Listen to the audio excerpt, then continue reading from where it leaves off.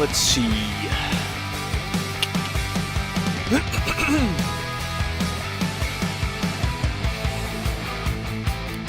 Yeah, Ship, I think a big one we could talk about is the Human Torch nerfs. Yes. The big ones, because... And then Ryan was saying that Ultron isn't necessarily that bad, but because Human Torch is bad, he's saying he's bad. So Ryan Can't Mazing play around said that. Torch as much, essentially. Yeah, basically. Yep. Okay.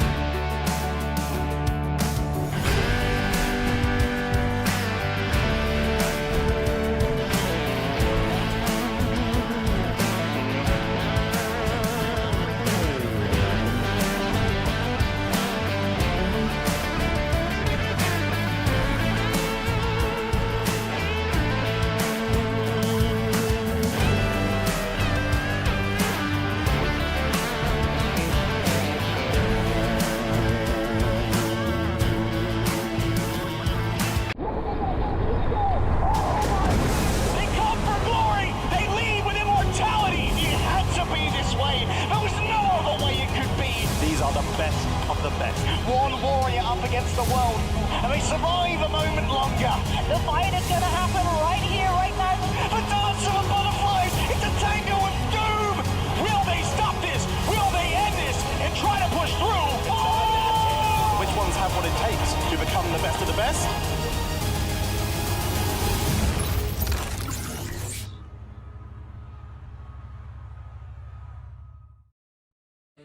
Welcome, everyone, to the Marvel Rivals Ignite Series Grand Finals. I am so stoked to be here. I'm one of your casters today. I run Shib here with my co-caster, Dogman. How you doing today, buddy? Doing good to be here, Shib. Well, doing good, and I'm glad to be here. Thanks for asking. And I'm sure everybody that's coming this weekend for DreamHack are super pumped up because we're entering the group stage, Shib, and it's going to be a lot of fun. Absolutely. And today, for those who do not know, we are in the group stages, as you had mentioned, and this is our group stage setup. But I'll tell you what, as we head towards those finals, it will look vastly different. Right below us, right now, the stage is being built, and I've got an eye on it a little bit. It is insane. I can't wait to show you that. But speaking of insane, this is going to be fun, man. We get to watch the world go at it here in Marvel Rivals. Oh, yeah. Everybody across the world competing, and I'm sure you'll talk about that later, so I don't want to take too much of that steam because we're super pumped. I mean, this is just the beginning of the entire tournament of the Ignite Grand Finals, like you said. Here in Atlanta, you saw at the beginning, and it's just to start. All of our players, I'm sure, are getting ready today, and I'm sure the nerves are starting to get them too, right? The nerves are hitting kind of everybody today as we're at the very beginning of it all. Exactly, and we'll toss quickly to show you a breakdown of what this is going to look like. So what do you say? Let's get right into it. Welcome to the Marvel Rivals Grand Finals, taking place in the States right here in Atlanta, Georgia. Top teams from 5 regions around the globe duke it out in Stage 2 of Ignite to come claim a spot right here.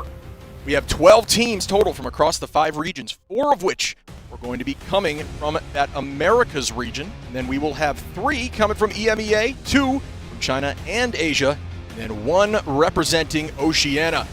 There are going to be 3 stages of this tournament. First, we'll start off with the group stage, which we're in right now. Then we'll head to the knockout stage for double elimination and end with the grand finals. There are 2 groups in the group stage, and every team will play round robin against every other team in their group. Top 4 teams from each group will progress.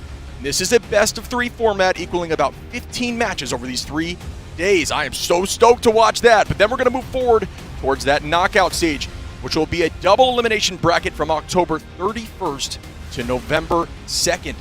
And then, of course, as they progress through that bracket, we will be heading into our grand finals and find out who will be the grand finals champion of our first ever big final tournament.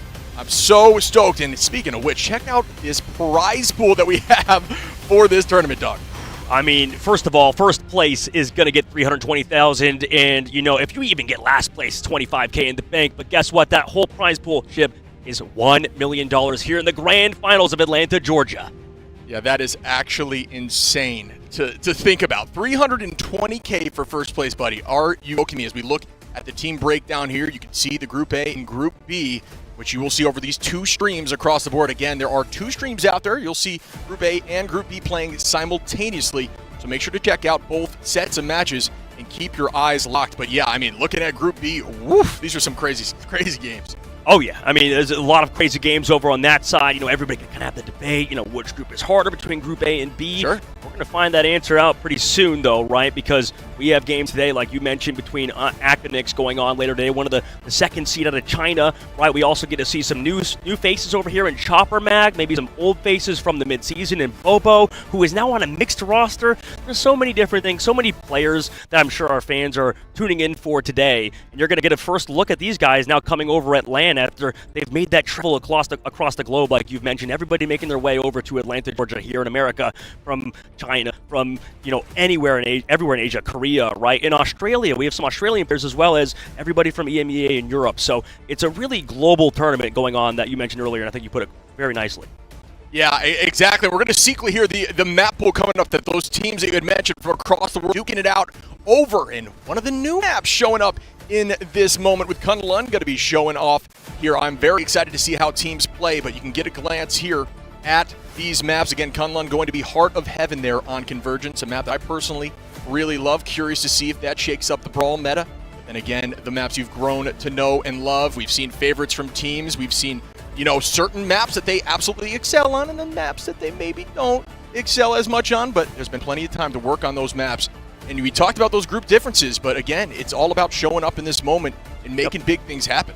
And the moment is now, Shib. I mean, the moment is now for every single team to play in this tournament, right? In this beginning of the bracket, right? In the group stages, we are pretty much coming from the top down, right? You're going to see a lot of these teams that are like, oh, from other regions, how good are they now internationally? We saw them at the midseason, but things have changed, right? Yep. A new patch just dropped like a week ago, right? 2 weeks ago, basically, at this point. And, you know, it changes the entire game. And I know you've brought it up a lot at how these devs are constantly making Marvel Rivals a brand new game, basically every month, with a new game mode too, right? And you've been playing that a ton. Yeah, absolutely. Yeah, the new game was a ton of fun. First, I'm sure we'll dive into that more later. But Aconix, our first match, Aconix Reject. Iconics, a team that at the current moment is a little bit hodgepodge. They didn't get their entire team here for this tournament, so we will not be seeing Ghost Headlot or Winwin, their coach. So there are going to be slightly different layouts for their team. It's just a matter of if they can pull through together as a more new roster. And again, maybe this new synergy will work for them. Maybe it'll show up here against Reject. This is a team that we really haven't been able to watch UNI too much together. I'm very much looking forward to see how they play. A team that really loves the double res compositions. And that is a crazy, crazy strat. Double Warlock out there consistently karmic revivaling your whole team back is nutty. Oh yeah, it's absolutely insane. I think that this team can be, a real potential dark horse, right? I think we've seen them sort of progress throughout, and, there's been some changes and stuff, but, over on the opposite side with Reject, right, this squad has sort of made a reconstruction of this whole roster, right? It's kind of this new form, right, with a lot of star talent, right? That's the big thing, is they've picked up so many veterans of hero shooters, and now coming into it, I mean, this squad really has a chance to win it all. I know in other games, right, in this Korean region is always a force to be reckoned with, and you can never take them lightly, right? And I imagine, even though we had a European finalist last year, a European winner in the side of Rad Esports, now Na'Vi, we've seen, this region do well, and this would be a great game to show it how much you've been practicing in this best out of 3 starting up today against Akonix. Yeah, and they have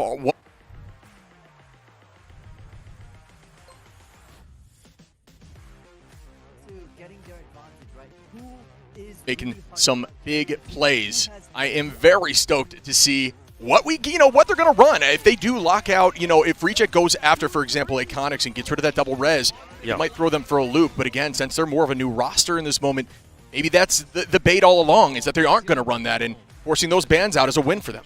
Yeah. I mean, a lot of people talk about how good, that those Mantis triple strategists, sort of a 3-1-2 compositions, right? Running 3 strats and then alongside a solo duelist and having 2 vanguards. That's a very common strategy that Korea is good at, right? And, one of the teams that didn't make it here in Korea that Dan was talking to us about was XOXXO. That team was really good at dive competitions, going aggressive, playing a lot. So, these teams are very practiced against good teams at dive, and Reject definitely are one of those teams that can prepare for some of these top European squads that we know love to play Captain America and Paulie. Everybody knows him on teams.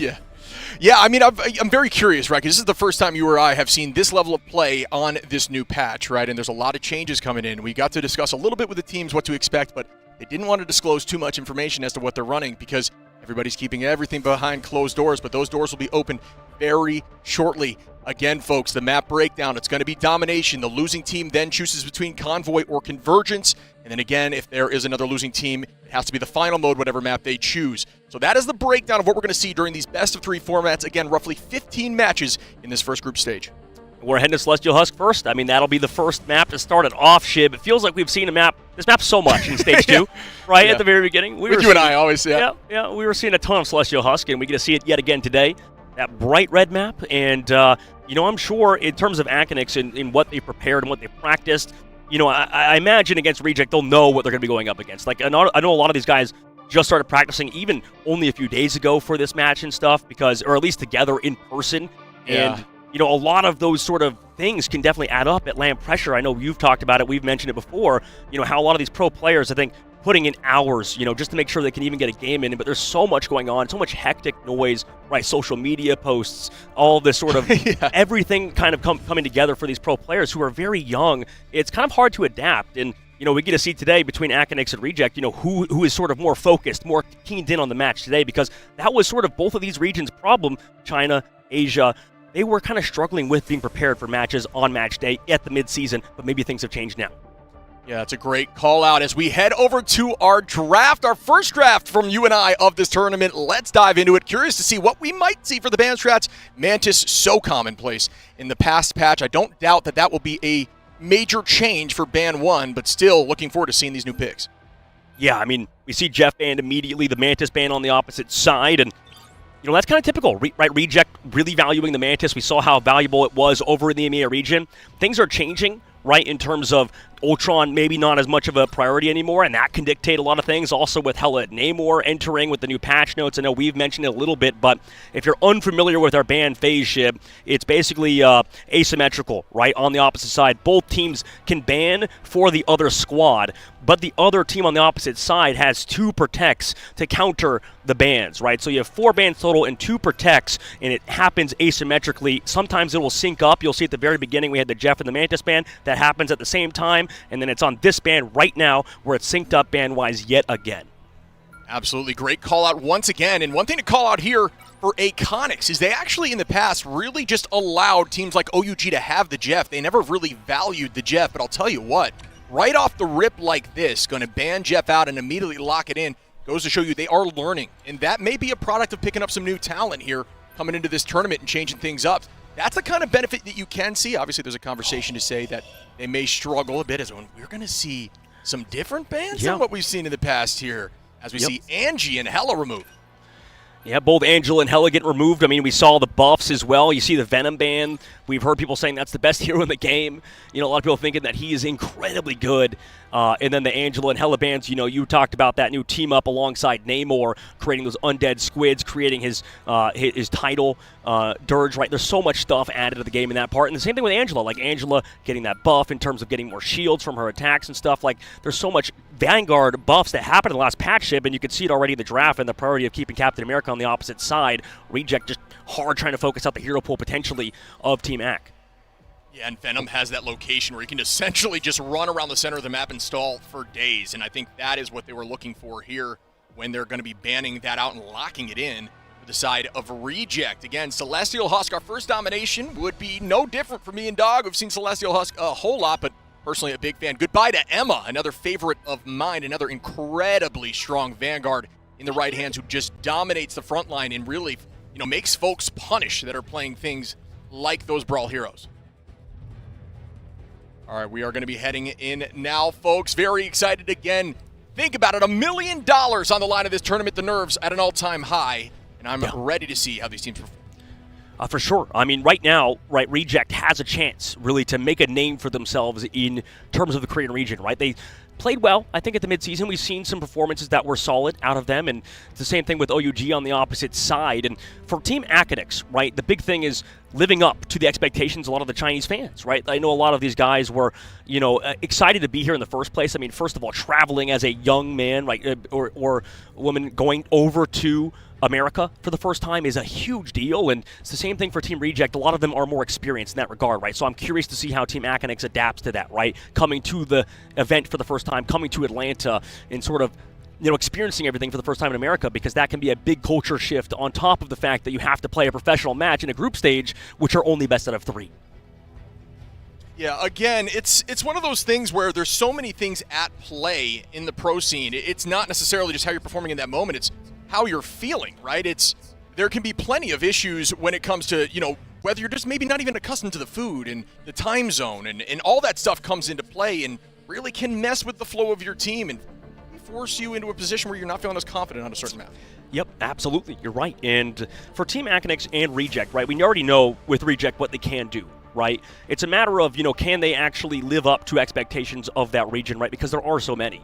And I'd be remiss to not mention it just because of how much that region, I mean, first-hand experience, right? It's a different game entirely, but these players, right, can have access to internet cafes and stuff like that. I've mentioned to you with the new recent changes to allow even PlayStation 4 players to come and play Marvel Rivals for the first time on old gen, right? Finally getting those guys to be able to play the game. It's not always easy to access a lot of these games, right? And luckily Marvel Rivals is pretty easy to access in terms of the digital menu, right? And especially to console players who, you know, it's one of their first instances sort of playing online games, you know, first time playing Marvel Rivals, or even maybe it could be their first video game. So for a lot of those guys, it's very important to sort of play the game and have access to it. And Korea, I think, has an infrastructure around that with the, you know, local PC cafes. You pay a couple bucks, you can play on the computer, right? And, you know, because online, so many people have, you know, $1,000 computers, $2,000 computers. It's, you know, harder to kind of get into, Shib. And I mean, I know that you definitely talk to a lot of people that are newer to the game and stuff. What's the first thing you would tell somebody if they're coming into the game for the first time and they're like, okay, what do I do? I feel lost. What could I potentially do to get focused? Yeah, I think the key to joining a genre like this is really understanding that is not your traditional genre. A hero shooter is a very different animal. Cooldowns are very important. Ultimate usage is very important. Fighting as a unit and not trying to 1v6, for example, is a huge learning. But just to piggyback off your initial comment too, the way you can come into this game, even using controller, mouse, and keyboard, at this level of play, you will see controller folks across the board, and strategists, duelist, and vanguard up at this level of play. So it really is. There's multiple angles of attack to get into this style in this level of play even. So again, there is a ton of ways in. It's all about putting the time in the work. And I know you have a great, you've had plenty of conversations about how hard it is to get to this level, but you can absolutely do it if you're dedicated. Yeah, absolutely. I think that there's a lot of dedicated players. I mean, and it doesn't matter what input you're on, and that you mentioned that before, and it's very, you even had the chance to talk to Dark Zero and Sure. Some of the other teams that are on controller today, and you even talked to Smash. Maybe we get to see some of that stuff later Sure. on Team Dark Zero. But yeah, I mean, even for those guys, there's only 3 of them here at the tournament. We got DRP, Enzo, and Smash, and that's basically it. TTK too, 4. Yeah, right, yeah. all 3 Vanguard and 1 Duelist. No strategist player here on controller, although there have been to play online in the EMEA region and qualifiers, and all of the players who I'm sure wanted to be here.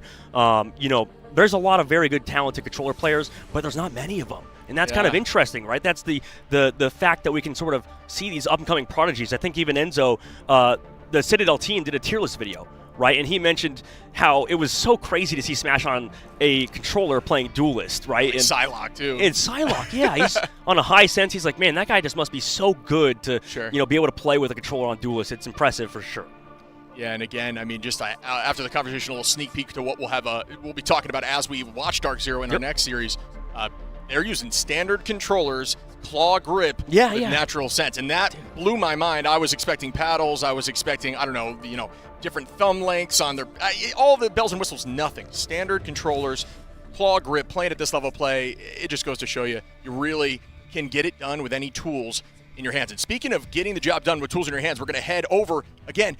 The thing that I'm more shocked about, but I'm curious to maybe that's just a meta shift, is just that Iconics got that double res through. I'm not sure it's quote-unquote meta. It is their comfort, but once again, for those who are maybe looking at this team for the first time, it is a different team, so they may not be able to run through that.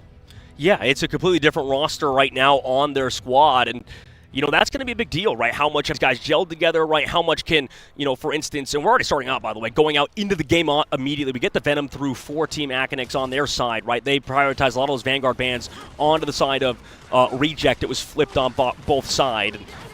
Right now, we'll see what happens for Team Aconix is, they're able to kind of play that Ultron old meta style alongside the Mantis. They were able to get that for Reject, not given that same opportunity, but they do get that Jeff and the Adam Warlock through. The bands were flipped on the backside, but you get to see now Team Aconix playing that Star-Lord composition we've seen so many times online alongside that Magneto bubble that Star-Lord in with that Blaster Barrage. Yeah, I'm personally terrified here when I'm looking at Aconix's team comp. I mean, they've got the damage boost there with Venom available. Are you kidding me? And Ultron, who may be taking a little bit of a backseat in the meta, but is just incredibly strong still. Is Disaster going to be moving in here forward now with that Star-Lord. Blaster Barrage going to be bubbled up to stay healthy, and that alt charge just climbs, folks. Make sure you're bubbling your Star-Lord when he's making those aggressive plays. It's worth the communication to ensure you're doing that, because that will get you alt faster than those strategists, or at least on par, so you can force out strat line cooldowns. And here is the dive off rip. Does this find play from Cammy? I mean, right now, he's kind of getting bullied by Gargoyle, but doesn't get the final blow, and that's the thing, Shiv. Oh, eventually, Finale finally hits the shot across the map. That's what we want to see out of your Adam Warlock player. A lot of final hits in that regard. Also, Ultron's Rage over the high ground, able to take down Finale on the backside. He has that self-res, though, on that passive, but here comes that Groot ult from Marvel as well, met by that Luda Snow dance floor on the backside, but it doesn't matter because they lose Egg Tart in the middle of it, and there's no res to bring him back. Yeah, and Finale's going to be right back in the fight. Gargoyle goes down there, though. It does have that Kraken impact. That's a huge win. Up we go with Meteor Rem, and down goes It's Jeff. But the timing just a little bit too early, and the Jeff going to find a need here. Potentially off map, countered right back by the Galactic Legend. Meteor M right back at it once more, finding one here for Disaster onto Piggy. And Finale, though, going to bring the res right back into Piggy. Yeah, that's the problem playing against these Adam Warlock comps when the res is available. Right, can just bring everybody back into it. Here comes that ult from Cammy. Needs to go huge, but it's only on to Gargoyle, who is bubbled by the Magneto. Gargoyle shuts him down.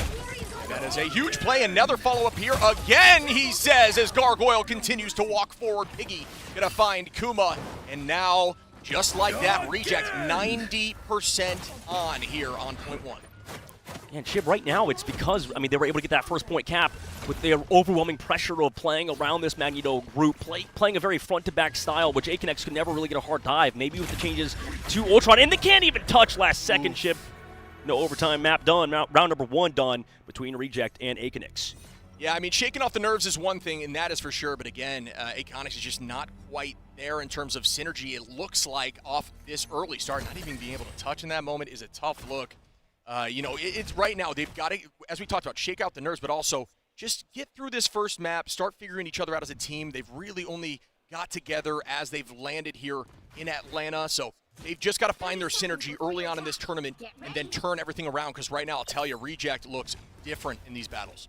Yeah, Reject is going to be tough. I mean, especially if Dobie can play that Jeff. We've seen so many great Jeff plays throughout the world, and he was just consistently available for his team alongside Finale. Finale finding these eliminations. You mentioned how Finale's a star player on Psylocke. It seems today that a lot of these players have had to pick up Adam Warlock recently, and most of them are doing it in stride, Shib. If you mention Delena, you know, a lot of these guys that have played nothing but a lot of duelists, like Phi, too. They've been doing very well on heroes like Adam Warlock when need be, right? Yeah, and that makes sense, right? Warlock, a very strong hit scan, and now it just essentially infinite heals if you can land your shots on the dome, because you just get that E back incredibly quickly, and if you can consistently heal, you win 1v1s, because every time you're down in a trade, you just heal yourself right back up, and then that Hela battle turns into you having full HP again while you've landed a few shots on Hela. Next thing you know, it goes in your favor. Disaster starts off here, gonna punch one. And Marvel dropping backwards. There goes a huge group hug. That's going to find one, make it 2. Why don't just Finale? Going to take out Kuma and Disaster. Is there another? They're walking down now. Wall goes out to bide more time. Gargoyle onto Cammy. And goodbye, Mercury, as they continue to dominate in this battle. Yeah, the tough part as well is that they're trying to match out this composition with Reject alongside the Bucky, playing it front-to-back style with the Mantis, but I do like that Reject didn't prioritize that Mantis. Even though she got buffs in the recent patch, it still feels like Mantis was sort of a bait in the last patch in terms of being one of the best heroes in the game. Reject, I would have figured, would want to prioritize it, but in this side, already walking up is Team Akinex. Yeah, and there we go. The invisible boundary countered right back as the team is dropped and countered. Full strategy is going to pop out as Bond is also matched up. Ooh! Necessary, as that is a huge eat with the Meteor Ram. Goodbye to the Strangling Prison there. Well played, walking forward once more. Well done, Piggy. Huge by Piggy, and then, oh my gosh, Marvel on the backside with a massive Strangling Prison. Meteor M doesn't eat it on the backside, comes in, but nobody's there. Everybody's killing, in fact, for this ultimate. Rez comes through for Kovac, but I believe his ult got canceled too, so tough fight there for Akinex as they take the wipe again to Shiv. 50% on the board for Reject, taking that point early, and then you mentioned the eat of that Meteor, of that Strangling Prison. Kama is going to go swap over to Venom now too, completely go away from that composition. You can tell Akinex is looking for some form of solution against Reject to have looked dominant so far. Yeah, we call this in the business panic switching, and that is when you really aren't sure, as we see again, Cammy going to be making the switch there to Captain America. So, yeah, a tricky position to be in at this current moment, but once again, you just got to see some synergy here from Akinex, who are working to build that synergy early on. These teams have that advantage. Reject is almost going to be having 200% to nothing at the current moment of this domination. Yeah, sitting pretty, and also forcing out that soul bond early from Team Akinex, so they're sitting back with ultimates available, but without cooldowns to walk in, so there's too much pressure right now from the Jeff on the backside of the Captain America, not able to do much. Also a grab. It looks like in that fight by Gargoyle. Huge eat as well from the Itch Jeff. Oh, and that finds 2. Gonna drop allies back. Goodbye to 2 strategists as Dobie make a huge play. Goodbye to Egg and Mercury. Marvel gonna find Cammy, and once again, a dicey position to be here. But, ooh, wow, immediately the whole team right back. Egg, Mercury, Cammy, and Kuma right back on point here. They need to make a play, but the Strangling Prison goes out. Walls go behind, and goodbye again to Mercury and Egg, who cannot get away from these ults. Yeah, they can't. I mean, trying to stall it out now with the Meteor M, but it's an absolute prayer, an absolute desperation. Kuma finds one, but it's not nearly going to be enough. The Karmic Revival on top of that Shiv. It's done. Job done for Team Reject, at least for the first map in this best out of 3 situation, because that was an incredible map out of them. Looked flawless versus Akinex, who, I mean, just got stalled out, Shib.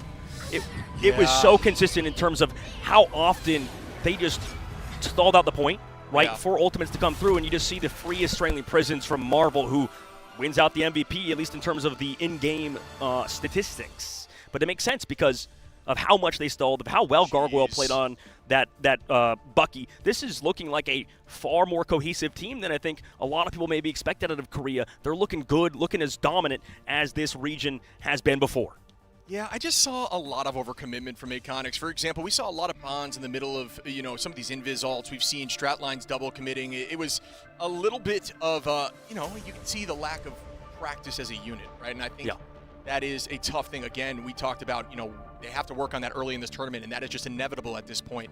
But once they figure that out, maybe we see a different team. But I'll tell you what, 200% to nothing is a tough look for Aconics. Really well done by Reject. Yeah, and it's on domination, too. This is sort of that map type where a lot of people say, okay, you could be a little bit more brawly. You could be a little bit less team-focused, right? And, maybe they can look at that draft phase, change things up. We mention all of the time, if you're tuning in for the first time, that draft phase is incredibly important. It's because it can change, the comfortability of your individual players, but also make your enemy team uncomfortable. Sure. And we've talked to a lot of players about their strategy and stuff, but we can talk about that later, Shib. As for right now, we're going to a short break. When we come back, we'll see you for map number 2.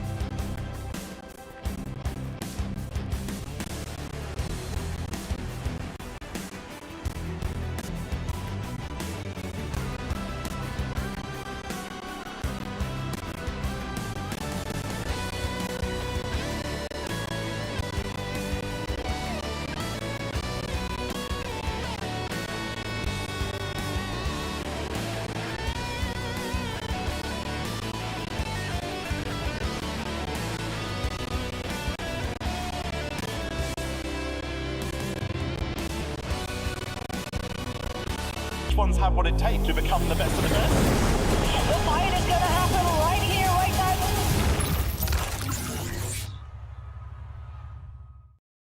now. Welcome back, everyone, and you gotta love those graphics of Atlanta, but 1-0 so far from Reject, who looked dominant out there in that domination. Reject looks so good. I mean, yeah, this is a team to watch out for, I think, moving forward, simply because of the fact that they can really make it work when they specifically play, it looks like these front-to-back styles, right? Yeah. This is something that we really shouted at 100 Thieves for early on in the Stage 2, and it seems like Reject have a good understanding as well.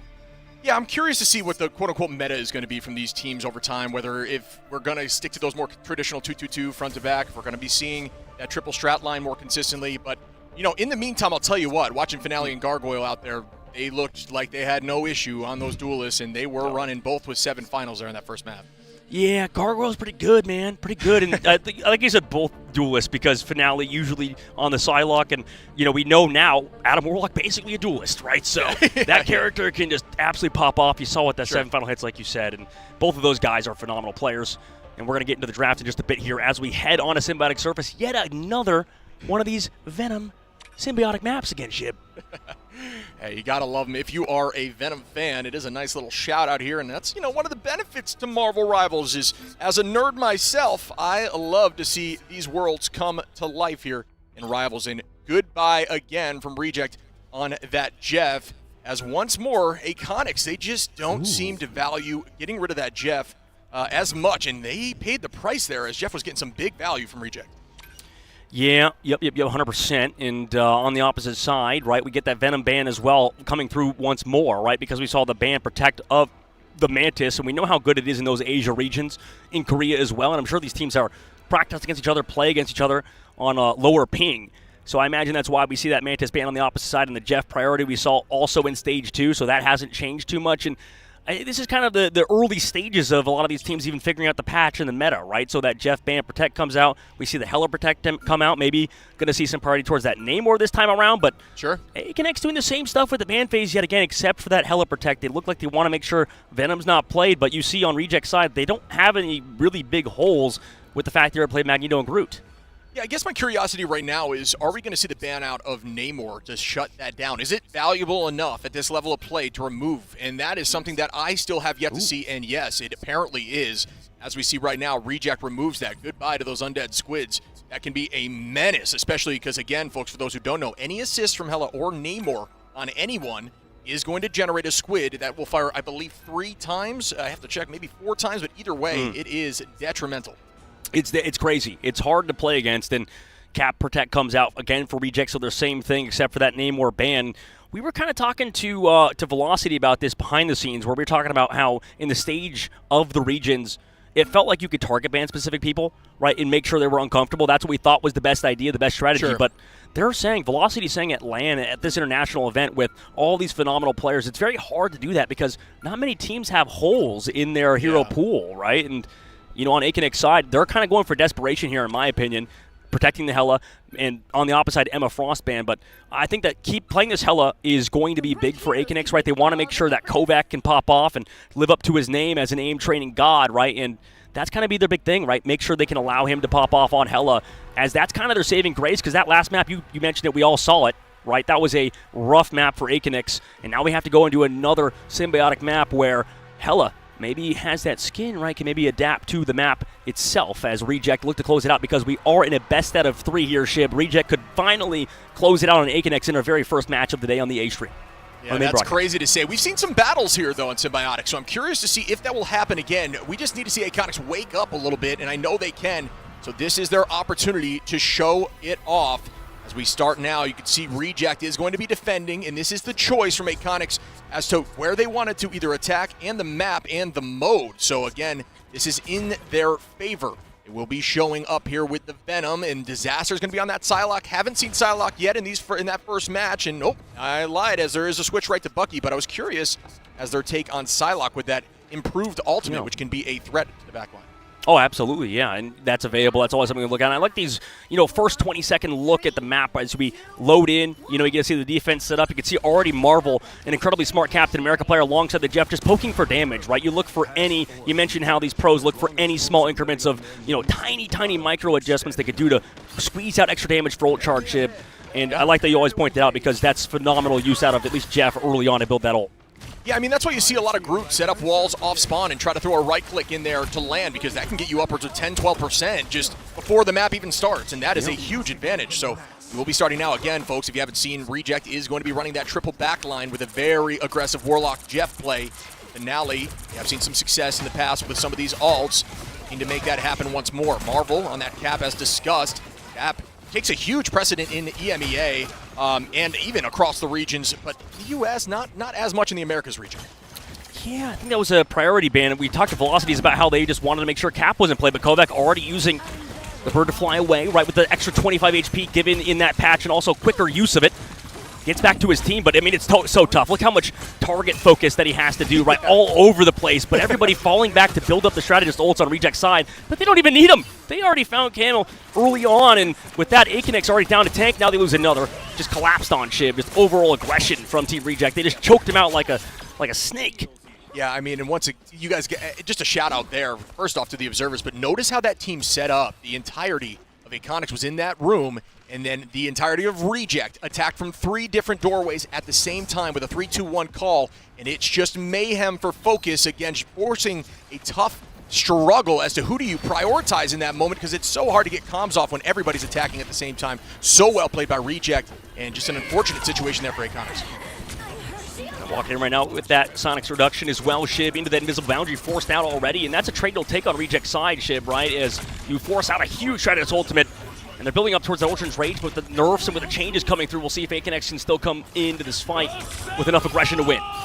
We're going to start off here. The Freedom Charge onto the back line, looking for one of the strats. Up we go with the Meteor M. Downtown, it does land, but really Bond was out, and that's just not going to allow a ton of damage to be spread. Well done there by Ziyaki with a great Eternal Bond, and out we go with the Rage of Ultron from Kovac, and it's matched right back with the dance floor as the Fate of Both Worlds walks the team into their backline, matched again by Egg, who's going to turn that pace right back at them. Who's going to find the value? Finale ready here with the It's Jeff, though, could be dangerous, and Gargoyle as well. Will we see the damage boost come through here? No. The It's Jeff is going to be the first choice, and that is going to find potentially a few. Great placement there from the It's Jeff, who does find one. Again, you can use it on the high ground to ensure you don't get taken out by some of these counter ultimates. Finale going to turn backwards and instead just try to force out Invis, and lost Invis with a great jump there. Well done by Mercury. Oh, there she is, but she's bubbled again by the Magneto. This is what they were trying to do, save her early on. Mercury getting so much pocket. This is the benefit of these Ultron comps with that drone. You can keep them alive for so long, but unfortunately, they eventually lose this fight, right?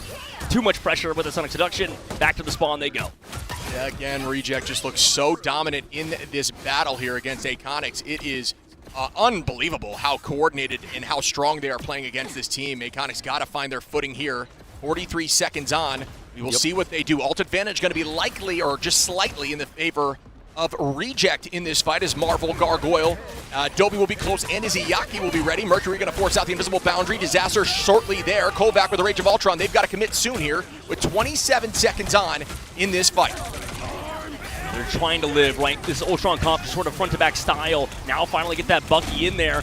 Get the resets on Gargoyle's side, maybe for Disaster, but there's too much healing with both freedom charges popping. Now they get the board again on the high ground. But can they live? Can they extend past this? They actually don't save Gargoyle. He was already rezzed, so he'll be out of the fight now. This is potentially Akonix's turnaround point. Yeah, it was a little bit of overcommitment there by Reject, who I think they just thought they had it in the bag. Movement there from Finale, potentially using that ult to just displace from a dangerous position. Dobby is in a dangerous spot. Again, using that team up with Adam to try to heal up. Unfortunately, just not able to make that work. As now Akonix are up in numbers. Make that 2 as Piggy goes down from Disaster. Cammy going to walk in towards the back line and is going to keep the pace and the space. And we have 2 ticks on here. On the point here for Convergence. And now once again, Akonix looking like a different team, and this is the pace they needed to set because it looked difficult. Once again, I think Reject just a little bit of an overextend. Point 1 to Akonix. Yeah, I mean that can happen, right? Complacency. We always mention how you're holding for so long. I mean, we saw 4 minutes there out of Reject, but in the very last moment, right, Gargoyle went past, even with the overshield, still went down, and you could see Akinix very practiced at this sort of Ultron composition. I imagine Kovac loves to play it as well, and we saw how good he was in the previous patch, even though he's been slightly tuned down, right? And also with Human Torch being nerfed, he's not maybe going to be played as much as maybe people would assume, but that was a huge fight win for Akinix. They can turn it around here, 2 minutes in the Streets phase because of that time bank, and Gargoyle's over to the Psylocke on the opposite side. Yeah, and it's interesting to see they are going to be switching over to that 3 backline comp, and it clearly is working for them. Finale going to find Mercury. Egg goes down. Disaster and Kuma, and that was incredibly quickly. The pace right back in the side of Reject, who took that fight personally. But we do have a Kraken Impact available here for Akonix. Kovac going to be close to, and Cammy. You look over at Reject, almost everybody will be ready for ult in this next fight. Absolutely. And you talk about Psylocke before, how that buff came through, doing more damage in the ultimate per swipe. The Dance of the Cutterfly, as you like to call it, is so back. Never been more back, right? It's essentially, with the damage boost, it's another swing of the ult. That's the best way to consider it and to think of it. But the burst potential of that ult enables you to essentially find some strategists with the right prioritization, and get a pick through a Stratline ultimate. And up we go as Marvel is going to dive backwards. Is going to be punched away from Disaster as Gargoyle gets that pick on a 2-3. Why don't you? That is huge with that Dance of the Butterfly from Gargoyle, who is showcasing why Psylocke is still incredibly strong. Yep, 4 in that fight from Gargoyle. Huge plays from him, and he's been doing that. Last fight, we got that first hit, or first final pick by Gargoyle at the beginning. And that's kind of something we could talk about. Like, that's a progressive thing, right? We see Adam Warlocks do that. Psylocke, too, even with the damage nerf, still does a lot in that combo. Still can find one-shots with a little bit of a dash. So, incredibly talented Psylocke right now. Let's see if Gargoyle can do it again. He's going to farm here on Ultron in the sky. Kraken Impact goes out. Piggy going to find Mercury. Going to drop back into the sky. Gargoyle with some great positioning. Playing very strong in that Psylocke. One goes down low in the back line. He's going to retreat and escape. Cammy directly on Adobe now, who has some great movement, but not for long as Disaster gets that pick. But everyone is born again as Izayaki going to bring back the team. Dobie right back in the fight. Mercury going to find Finale, who should be res right back. Piggy. And yeah, there it is as well. And Gargoyle and back in the fight as like nothing happened here. A lot of commitment there as we see the Rage of Ultron. Good patience there by Kovac, who's going to now try to find picks that will not be rezzed. And they're still keeping that momentum forward. Wow, the healing's so good on the Gargoyle to keep him alive there last second. Here comes that Sonic Seduction. Also, committing Dobie's ult is massive if they can live this Meteor end, but it's an overtime. Knowing this is going to be the last fight, they have to kind of pop ults right now on Akinix side, but they don't have any to work with. Yeah, and that's enough value right there. Finale can escape. 10 HP does go down. Good aim and focus, and this could be terrifying. Yes, it is. Goodbye to Egg. Mercury goes down. Kovac as well, and that should do it for the OT. What a hold here by Reject before point 2. This is very interesting at a Reject shape, just to kind of bring us back to it, right? Reject, you mentioned how Finale was their Psylocke player before, right? And now we get to see Gargoyle play it. More focused on it, at least. And then the same thing with Izayaki on Adam Warlock. And you can see that they're adapting. They're trying to figure out this flexible game that is Marvel Rivals, because that's kind of the biggest talking point for a lot of people, is that you have to be a flexible team. And you can see Gargoyle on the Psylocke looked pretty good. It's maybe not to the level of what we saw from Finale, but we see a lot of these top duelists taking over Jeff, right? Jeff has been a big priority for Visions on the side of FlyQuest, and you can see same thing for Finale. There's so many high-level Jeff players, and you hear so much from the pro players how high skill cap that hero is, right? Absolutely. I couldn't agree more that you need to have versatility, and that's why you don't see one tricks at this level of play. It is impossible. Instead, you need to have, we talk about all the time, instead of a hero pool, you need to have a hero ocean. If you are able to be flexible with your team, you can find solutions, and finding solutions, I'll tell you what, Reject has the solution right now as they are looking insane here against Akonix. And at the moment, I can't decide if it's just a lack of team coordination from Akonix or if Reject is really just dialed in at this moment. A team that is very confident and ready to perform, as Finale going to be making that switch back to the Warlock on that attack. Maybe a little bit of column A, maybe a little column B, right? And I think you can at least be hopeful, I imagine, for Reject fans in the current moment. For Akonix fans, you might be a little bit worried moving forward, considering they're playing a lot of this Ultron stuff, but you got to kind of play to your strengths, right? And their strength right now is playing heavily around the sky, making sure you're enabled in the front line. Maybe the Star-Lord will help you out on the defensive side. We've seen how good that hero is, and we already seen an early Doctor Strange portal on the back line flanked from Reject. Gargoyle one-shots Egg Tart. That's crazy. Off the rip like that through a portal. That is insane. As Egg goes down, and that's not only a pick, but that's a pick on a Luna, and that means everything in this moment on attack. That's going to buy you a ton of momentum as Marvel now going to try to find a way into the back line. Magic getting some play for the first time in the tournament so far. Gargoyle looking towards Invis, who does escape. Now towards Cammy, who's trying to walk away, but you can't escape a Magic who is looking for blood here. Mercury going to be walking forward and holding on to the point for as long as possible, but it's mayhem in here right now. Still not getting targeted in this moment as Finale's right next door. Egg gonna come back and find Finale, but Gargoyle gonna get that pick onto Disaster now, and Iggy holding on, but not for long, and that is a good retake here from Aconix, who still held on with only one tick. Yeah, a little bit of cheesy play there from Reject side, right? Trying to go for that portal. Gargoyle finds one, but the problem with the Magic is it can run out of steam. That's why when behind the scenes we were talking to Ryan Mazing about, you know, one of the best Magic players in the game, by the way, talking about how we're probably going to see Daredevil before Magic, but no Daredevil in this match so far. Gargoyle switching back over to the Bucky. Makes a lot of sense. I think with that Magic, it just too many. We talked about it before, Shiv. The cooldown's a bit too long to make it work consistently throughout these fights, especially against these Ultron comps. Invis boundary pops by Mercury early. I'm curious if they, held the right click on Magic there and ready for the dash on E into the front line to get that pick onto the back line, as Egg goes down again here. Gargoyle finding Egg once more early on in these fights, and that is a ton of value. Marvel going to be picking off Mercury as the back line crumbles here for Aconix and is going to have to completely reset. Holding on for as long as possible. 2 ticks are climbing, but the res comes through here. Gargoyle going to find Kuma and still hold on to this point as it is gaining, and the touch comes in here from Cammy. He's going to have that Ultron drone to buy more time, 300 HP, but it is falling, and down goes Cammy and Disaster. Yeah, I mean, maybe they can sustain for longer, but it's against Gargoyle with the Kraken Impact portals here too late, unfortunately, for Mercury's side.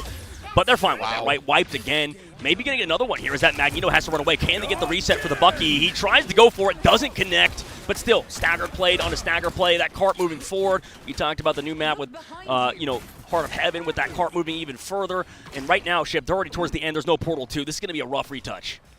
Yeah, you have to fully commit here. You cannot stagger now, as you have to ensure you touch as a unit. But again, this defense is tricky on this point. You have such a long distance. You are going to need a portal, which was just unfortunately used, and they can't even touch. Makes sense, Ship.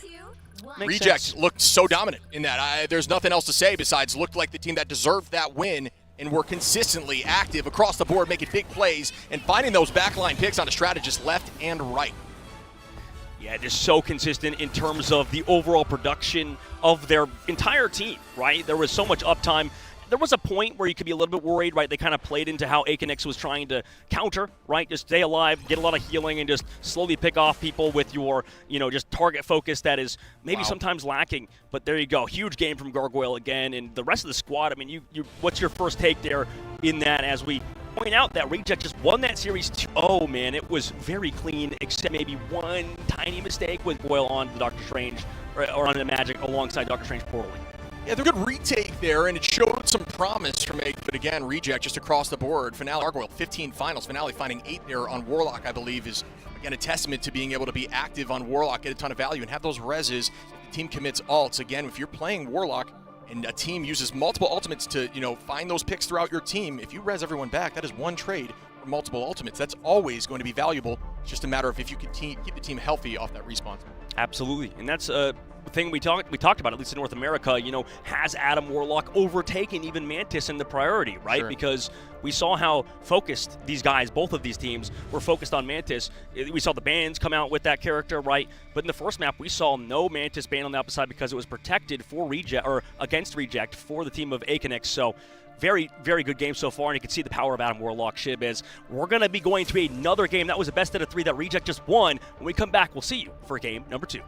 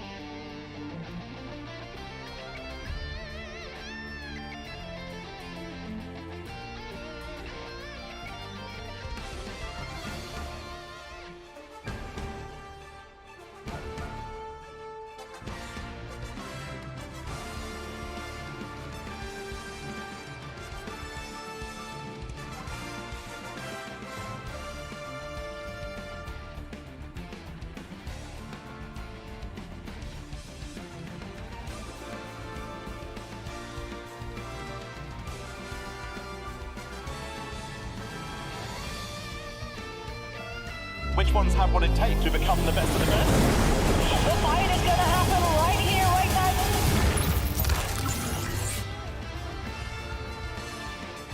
now. Everyone, as we head to our second series of the day, we're going to be witnessing Chopper Mag versus Dark Zero, and this should be a ton of fun to watch. Oh yeah, absolutely. This is a match to watch, and I know a lot of people are wondering exactly why. I'm sure when we talk about each team, we can go into it further, Shib, but it's going to be Australia versus North America, and it's going to be an incredible match. And not only that, it's a mixed team coming out of Australia too. Yeah, I think that's a fun thing to bring up, and I know you've had some experience with that team, but yeah, we're going to see a lot of changes from that team. And again, another little fun tidbit is it will be a controller strategist versus a controller duelist. I believe the only two strategists and duelists that on controller in this tournament going after it at this moment. Pretty crazy. That is crazy, and it's something that I missed out on early on. Like that's one of our best players in the entire game in Skittles, and it's going to be a lot of fun seeing how they do. And this is going to be our first time, at least on broadcast, experiencing those controller players play on the official broadcast. So we get to kind of tune in on that. Obviously, I'm sure I wonder what they think about the narrative of like controller players and stuff, because it's always brought up. Maybe a little too much for their happiness and sake, but it's very interesting, I think, for us to watch, and that's a great matchup to call out. And two separate roles, two completely different things, kind of going head to head a little bit too, right? It's going to be against Psylocke against maybe a Luna Snow, right? Yeah, absolutely, and I think they're both tricky positions to be on controller, but again, it just goes to show you that despite what input you are using, you can get to this level of play, but it is a grind to get to this level of play, and I know you have had experience with that, being in a competitive hero shooter at the top level, but you could speak to a little bit about how crazy that is, correct? Yeah, absolutely. It is crazy as heck, right? There's so much stuff you have to worry about, the ban phase, all of the things alongside the patch changes, but on top of that, it's the content, right? We have to get all of our players in for these photo shoots and to look phenomenal for us here at the Rivals Ignite series in the grand finals. Beautiful stuff there, beautiful posing in general out of Chopper Mag, and which I love their logo, man. It really reminds me of early 2005, the good old days of esports for a lot of people, but nice little mustache coming out from these guys as well. And kind of underrated by a lot of fans, but everything we're hearing, these guys are legit, Shib. They have really brought it to the grand finals at the biggest stage, and they always do. Yeah, and that's the fun thing is when we get eyes on these teams that maybe in different regions that you wouldn't have had eyes on before, you can start to find favorite players and, big plays. And we've seen, quote-unquote, favorite players in the past. Just shouting out quickly FMCL, who's now Epic on this team. You may have seen that in the past. You see Duep here, which you've had experience with in that midseason Worlds as well.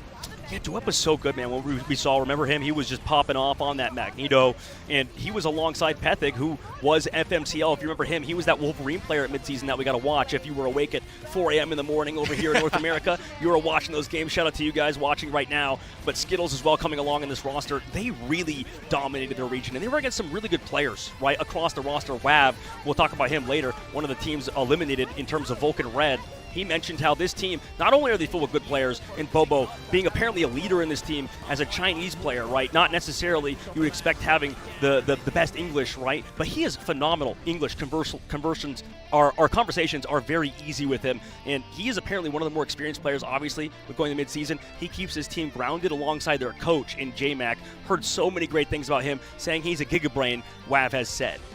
Yeah, again, a ton of talent, like you're saying. I mean, and also that communication barrier is definitely something that's crazy, but you gotta love to see some of these different regions coming together, or at least locations coming together to make a super team, a team that can really perform, and I'm very excited to see how this team plays together here going against a very strong team in Dark Zero. Dark Zero, a team that has picked up new players over these last few months even, and has come together to be a force here in the Americas region.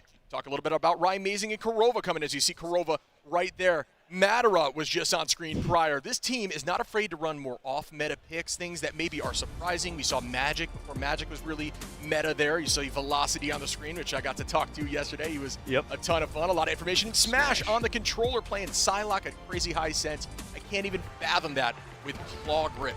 Yep, I can't either. I mean, that's something I could never do. And you got to see at the end, too. I love that change. We have Madara coming in with that huge Meteor M. He was phenomenal. He was kind of the next factor for Dark Zero and on Impunity side, Shib. I mean, this guy, we talked about him, how good he's been. He needs to step it up, especially playing like he was on Venom and stuff.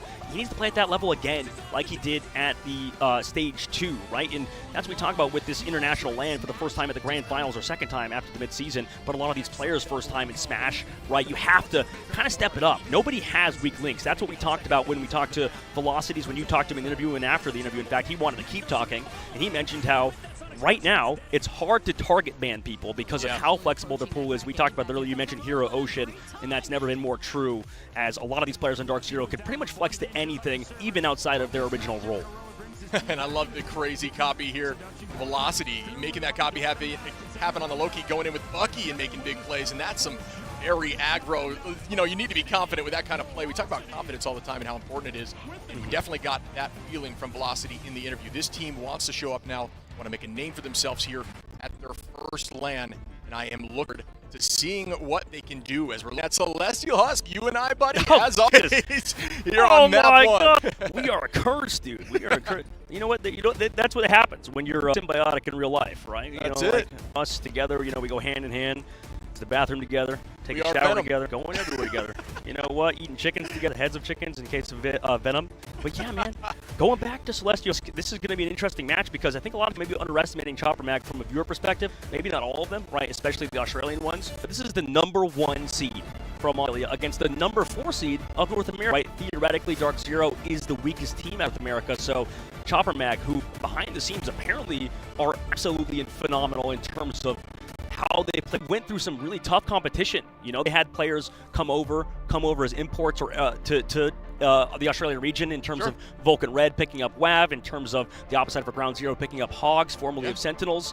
Right? There's a lot of great players over there, and that's something I wanted to talk about was, for Team OUG, we know about how good they are at the LAN, right? But a lot of you guys don't know the competition they maybe went through in the Australian stage 2. They 4-0'd. They just dominated Vulcan Red. And when you watch back that series, you're like, okay, this Vulcan Red team must have been easy. They must have been a cakewalk. No, right? A lot of these guys are doing so much work behind the scenes. Even a player that isn't here, right? A great book I like to read is a book called String Theory, and it's about how, one of the essays written in it is, there's a player that is not even the best player in the world, right? Not even the #1, not even #2, not even top 10 player in the world, top maybe 60 player. Right? How much work he puts in, right? For WAB, in his case, right? Not even here at LAN and Vulcan Red, a team that got eliminated by this team, by Chopper Mag. He was waking up, North American player, to play in Australia at 4 a.m. in the morning every single day, taking a cup of coffee, getting right to scrims with his team on Vulcan Red to scrim against the Asia region teams, Reject, Crazy Raccoon, going against these tough guys first thing in the morning after a cup of coffee. Right after that, goes to school. Right? Has to go to school for the rest of the day. Actually, before then, sorry, I forgot to mention, takes a short nap, 30-minute nap, goes to school, comes back, then logs on to Ranked right after he gets back. So he, after that, by the way, after 4 hours of Ranked or whatever, then when people need scrims, or when they're looking for backup players, we call them ringers. He decides to ring and fill in for a lot of the teams that need somebody last second and scrim until the end of the day with those guys. So this guy's putting in 7 to 9 hours a day outside of school, and he's not even here, right? Imagine the team that beat him, right? Yeah. Chopper Mag's probably put in so much work. So true. They're ready to prove it today versus Dark Zero. No, that's beautiful. I love to hear that, because you got to think about the 10,000 hour rule, despite what you are playing, right? It is, you are consistently putting in practice hours. You talk about any sport, let's say basketball or Tiger Woods and golfing. The amount of hours you have to put in to be the best is obscene, and that is no different here in esports. But one thing to take your mind a little bit off of Ranked, maybe, is the Zombies mode here, PvE. I personally had a ton of fun playing this mode before we took off here for the Grand Finals, and I can tell you, I could have spent countless hours on that. I think fans are really enjoying that mode as well. Oh, yeah, absolutely. I mean, I played a little bit. I saw my Uber driver looking at it on the way over here, trying to figure out what's going on at this event in Atlanta. But, yeah, I mean, I'm super excited to, not only talk about it with you, Shib, but the zombie game mode, like you mentioned, the PvE game mode we have going on in Marvel Rivals, a ton of fun. I know you put a ton of hours in it, too, right? You figured out the meta. You're a bit in tune. I put my time in there for sure as we head over and check out this trailer just to hype it up a little bit right now.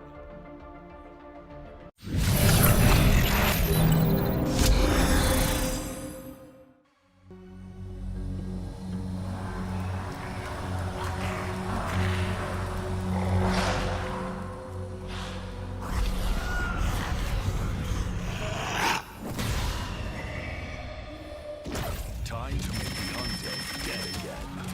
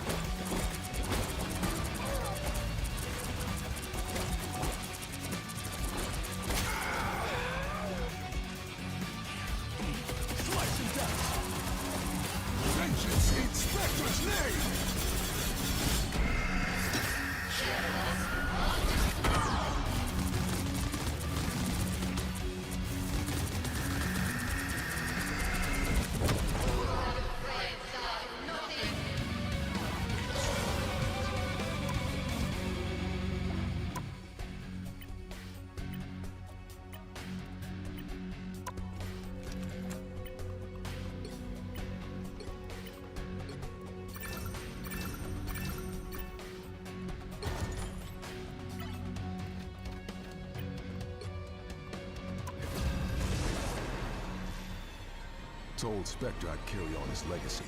Time to live up to the promise. I was born ready.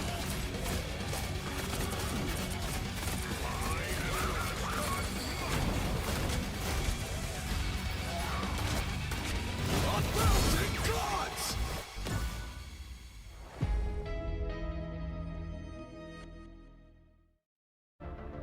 Welcome back as we once again are heading forward to Chopper Mag DZ, and this is going to be a fun one to watch. But again, I just wanted to reiterate how great of a story that was, talking about how much dedication you need to try to compete at this level, especially even if you aren't even quite at this level yet, or your team hasn't made it yet. You got to imagine how many hours these teams are putting in to be the best of the best, and how much it means to them. But they are rewarded for that 380 is crazy. $1 million on the line is insane. Yeah, even for showing up 25, right? Yeah. Just at the bare minimum. So it's a lot of money for a lot of these players that are competing in SHIB. And I like you bring it up because the biggest stage is still in the waiting, right? Or still waiting in the wings, behind the scenes, being built, like you mentioned, right below us. And that's what this entire week is about, right? Sure. Setting up for that final, playoff matchups between all of these teams. That's what we're eliminating to in this group stage, like you mentioned at the very beginning of the broadcast. So we'll have to see between Chopper Mag and Dark Zero who starts out with already one game down, right? We already can't imagine that because we've already talked about Chopper Mag and how good they are. Sure. But Dark Zero, they were a team that's constantly improving. Yeah. And Velocities, I believe, mentioned to you, right, about how, because we ended a week later in North America, that can even impact how soon you get to play the game. So sure. They're still figuring things out on the fly, even despite their communication and things still adapting as they sort of gel as a team, right? Yeah, and that's something we've seen throughout Stage 2 even, is the bans and the picks and what team comps were being run were vastly different from the start than they were at the end. And that's just because teams are learning from each other and finding out where maybe weaknesses, strengths are in the banning phase and where they can get away with on their own picks, or if you're banning for your own team, or if it's more of a strategy to ban out a target on the opposition. That is still up for debate in every single map, and there's no correct answer to that. Yep. Yeah, no, there isn't, man. There isn't, and you can never act like there is, right? When, you'll see people like, oh my God, this coach is so terrible at drafting when they talk about a professional coach, but, then they look in the mirror and like, damn, I'm only in gold, and I should probably not be talking about, the head coach that way. But I mean, to be fair, there is a lot of comments that are correct, right? Sure. Sometimes, you don't have to be a chef to determine if the food is bad, right? That's I like that, yeah. Pretty common sort of saying, I think, outside of the scene, and it works about here too for the draft phase. Like, I could be like, oh, that was a terrible draft or whatever, but they probably have specific reasons and ideas on why they do it. And you said there's no correct answer. That could not be more true. Everything is sort of up in the air, especially in this draft phase, which is four characters that are going to be banned for each team alongside 2 protections. And we are jumping in now. Speaking of that ban phase, let's see what they start off with. I have an inkling it could be a Mantis, and the teams are currently right behind Dog and I, and I can hear the hype in these matches. You love to be here in this moment, just getting amped alongside the competition. Goodbye, Mantis. Goodbye, Jeff. Yeah, the Jeff priority for the team of Dark Zero, or rather on this side, it's Chopper Mag, I believe, on the bottom, and it's Dark Zero on the top. As it's interesting. This is sort of the thing we've seen out of the for Dark Zero side, banning out Mantis versus also very interesting. Understanding maybe Chopper Mag love to play that hero heavily around it. They've also added Fidel to this roster too, so it's even more of a mixed roster alongside him coming over from formerly Shroud X and now on this team. Chopper Mag focusing heavily on the Mantis. We saw teams do that earlier. Specifically, we saw Akenix do it. Didn't work out to any success versus a very good Jeff player. Dark Zero prioritizing that hero instead, and then also getting rid of the Venom. Yeah, and I'm surprised to see Mantis being able to make it all the way here to the Protect, and that is going to be a big influence on the composition they want to run. Goodbye to that cap. Bucky getting removed. We actually only saw Bucky be removed one time there in the Stage 2 of the Americas region, and that was more targeted to energy on the fly. So clearly a huge presence in the meta still. Yeah, I mean, it makes sense considering Smash, also a really good Bucky player. Taking out him is huge. Also getting rid of Adam Warlock. I actually love this ban phase from Chopper Mag, right? Like you said, they're focusing on the meta, right? This is something that Velocity is pointing out to us, but they're also targeting weaknesses. So you're getting like a 2-for-1 setup, right? You're setting up your Jeff players. You're not allowed to play the Venom alongside it, sure, but at least you're able to play some other things alongside Jeff, getting rid of the cap as well for Dark Zero, prioritizing all of that dive out of Chopper Man. We've heard how good that Asia region is at dive from our boy behind the scenes, Dan, who's waiting in the wing in the caster department. And for Dark Zero, right? They get that Loki. We know how good they can be on that hero alongside another strategist in Mantis. We'll see how they can make it work because it does feel like Chopper Mag has banned specifically for them. I'm not judging. And Emma is going to squeak through on both sides, actually going to be at Hell's Heaven here for domination. And we will see what that looks like as we see the compositions, roughly shown. Rymazing, we can talk about Rymazing, maybe showing off that magic prior to when magic was quote-unquote more meta. And he just floated the Daredevil. I am looking forward to seeing if that comes through at some point. In the interview with the team, they mentioned that they do have a little bit of, those unique comps that they could pull out. And my guess, behind the scenes, which was not confirmed for the record, is maybe that is Daredevil. And the caster lied to me. I can't wait to say that. Oh, my goodness. No, I think Daredevil is very steamrolling, right? You think being able to just, when you find one pick, that reset on dash, it really does allow you to just essentially walk through that team and you get that overhealth compounding, and next thing you know, you are taking out tanks and 1v1ing a Groot to the face, and that is a tough thing to look at as Daredevil walking right at you. Yeah, I mean, you know so much about the hero ship that I don't even know, right? Like a lot of the stuff you mentioned, how eing into right click, right? You talk about that even instead of just going for that two-handed chain. Sure. Right? What exactly is with that? What's the optimal play for Daredevil? Maybe there's some Daredevil fans out there that want to know just kind of how to play the hero, I guess. Yeah, so I think a good thing to look at when you're looking at top-level Daredevil is they typically find that the throw is more impactful than the cross, just due to the nature of you can pepper it in while you're looking in any direction. If you're making any sort of movement play, it is consistently going to find damage and still allow you to keep your combos going with some animation cancels, and that is everything with Daredevil. You can find a ton of value with that cross onto especially front lines or in 1v1 situations, but you actually get more lands on the right click when there are more targets around. Go ahead and test that in the training room. If you use it on the testing dummies there, you can actually find out that when you're throwing it on one target, it will hit only twice, but if you have thrown it onto the two targets, it'll land 3 times roughly, if not 4, onto that target. So it's a little tricky. There's a lot of nuance to that kid. Yeah, he's hard, man. Like, that character is incredibly tough to pick up. And, that's when we talk about this game, Marvel Rivals, it does feel like it's a mixture of hero shooter alongside fighting game at points, right? With Daredevil, you have to be doing a lot, right? Keep constant uptime is a big one, but also not, feeding and going down, getting KO. That's definitely a big part of it, too. Yeah, and during some of the interviews, and I thought that was very interesting and something to call out, is they essentially said Daredevil is great in ladder because he struggles a little bit into a coordinated team. If a team is really coordinated, you don't see the steamrolling happening as much, where in ladder, there's less of that, and once you start the steamroll train, you can essentially just keep it going. So, but that won't happen as much when there's heavy poke, when you got some really strong, duelists, for example, even strategists that know how to patty cake well. It will shut that down a bit, but even so, I'm curious to see if we will see him in play, and if that, if they were proven wrong in the interview, or if all of us in the audience proved wrong. Yeah, I mean, it's curious to see which heroes are going to be good and stuff, and that's kind of the interesting factor. Is like, it feels like in the first couple weeks of a patch ship, like, we're constantly seeing changes, shifts up, and trying to figure out what's good. But that's still developing, and these players are getting ready behind us, getting hyped up. Before we get to see the match, we're going to do a short break to let them get even more ready. Be right back after this short 3-minute break.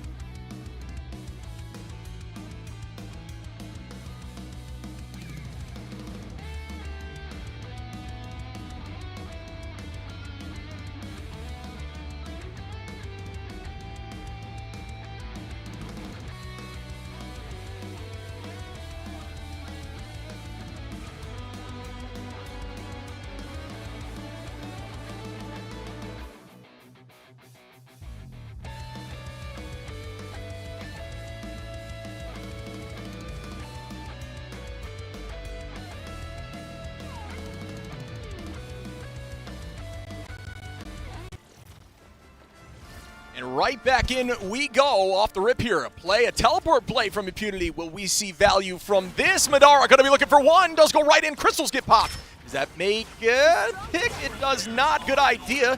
Team is going to commit and use that portal as a wall. Great play here. Zenstari now on the high side, ready to set up in own as Duep just owning that space in the fight. Will be essentially reset on point. Yeah, usually it's like what you said, Chib, with these Emma Frost players. They try to go in for that grab, stun lock, couldn't connect, and Chopper Mag disengaged it. Yeah, great crystals too. As we start off now, Smash going to be dropping back. Is going to be on that Star-Lord. Remember, Smash on controller as you look at the bottom right there. And you see the sticks on the layout. Smash going to spin to win with a Blaster Barrage. Instead of having that bubble, is going to be using that Ultron drone to stay healthy. Already 50% to the ult. Fidel be taking that space right back, owning, and those group walls are detrimental on this map. Very difficult to press through as we see FE going to be making a play, goes under. Whoa. Not quite yet.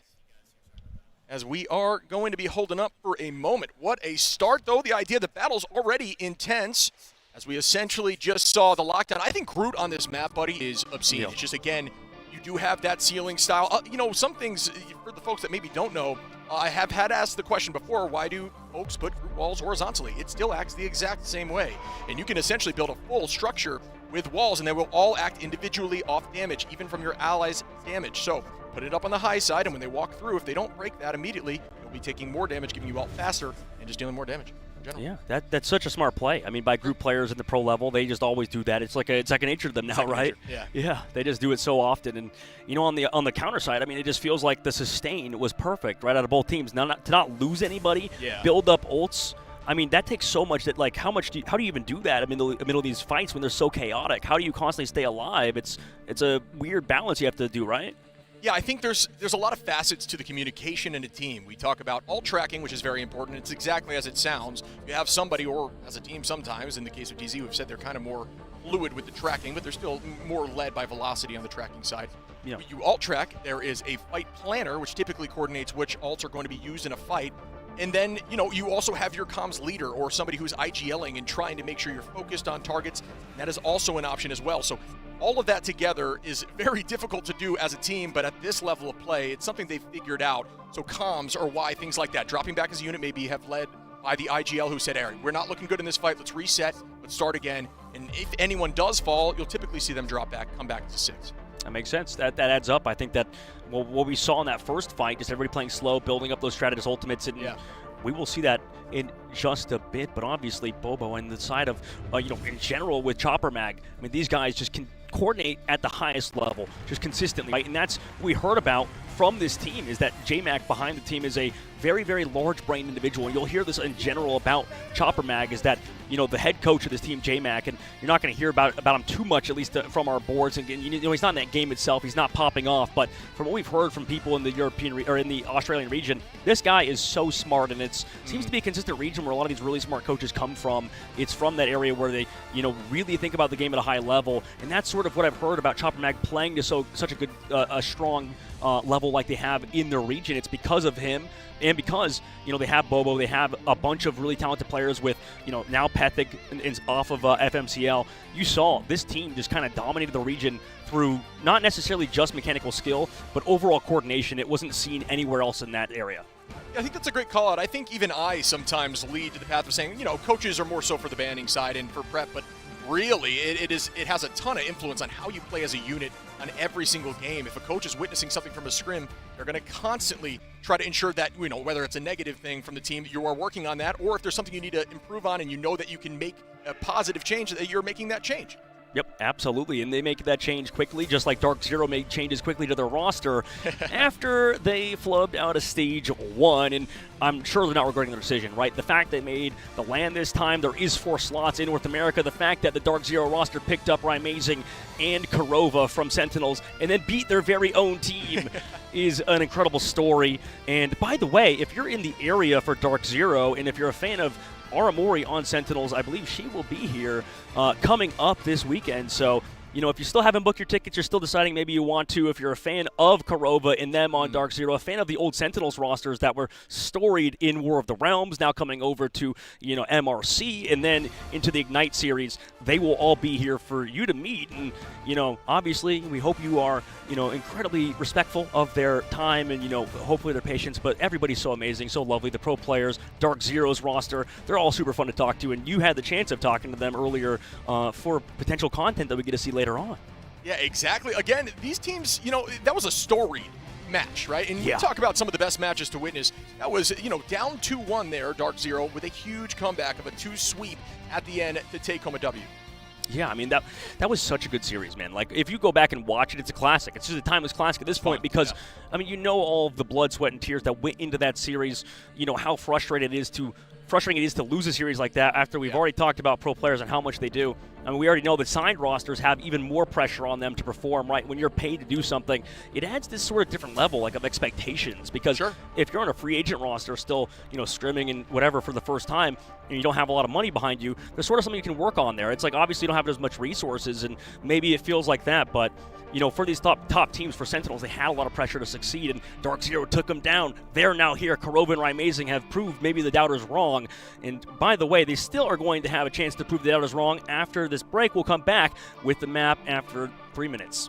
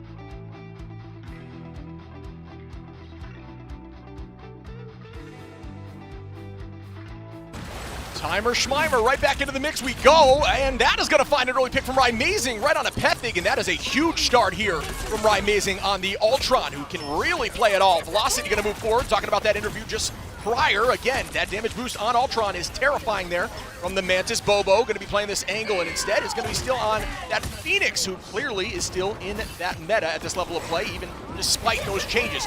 Skittles going to be dropping out the invisible boundary, the pull right back just to try to disorient the front line. Madara in a dangerous position is going to be able to escape there, and Smash starts off with the Galactic Legend. Does this find value? Looking for one. Web going to have to drop back. Psionic Seduction does find its mark, but Smash still not able to take any damage. A huge eye goes out, and it finds one as Bobo goes down. Make that two. Skittles and Fidel fall, and that is a massive play here for Dark Zero. Impunity really showing up when it matters most. We talked about this guy in general, Shib, how good he is and how good he's been on other teams that haven't been as successful as Sentinels on the side of Dark Zero. But he comes through, huge eye of Agamotto, ends the series, or ends that fight. Chopper Mag back to spawn, and that was an incredibly long one despite even the pause. That was a pretty much 40-second fight. Now going into this one, Shib, Chopper Mag had that Strangling Prison at the very least against Dark Zero, who don't have a lot of answers to it until Velocity and Rymazing can combo for their own 2 Stratus Ultimates and sustain this upcoming fight.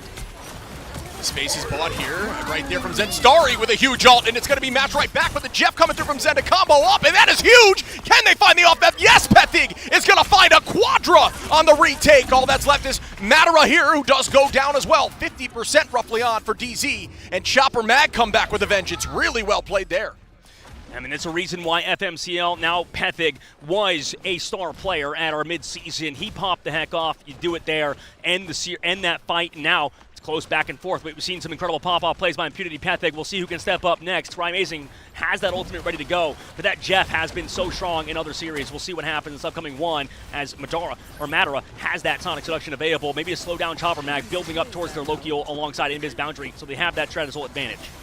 Yeah, right now the advantage looks like it's in the favor of DZ, but in terms of percentage, Chopper Mag's going to be right there and slightly in this advantage if they can stall the fight a little bit.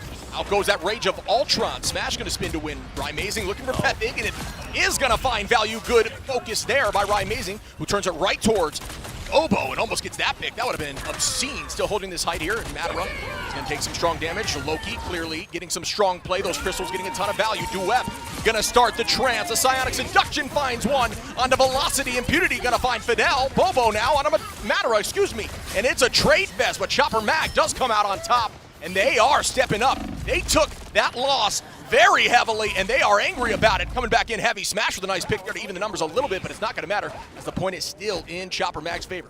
Yeah, I mean, DZ reacted with all the ults. They had all the ults to work with, but Chopper Mag, their individual mechanical skill in that fight, I mean, we may have not brought it up earlier, but Bobo popping off in that fight as well as Zenstari without ultimates, right? They were down in that fight. Only the Stratus ultimates to sustain and able to find picks even through DZ on their side, who do have Stratus ults in this upcoming fight, but that was still an incredible fight from Chopper Mag.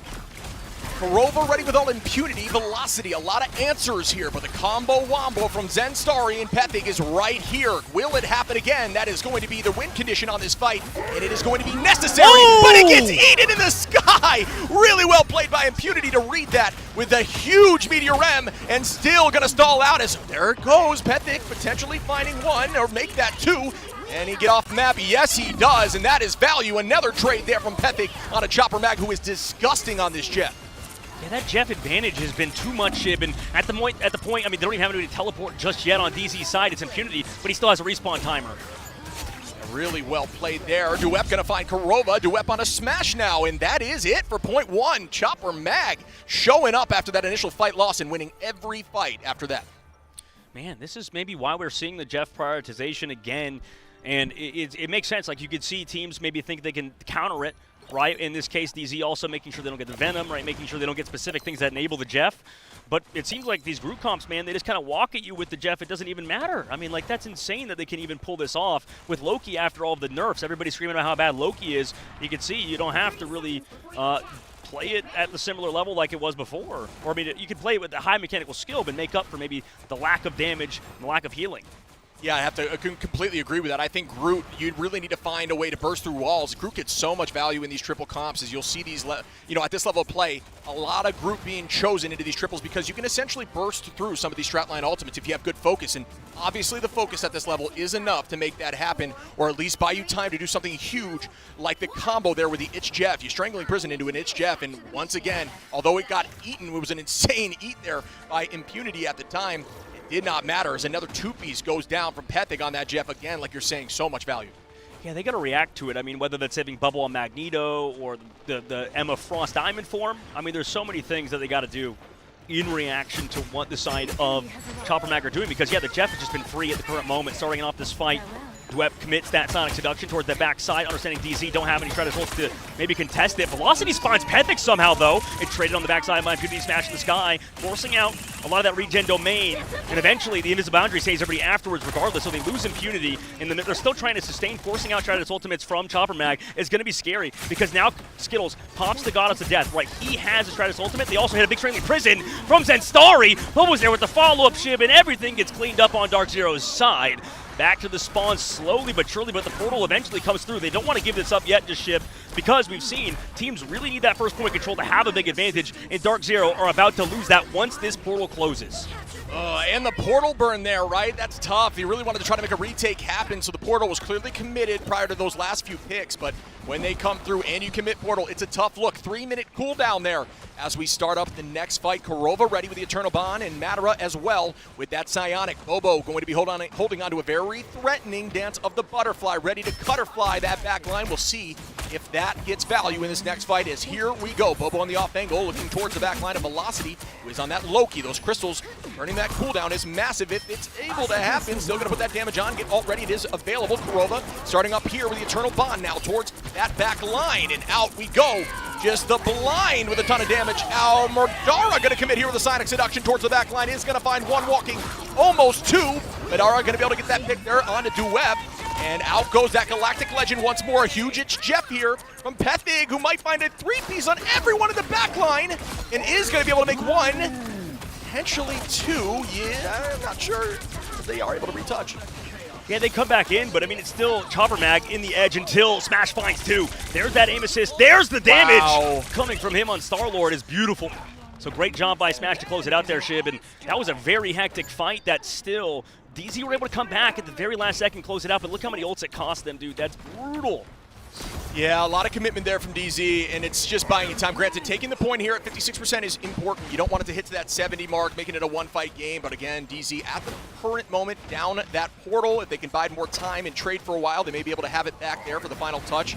But again, Chopper Mag up in advantage of ultimate. Skittles holding on, as well as Zenstari, and we've seen how impactful those Groot ults have been. But Smash's damage is obscene now. Spin to win, and out goes that Invisible Boundary, which is matched back by Skittles. There is that Strangling, but the Crystal's going to keep everyone healthy. Really good job there by the side of Velocity to keep everyone up and moving. Still taking presence on point is DZ, who are winning this fight even through the double commitment of ultimates. Madara here, going to start up with the Psionic in a moment. I believe there it is. Looking right again towards the backline, going to walk them, is going to pull one, but great wall placement there from Zenstari.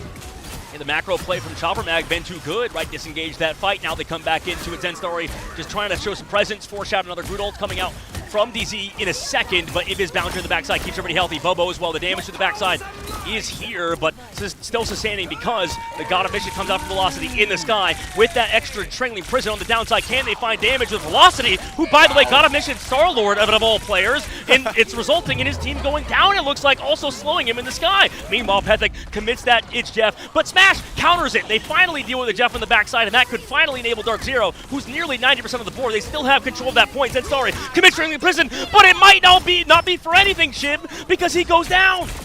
Velocity gonna find one, and again, DZ coming through and showing up in this moment, even being down in ultimates, and that is why winning that fight when they were down alt and coming back in, not necessarily overcommitting, but committing heavy into the next fight is a huge win, and I'm not sure the portal can come through. It is going to come through at the last moment here. Ton of damage is out. Crystal's going to be matched right back from the side of Skittles on Chopper Mag. The team is going to reset. Alt advantage going to be slightly in the favor of Chopper, who Skittles will have Alt. Fidel going to be close there as well. And if the side of DZ, they just have this. Oh, there's that Psionic off the rip here from Matara. Can that get value onto the back line? Going to be looking at the front of Q. Very close to walking, but not quite there. Great movement and positioning by Chopper Mag now. And out goes this again. An invisible boundary velocity. Almost not able to get through with an insane wall there from the side of Groot with that iron wall. Is going to hold on here. And still going to get out there with the cloak. Damage boost goes out. The blind is there. Smash. Ready with the spin to win. And Alt is very close. And it is going to be launched any moment here. Everybody playing a little bit on their heels. Afraid to lose this fight as it could mean everything. But at this point, that strange portal might be back for DZ. And out goes that. Oh my goodness. The Galactic Legend. The Strangling Prison. Ooh. Can they combine? Duep going to find Velocity. Chopper Mag up a number. Make that 2. Smash. Can only force that back to 1 as Bobo goes down there on the Wolverine. And popping that passive is enough value to maybe potentially force off the Wolf. But wow, what a battle. And the retake from Chopper. That was insane. I mean, that was, first of all, Velocity's uncontested on the high ground the entire time, keeping everybody healthy. On top of the fact that in the low ground, Impunity portals back, then blocks off where everybody on the side of Chopper Mag was, and that fight still ends up in the favor of Chopper Mag. However, in this comeback, it looks like Madara and Smash combined for 2. Also, Avon goes here from Pethic, but doesn't connect. That is a huge retake again from DZ, who come in heavy. Matara going to be over there on the Angie. He's going to find a 2-piece smash now on a Duep, and that OT is ticking down. No portal available. That should be it. We have a 1-1 series on our hands here on Domination. Let's get it. 1-1, Dark Zero and Chopper Mag. We assumed this would be a good series. I think that a lot of the people maybe tuning in now are starting to learn who Chopper Mag is, starting to figure out Dark Zero. He's a team to be contested with, too. I mean, a lot of the North American teams are incredibly strong. Same thing with EMEA. You know, we've heard people even mention Chop maybe should have made it here to LAN, and they eventually somewhat did, right, in the fact that some of them are playing for Team OUG now, and maybe not in the most ideal circumstances. But regardless, Dark Zero is a team that, when we both watched them in North America, wasn't necessarily the best team yet, but you could see they had that potential, and now they tied up in a 1-1 series against the #1 seed out of Australia. This is crazy. If you look at these ultimate lines right now, roughly even, slight advantage here for Chopper Mag, as we will see Skittles getting that out relatively quickly. Bobo holding onto that last hand. Invisible boundary available for Fidel. The Eternal Bond from Kurova, and that Eye of Agamotto from Impunity. And that's always the dance that you do with Strange. It's you played that portal, you got that all. Do you switch and go to something a little more quote-unquote meta for your comp, or do you stay on Strange? And this is a huge potential portal play here, as we'll see what they're able to do. I mean, they go for it early. The kidnap's going to come through from maybe Madara or Madara. We'll see if he can connect on it. They also go with the Terra Cape for the dodge from Chopper Mag. Good rotation from them, avoiding a potential cheese play. Also, it's committed. A last stand from Bobo to counter it. They get velocities. Ooh, that's a huge eye, though, but out goes the crystals, and it's match right back with Eternal Bond. Everybody committing everything, and this is just an alt fest. Everybody pressing the Q here, or the double thumbsticks if you're on the sticks. Bobo holding on a point, and this is great positioning. The retake comes through, but the point is Chopper Mag's, and that is a tough look, as now more commitment comes through. Smash gonna start off. Out goes that invisible. Oh, excuse me, the Strangling Prison. It's matched right back. Here, Madara holding on to an alt that is available. Madara, excuse me, as Velocity now copies up and walks them forward with the Soul Resurgence. Everybody is hitting that Q button. Somebody's got to fall, but nobody has gone down yet, as Rye Amazing finds the first pick on a Bobo, and that puts them up. Velocity on a Duep. Will It's Jeff get big value? Looking for some height here to make a play that makes it more difficult to counter. Nice fade. Is gonna... What a fade. What a fade. We hear that all the time, man. Like, people not using fade at the right time. And now we see Kurova, big pop of that ability, keeps everybody healthy. On top of, in the early game, we saw Velocities have a nice copy, keep his team alive with those, with that regen domain. I think that he's been a standout player for Dark Zero. He's been putting the team on his back alongside that pick from Rye Amazing, like you mentioned. Now in the cycling fight, Shib, we do have Rye Amazing with that Soul Resurgence against the Sonic Seduction from Chopper Mag. Zenstari actually hasn't been able to find maximum value out of the Soul yet, but we'll see in the cycling fight with Bobo now switching over to that 2-2-2 style composition if they can finally take advantage of the damage output they have. We've seen Pethic in the past find a ton of success on the Wolverine. Typically Terra, FMCL in the past. Now Pethic has found success there with the Wolf, and into a Groot it is a problem, but also into things like Strange. You really don't have a lot of escape, where Matara will have that diamond form to stay healthy. Spin to win goes in heavy on a Fidel.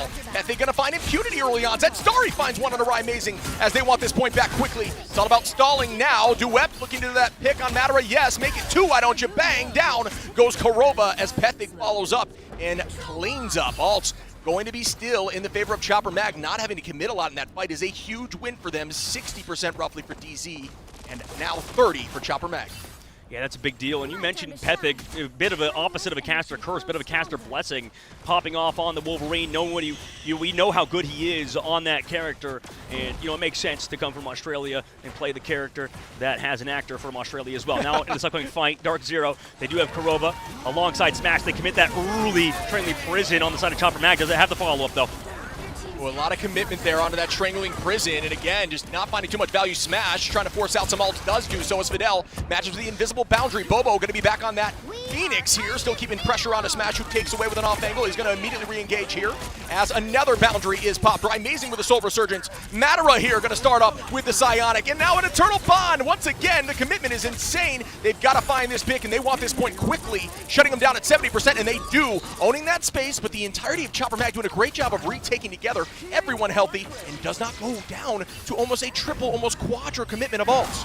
How did they live that? That's crazy. Also the back line. Here comes the Sonic Seduction. The follow-up from Bobo. Amazing goes down, and so does Smash. Impunity backside. Kai's tries to go with the Meteor M. Can he find Fidel? No, Fidel dodges it, and down 2 members of their team. No ultimates here. How does Dark Zero even come back against this when Wolverine is swinging those claws with full enragement? Dark Zero do have control of the point at the very least, but Chopper Mag are going to get back.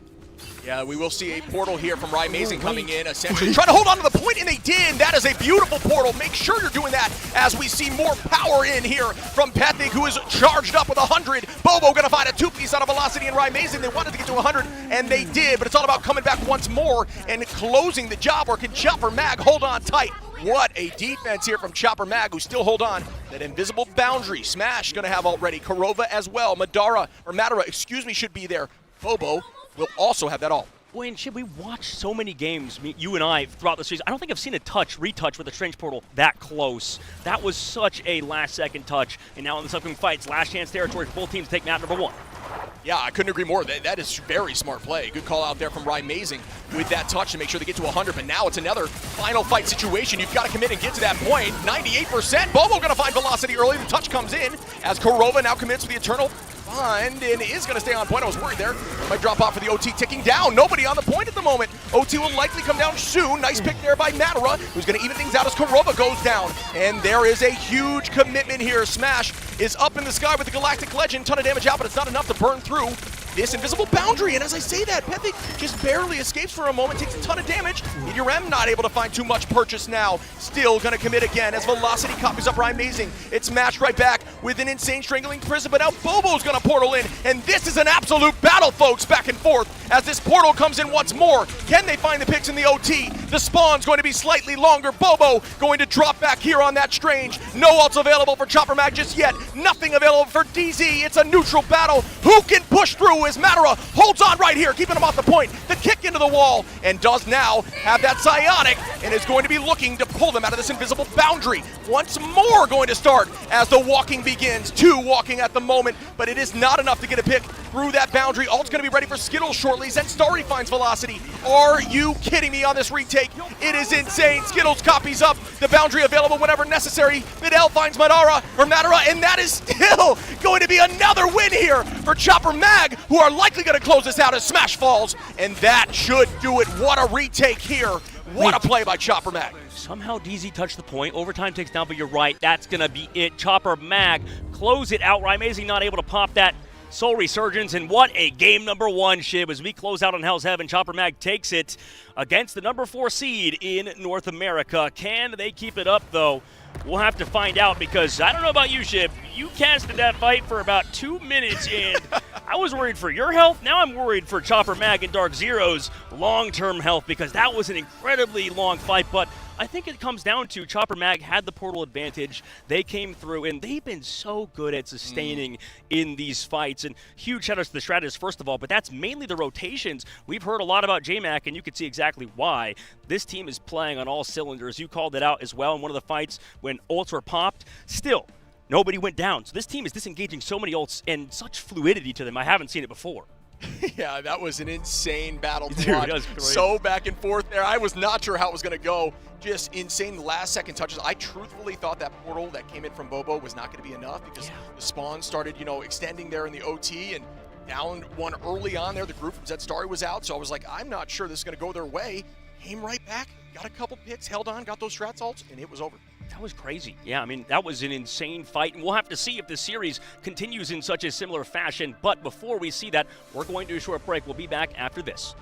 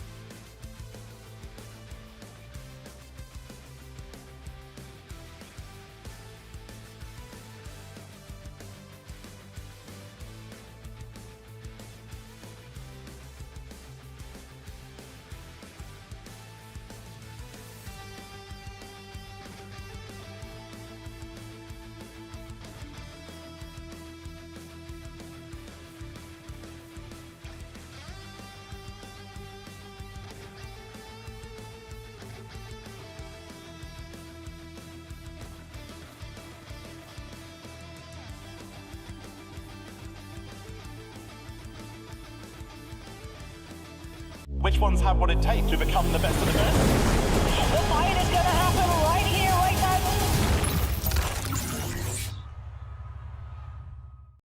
Everyone, DZ going after it, but up top, Chopper Mac comes in and takes that W. What a battle and a fun one to watch.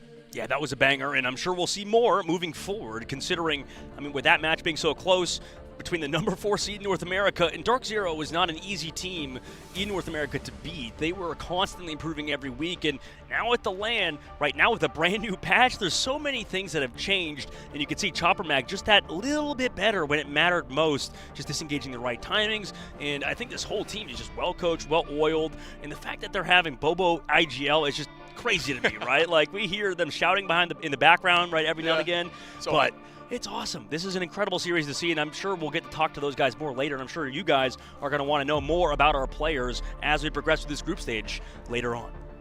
Yeah, and again, folks, we are going to be heading to a new stage as this tournament progresses. Right now, we're in our group stage setup, but the stage is being built right below us. Can't wait for that, but we're going to toss this over to draft. Again, this map going to be selected by Dark Zero, and it will be Central Park.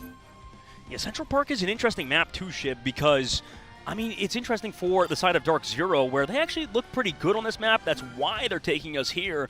In their history, this is one of their best map types, if not their best, or rather map itself. And that's because Rymazing's so good at these flying heroes. You saw him start on the Ultron at points. They had to switch off it, change things up later on.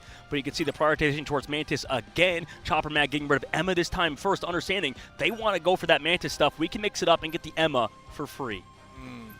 Yeah, and there's a lot of value in that Emma. We talk about that all the time. Really does bully that front line and essentially kind of sets the pace for your team, because that CC window and the target prioritization you can have during that tackle is everything, especially against a big body like something like Groot. And you can charge up on Groot walls, a fact that maybe you can take into ladder.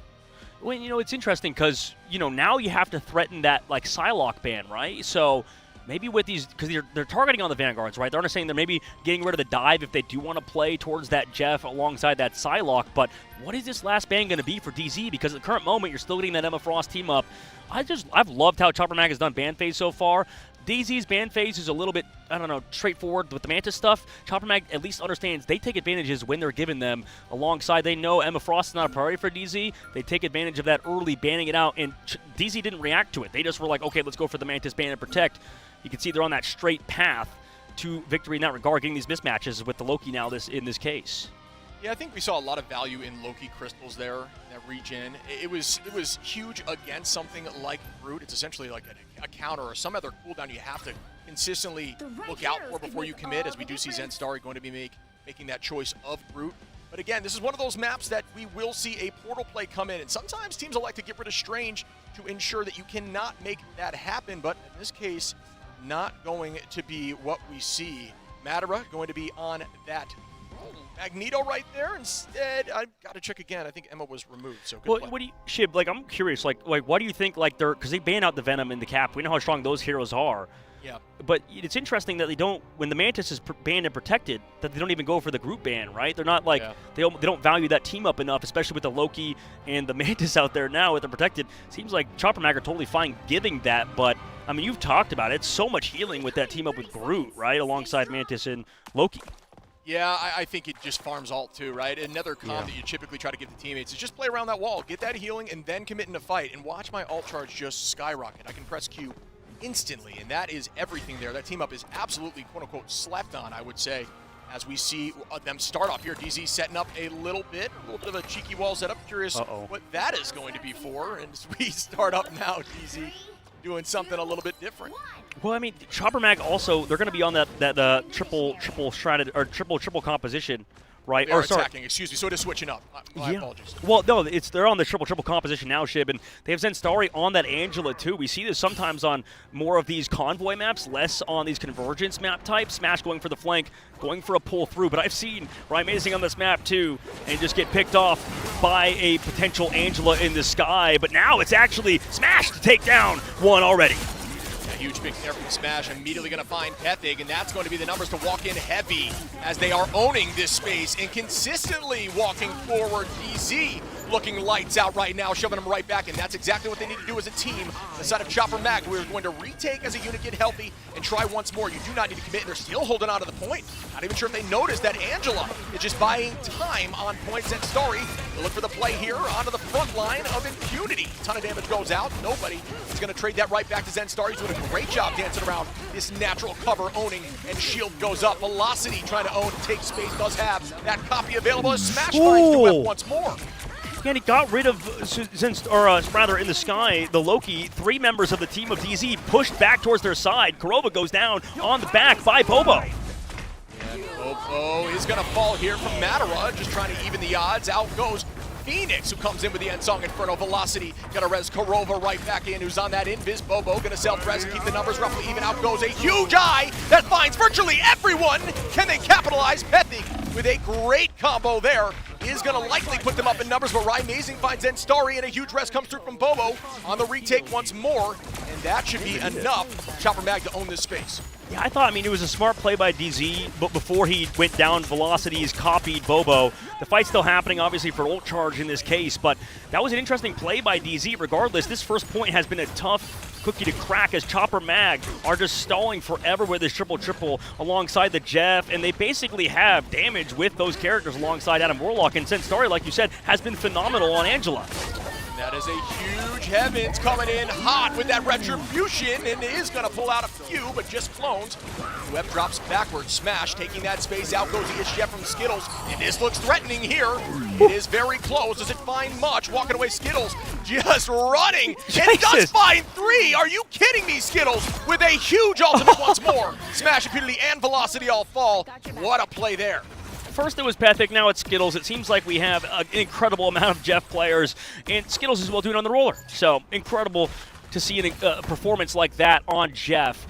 And Chopper Mag taking advantage. I mean, you can tell this team is so well coached. They peel for them specifically. They know if this, then that kind of situations. Dark Zero apparently don't right now. 1 minute left to go on the clock. They just have Amazing with that End Song Inferno. It's going to be against Fidel with the Invisible Boundary, and then Bobo's going to have res available. Madara has to go big. He's going to have to hit a massive Meteor M, but we'll see if Chopper Mag's ready for it.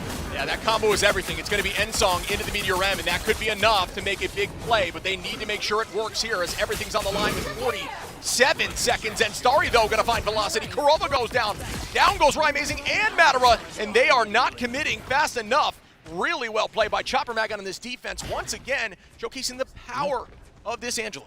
Well, and it was the good ult reads, right? The ult tracking phenomenal by Chopper Mag in that fight, taking advantage of DC, like you mentioned, having no shot at his ults. Now we're entering last fight territory because of that, all because of an aggressive play and well-timed by Chopper Mag. Good ult tracking by their ult tracker.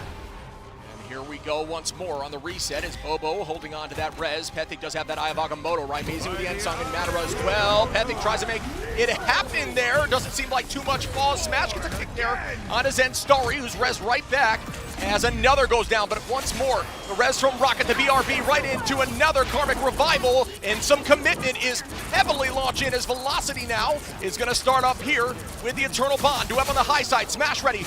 This last stand is very important here as the res should no longer be active. Down goes that End Song. It is going to be match, and this is looking now in the favor of Dark Zero, who are owning this space. OT is up. The third point is ticking. Will they get it right? Amazing find Skittle, and that should be enough as they do push through point 1.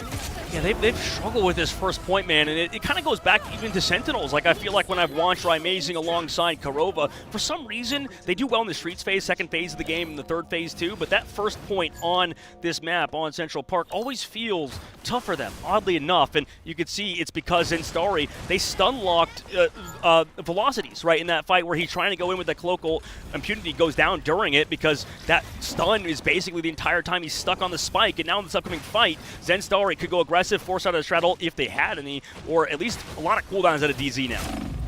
Yeah, Dark 0 to 100 at that moment, looking like they were struggling and then cleaning it up in a fight that maybe didn't look like it was in their favor. Zenstari does have that commitment as it's launched right now. And the Retribution onto the backline, but the Crystal's going to be huge. Well played on the counter there. The side of Velocity, who's finding so much value. Great tackle now right to the backline as Madara cannot hold on. With Pethic's combination off of Zenstari, out goes the dance of the Cutterfly. Impunity gonna find one though to even the odds a little bit. Bobo not able to find too much value there resetting once more in that invisible boundary. A lot of commitment here from Chopper as DZ now is trying to build up ultimate. Smash now starts up the fight as the team starts running in with a resurgence. Duep going to have to drop back and give that space away as the team is walking through the streets phase like you'd mentioned.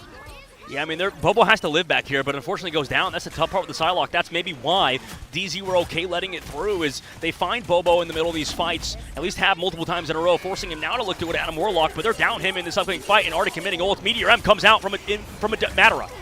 Yeah, that's a huge pick there onto Skittles. Still making it work, even dodging that shield from the side of Emma. Still gonna own this space. Velocity ready with a push and pull if available. And yeah, that force physics not even needed as Karova, Madara, and Amazing are just owning this street. And like you said, just walk through, 2 minutes still on. But this is a very defensible position here, Chopper Mag.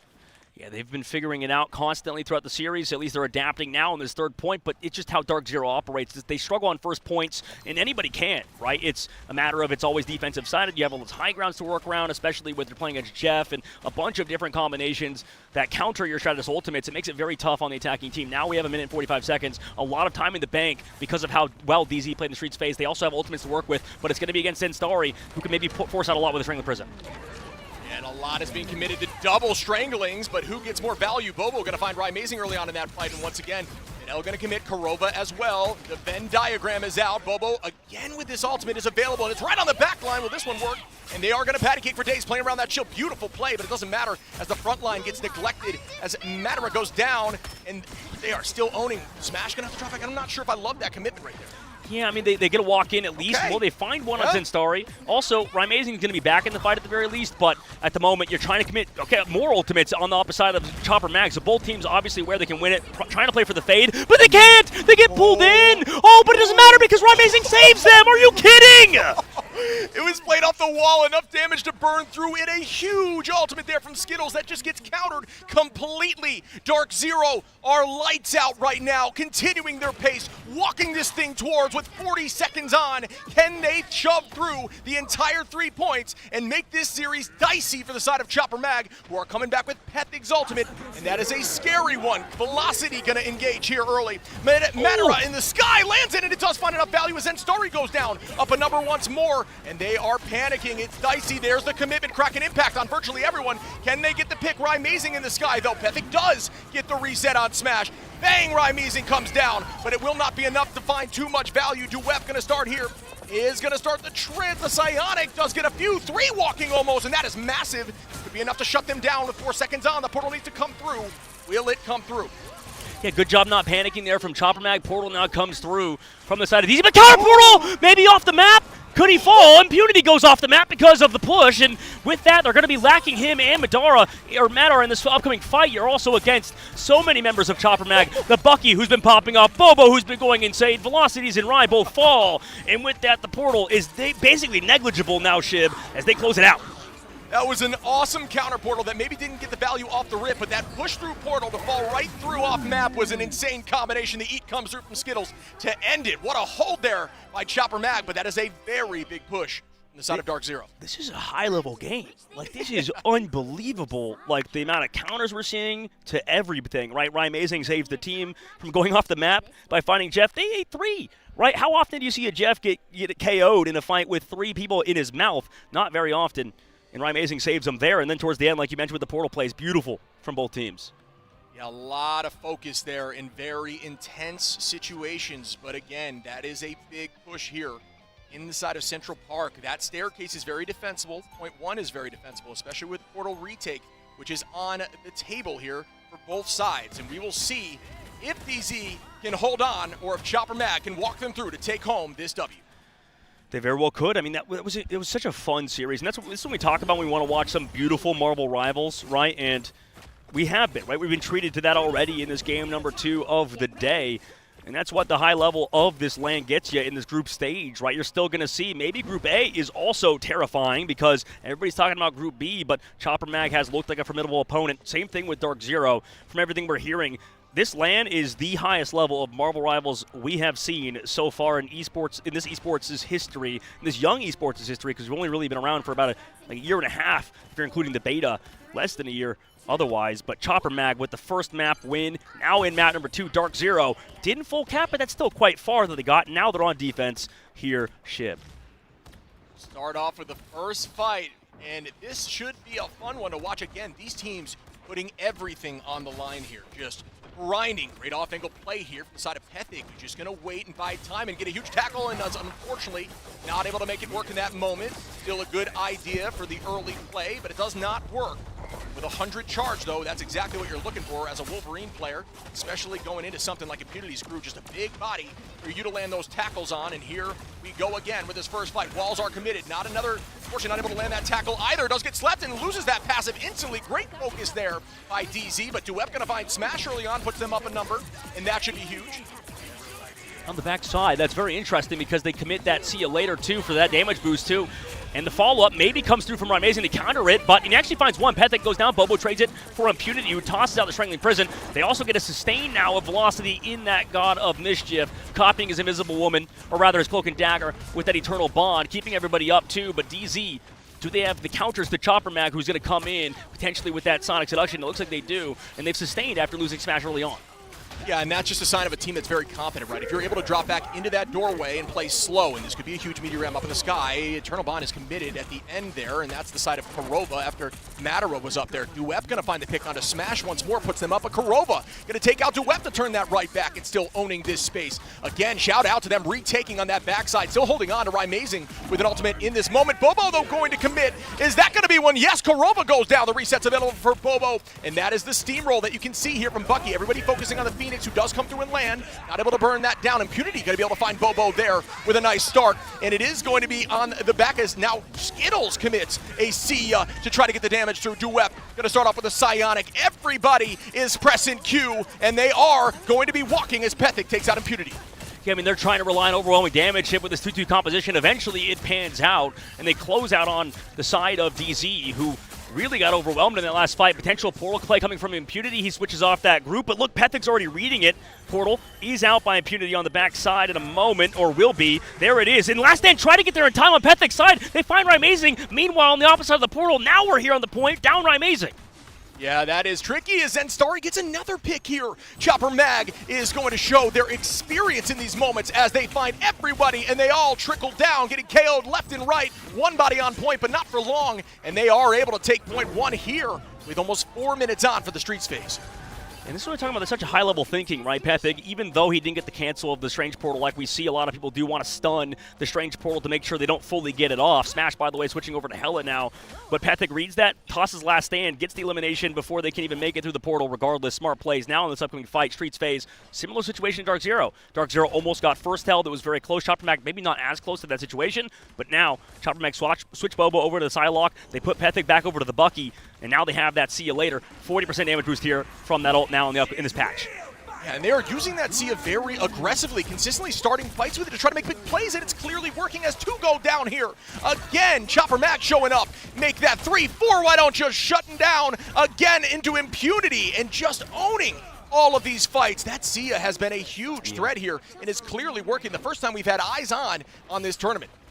Yeah, and this is what people talked about, just break the See You Later. In this patch, you can't really do that, right? It's, you know, it's too much health currently to stay alive, and they also get too much damage on the other side that while you're shooting the See You Later, you're going to go down if you have nothing in that fight. Now we have at least have more ults on DZ's side, but this contest is always really hard for teams. Velocity commits Amazing as well. Up in the sky, Kurova holding on here to the boundary, which is not committed. Impunity and Matara, though, commit. Everybody is using those ults. Matara going to find a two-piece onto Duep and Pethic, though, putting them up 2 numbers for the moment. No ults available here for Chopper Mag, but once again, that was a lot of commitment for DZ on the retake, and I believe it was necessary, as that is a very tough retake right at the end here. Well done by DZ, but Chopper Mag definitely coming out on top in ult advantage.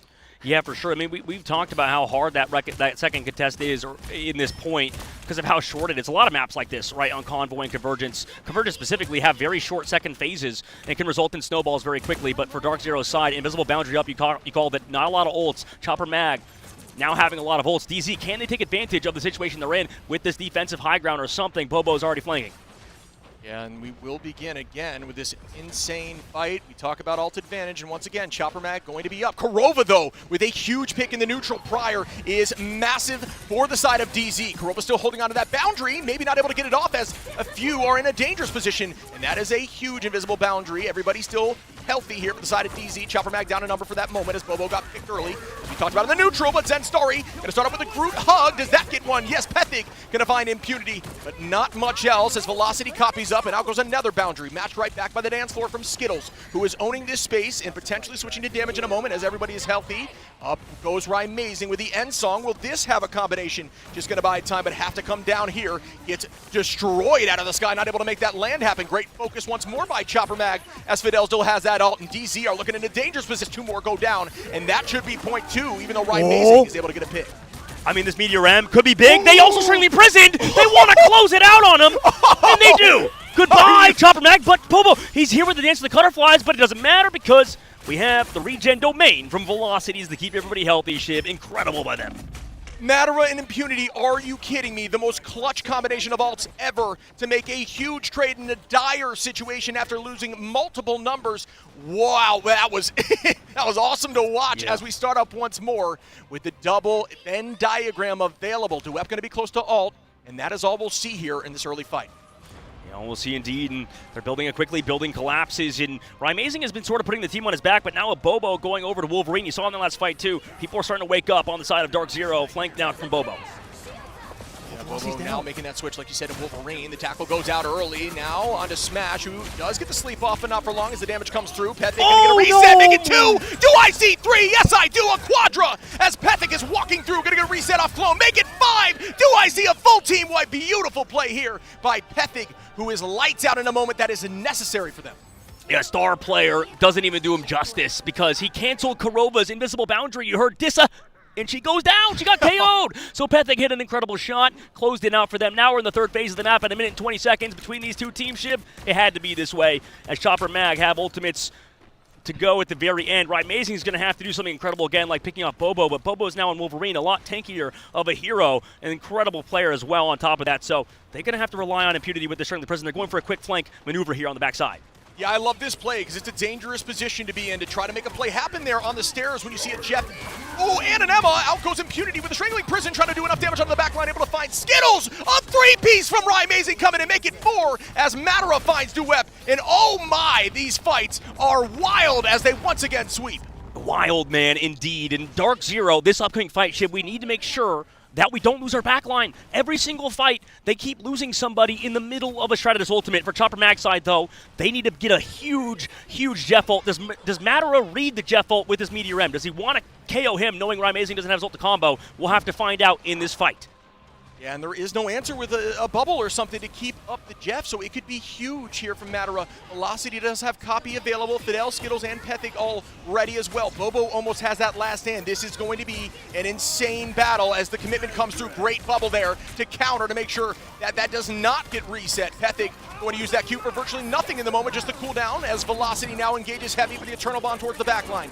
Going to be pulling out the cloak side and try to deal some damage, but still not going to work through the invisible boundary. Fidel pushes Matera off map, and that's one down. Make it two, why don't you? As Chopper, they lose one from Skittles going down from Velocity. Duep on a Rymazing. Pethig going to find a two-piece, and there's going to be one more fight on the retake, but that could be everything here. Does Chopper Mag win it right now? But Bobo just used his last stand. I mean, he could have locked him out of spawn with it, maybe. I don't know, but they have so many ults, like you mentioned. DZ overtime spawns as well. They're going to come back late, Shiv, but they have the ults to do it. We'll have to find out.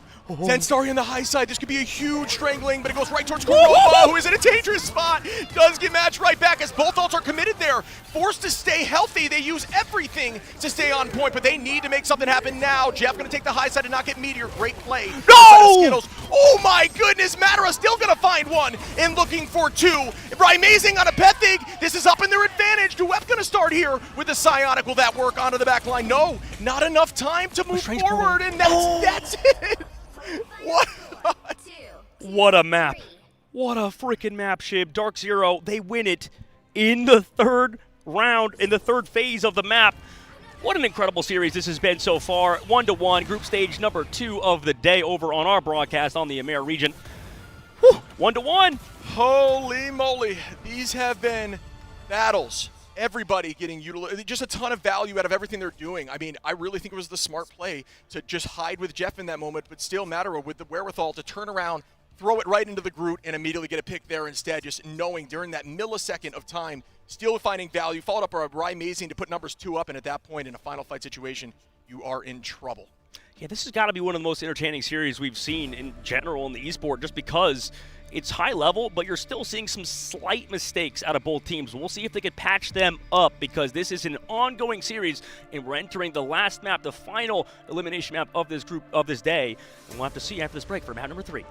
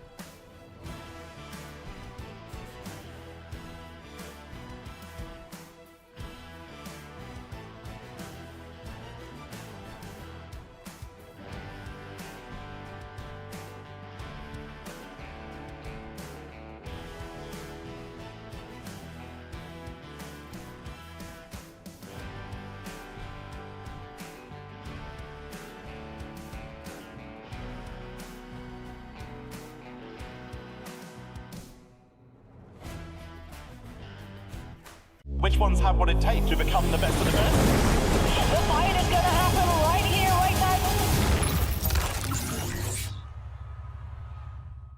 now. Dark Zero coming back and taking map 2, making it a 1-1 series as we head towards game 3. But now Chopper Mag gets the choice of map. Will they be able to counter right back?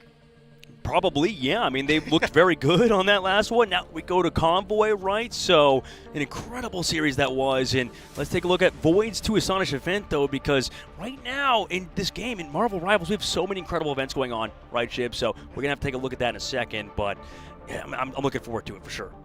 Yeah, absolutely. I mean, again, this is...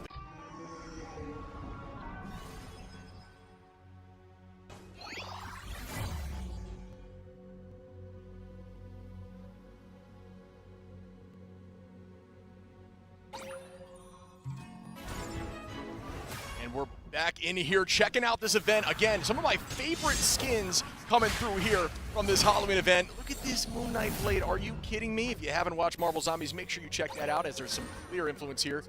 Gotta be biased, but I think this is the best Penny skin by far, and I'm not just saying that because it's the ad up here on the screen. This is sick. Look at this MVP. Ooh, it's so clean. Love it. I mean, every skin in this game is just awesome with these brand new events, like you said, with Halloween coming up. The festivities are here and upon us, Shib. And we get to see that Penny Parker skin in its glory in that shop available for our viewers right now.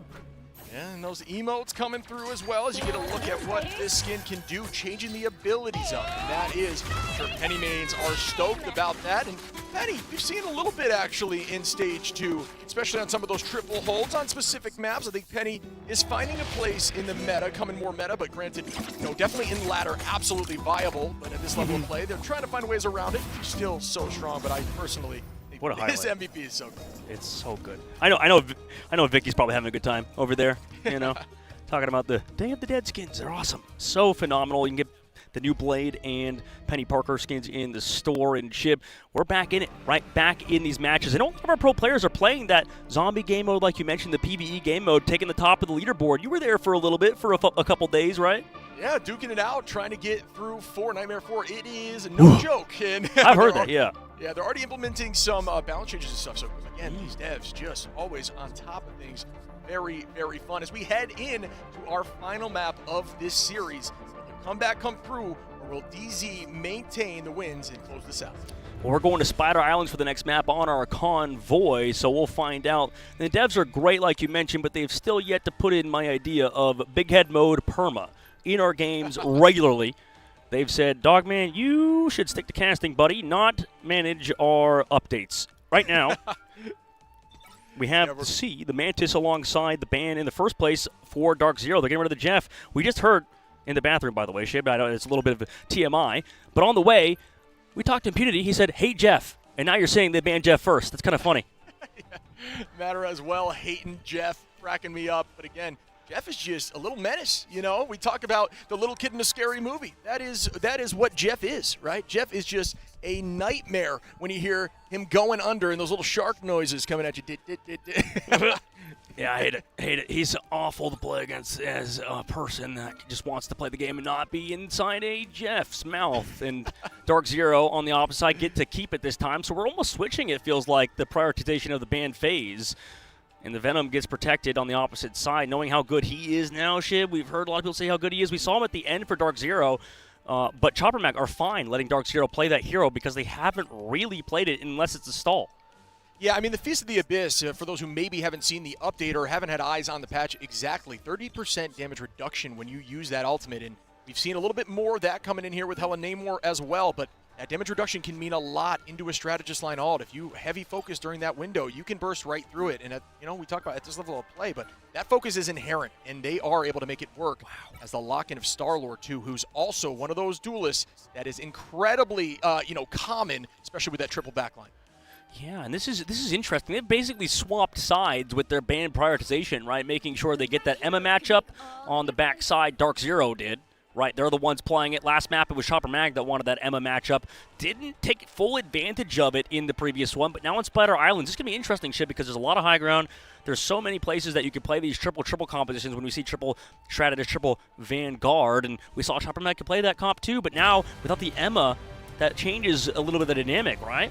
Absolutely. You know, it leads to more unique triple compositions, and that has typically been the strategy. Some teams elect to not run the triple strat and try to keep it more traditional, but we found in the past just these teams that are able to run this comp and run this comp well, it typically works for them. It typically at least buys more time on point one to the point where everybody's scrambling through the next two phases of this map. So looking forward to seeing what the solution is here, and it looks like it's going to be Root, Emma, and you'll see Smash over there is going to, wow, I like this a lot with the Magneto. So this is going to be a little change there for DZ. The attack, we're going to see Zen Starry on that Venom like you had mentioned.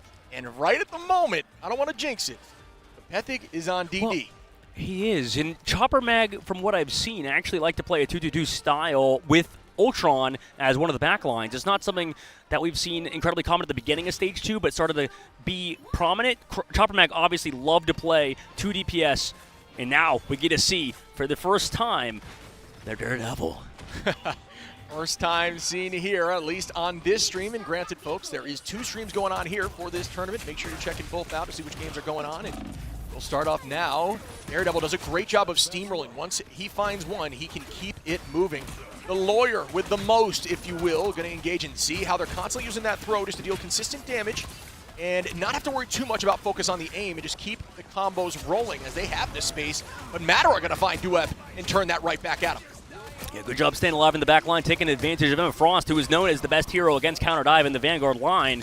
And now, besides the thing, I suppose, but they walk on Skittles. Skittles gets poked out, diving around the corner, ducking, making sure they're avoiding that damage. But the peel is still here for Dark Zero, who is still healthy.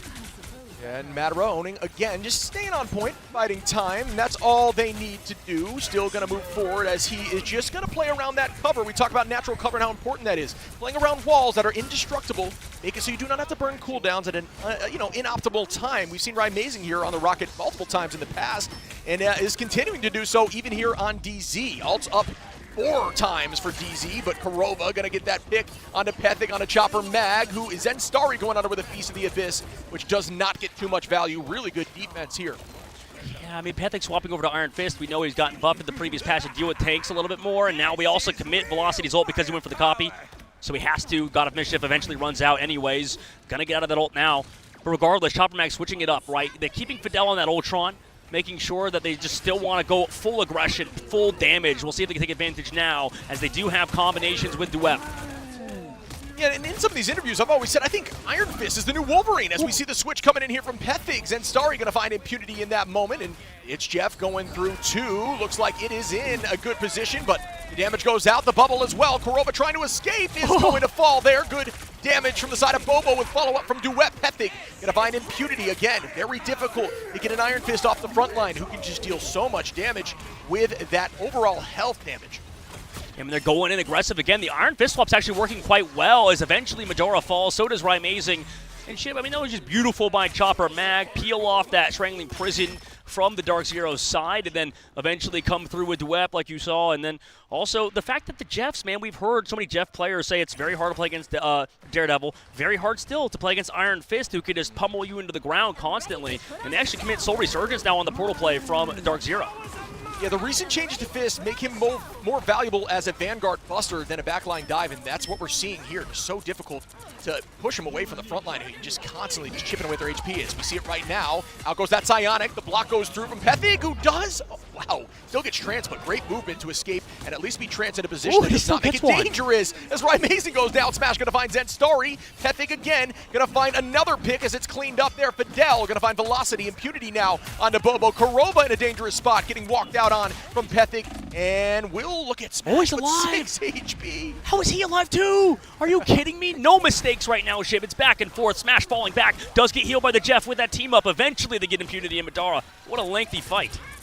Yeah, and this is what they're looking for, though. It's not about winning, as long as you're stalling. And that's what they're doing, as there will be a one-fight situation here before point 1. And if they're able to retake this with DZ, potentially with a big itch Jeff, it could be over on the attack for the side of Chopper Mag. But there are some answers here with the Rage of Ultron and with that Meteor M. Great answers, if you will, to the Itch Jeff, as long as that bubble gets bursted from Smash.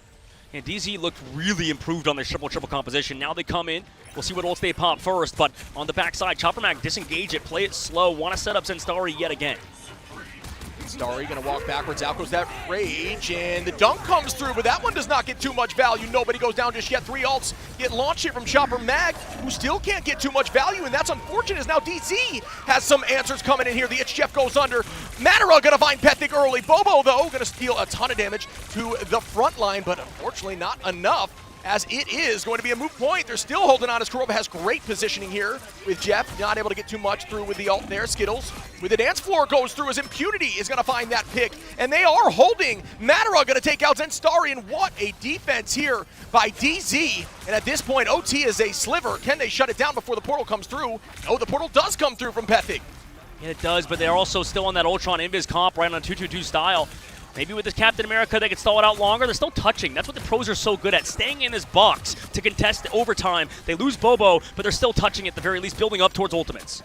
And that is a great play here from Impunity. Just shift towards the back line. Skittles very low, going to commit the ult and still going to make it happen. Matara going to find new weapon. At this point, I think it's a matter of time as Pethic goes down for Amazing, who's playing that aggressive rocket. And Fidel tries to hold on, but not for enough time. What a defense here by DZ. Chopper Mag, unfortunately, not able to get through point 1. We have been here before and have seen it be held.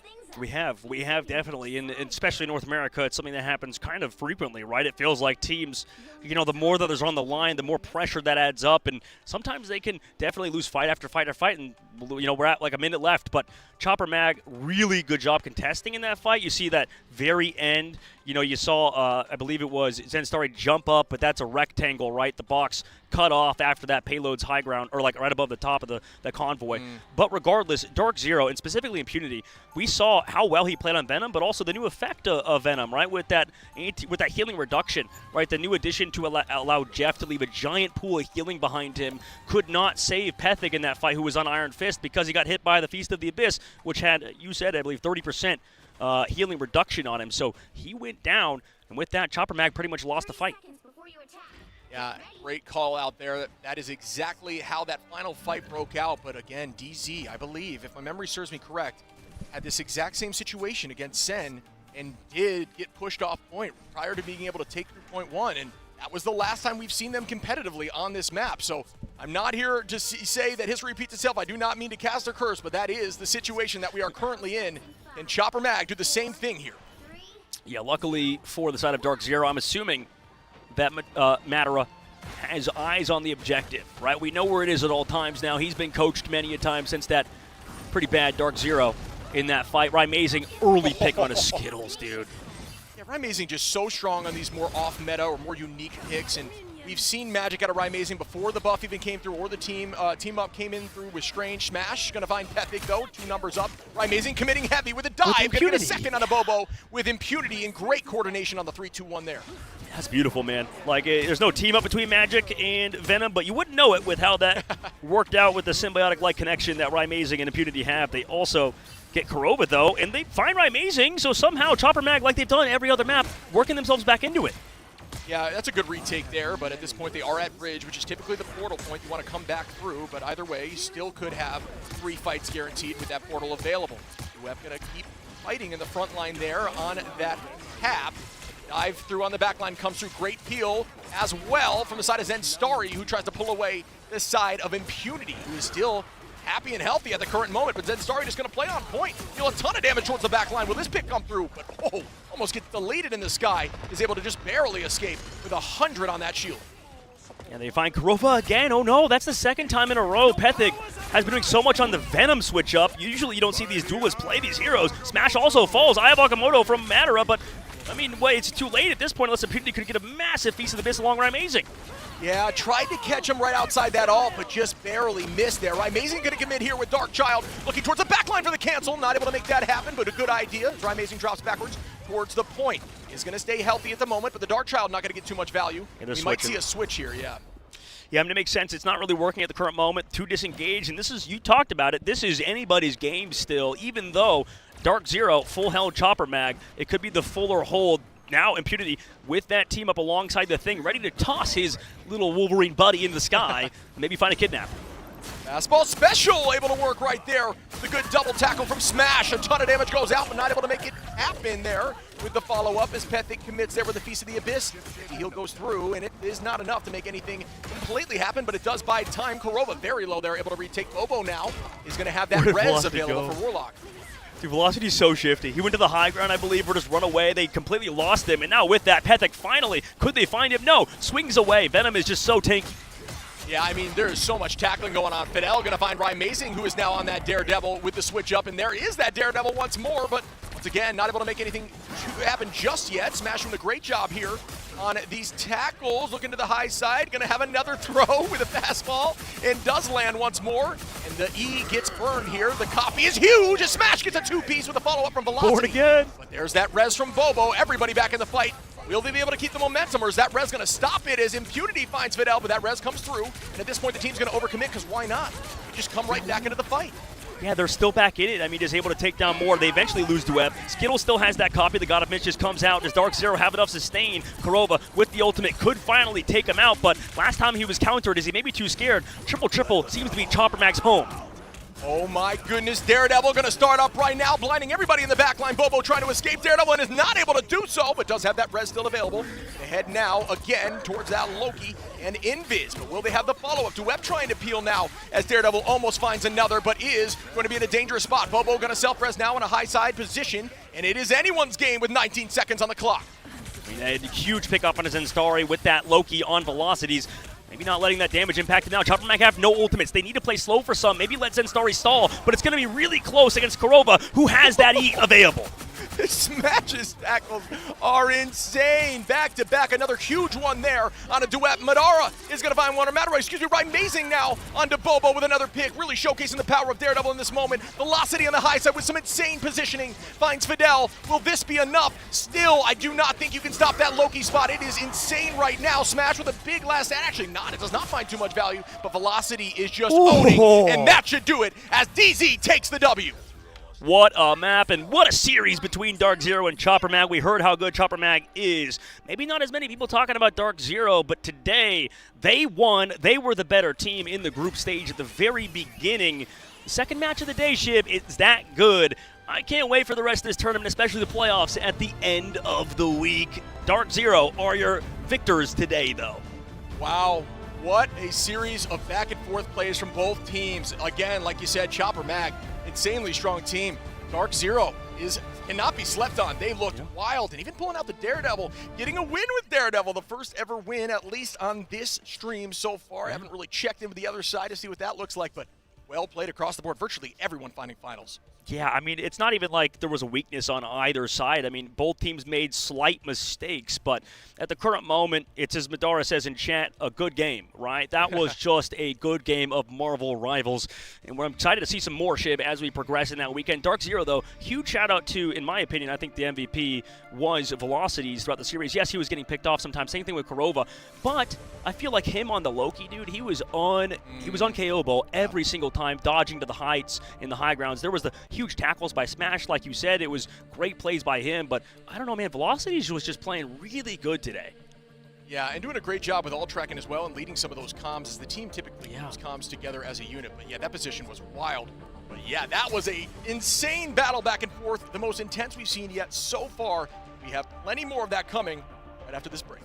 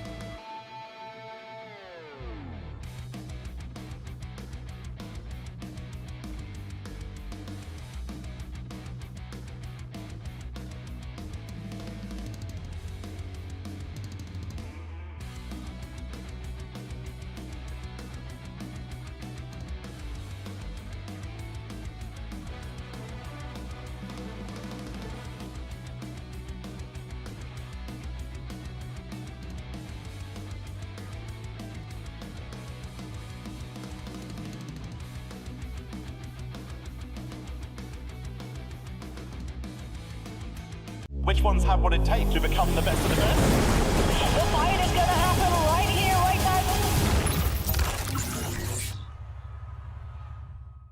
now. Welcome everyone to the Marvel Rivals Ignite 2025 Championship. It's day one. I'm Vicky Kitty. I'm joined with Matsy, and we're going to be taking you guys through the rest of these games here in the group stages. It's been non-stop action so far, Matsy. Oh yeah, started off with a bang, and we've moved on to both 2-1 maps in a row on the A and B group there. Just incredible stuff coming out from all teams, you know, showcasing what they're really made of. Yeah, it's been great to see how a lot of these teams have adapted around using Daredevil. We've been seeing Angela coming up too, and I cannot wait to highlight the series that we have on our hands coming up next, because we got Envy versus Reject. A Sigma of a duel between the Vanguard lineup, honestly, that we could expect between these two teams. But there's a lot to look forward to. I was honestly curious on how these teams have adapted around Season 4.5. You bring in a lot of balance changes. You bring in Daredevil, Angela getting a little buff out here too with her survivability, but it's so much that has changed as we take a look at our groups with the action that's unfolded so far, Matsy. Oh yeah, Group A, we got VP, Envy, Chopper Mag, Iconics, Reject, and Dark Zero there. Definitely a bit of a mixed bag of a group, you know. There's definitely some clear favorites there, I'd say, in VP and Envy, but I'm hopeful some of the other rosters can really showcase what they're made of and prove themselves to make it through to the playoffs. But obviously we got Group B, the group of power, the group of pain for some. 100 Thieves, Citadel, OUG, Crazy Raccoon, FlyQuest, and Na'Vi there. Just absolute insanity going on in Group B. And I mean, that was showcased even in our last matchup over there. You know, Crazy Raccoon, they managed to take a map, and that was a big surprise for some. I know, that Group B is insane. Of course, for you, those of you guys watching at home, we do have 2 streams playing simultaneously out here while we take a look at our map pool so far too. And it's been nice, you know, we've been seeing a nice adjustment between Domination, Convoy, and Convergence here, and still sticking to kind of what we're used to, except with Heart of Heaven, which has been my favorite new map that has been included in Marvel Rivals. I love the fog. I like how you can still shoot through it. There's so many ways to play around it, something we haven't seen just yet, but you never know going forward, as this day is just day number 1. That's it. Fingers crossed we should be able to see it through. Maybe in the group stage, maybe in the playoffs, who knows. But definitely going to be exciting to see that one showcased if teams choose to play into it, if their series go a little bit deeper. Yeah, and I was hearing like the teams behind us like popping off right now as they get set up. Everyone, thank you so much for your patience. But Envy and Reject, this is going to be a duel between these two heavy-hitting teams. All eyes on Envy from the America region, looking to see what they could put on for a showcase. Because when I was looking at the changes going into Season 4.5, I thought to myself, well, Envy, they're going to be able to profit out here. They love the Psylocke changes that we've been seeing too. We've been seeing Hela, Venom, of course, no surprise there, as well as some changes to the way that a lot of these teams have approached their pick and ban phase. Yeah, they've definitely been adapting pretty well, I'd say, around the new patch line here, and really interested to see, I guess, how the other squadrons are going to be able to perform as well. Envy obviously going to be favorites in towards this series, but I think Reject, they're a team that can prove themselves. They had a very confident first series against Aconix there. They managed to take that away in a 2-0 clean sweep, and I think that their adaptation around the meta is going to be pretty strong. Obviously you spoke on that Hela and Namor team up. That's definitely been quite prevalent into the new version of the meta there, and in the previous patch 4.0, we saw a little bit of that Gamma team up come through from a lot of the teams from the Asia region there, so I think that they'll probably be looking to play into that pretty often if they can get a hold of it. They profit off of that dive composition as well. This is a team that, I'm talking about Reject specifically here, the way that they like to be able to take opportunities too in these dive compositions have allowed them to benefit off of that and riding off of that momentum too. We highlight Angela with a little check mark right next to their name because it's been interesting to see how Angela's now been more integrated into these recent Vanguard lineup compositions when you include the 3-3 as well into that conversation. And then you look at how some of these teams have been working around either maybe dealing with each other in scrims, what they're going to bring out here when the competition actually matters. Because, Matsy, at the end of the day, at the end of these group stages, we will have to say goodbye to a total of 4 teams from these groups. So, 2 teams from Group A, 2 teams from Group B will not be able to participate on the big stage here at DreamHack Atlanta. Yeah, that's it. 8 teams stay, 4 teams will go. Which teams they will be, we'll find out as the days progress here, but definitely keen to get things set up, stuck into the action right on the other side of this break.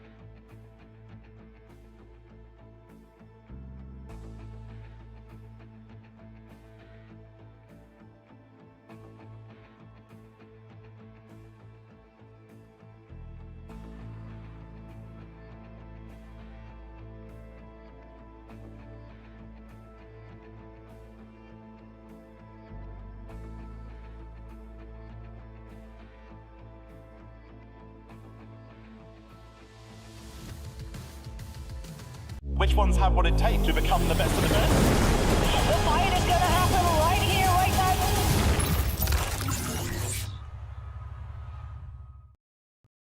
Welcome back, everyone, to the Marvel Rivals Ignite Grand Finals out here. We have group stages kicking off shortly now as Envy versus Reject are your next series to come up here on the stage. I'm excited, Matsy. As you guys, thank you so much for your patience once again. Our players, they're getting set up, and I'm excited to see how this first game goes, Matsy. Oh yeah, I'm pumped up, ready for action, just like our players setting themselves up for victory or their demise.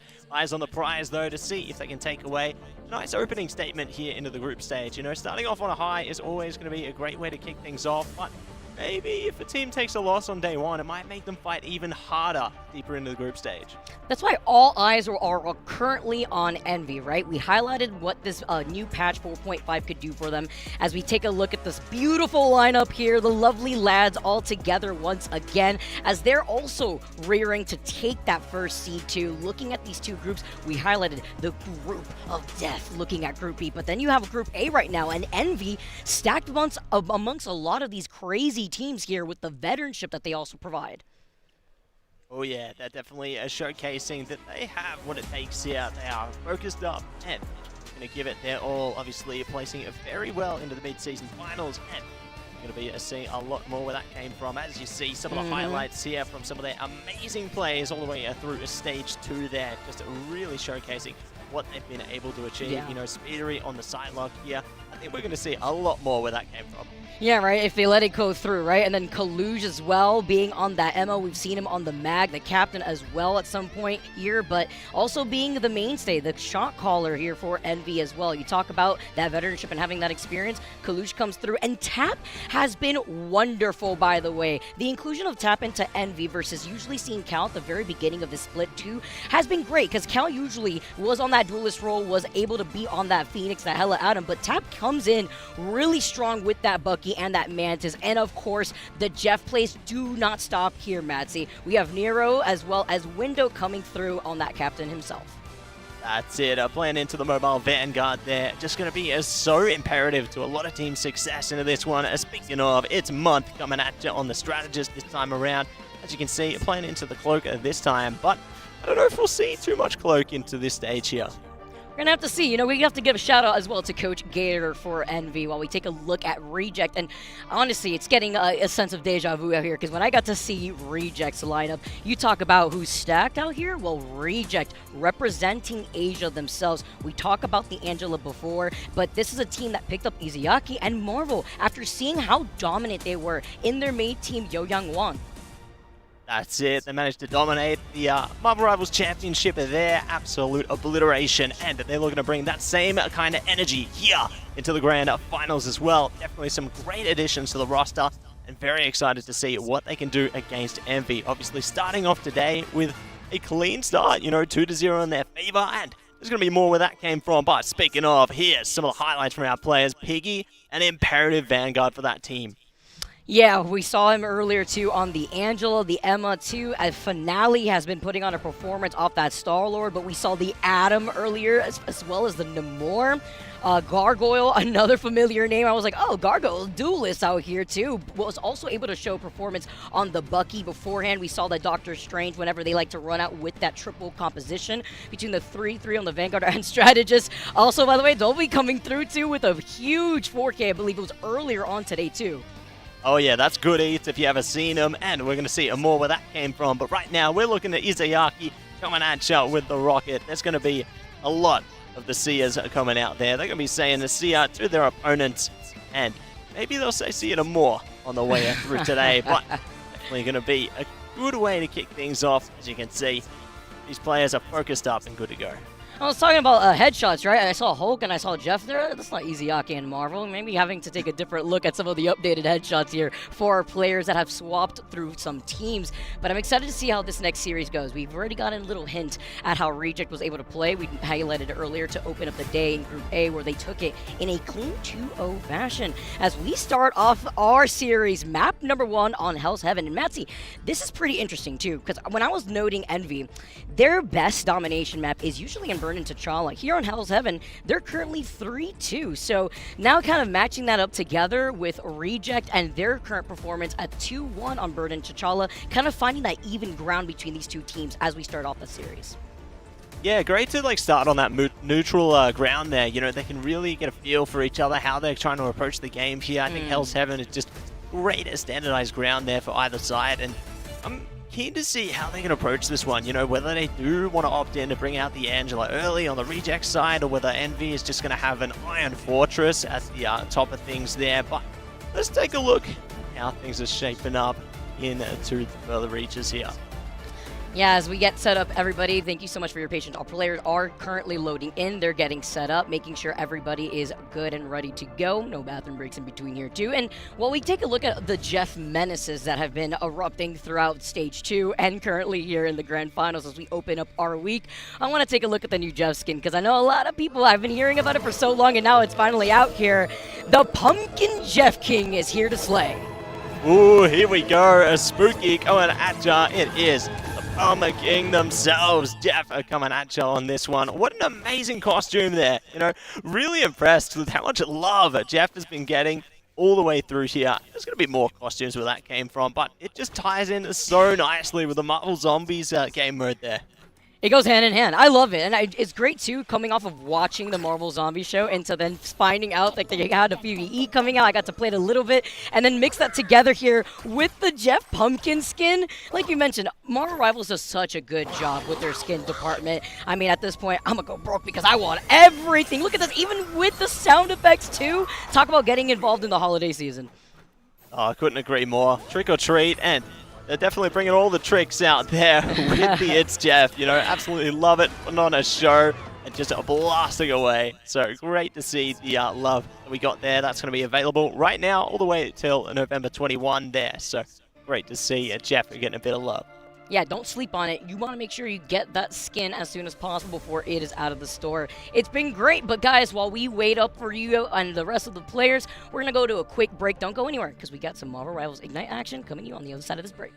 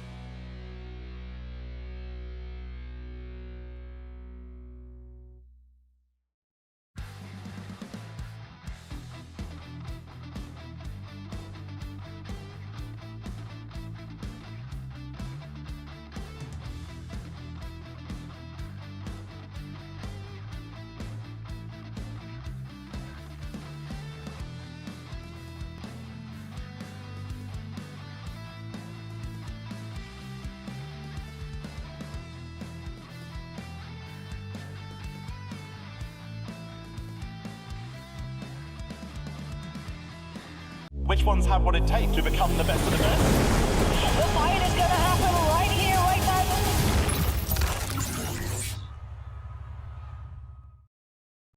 now. This is not a joke. We are here in Atlanta. We are here for some more Marvel Rivals as our series that we've been waiting for is about to start, everyone. Thank you so much for your patience. I know we're all waiting to see the Envy versus Reject matchup coming to you guys soon.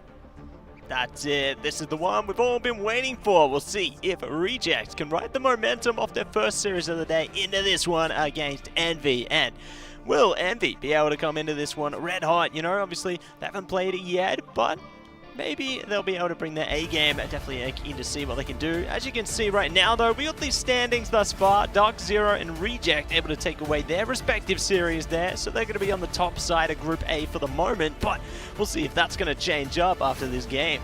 Yeah, we already got to see Reject and Dark Zero play it off earlier on, already getting that point. And now we are getting started. Everyone, let's get started with our third series of the day. It is Envy versus Reject. You mentioned it, Matsy. Envy's first time currently playing within this Group A, and we already see the Mantis off the table. Not too surprised there, considering, you know, we mix that together, the Venom goes through. It is just lethal damage. And of course, the Jeff Respect, as well as the Jeff Protect.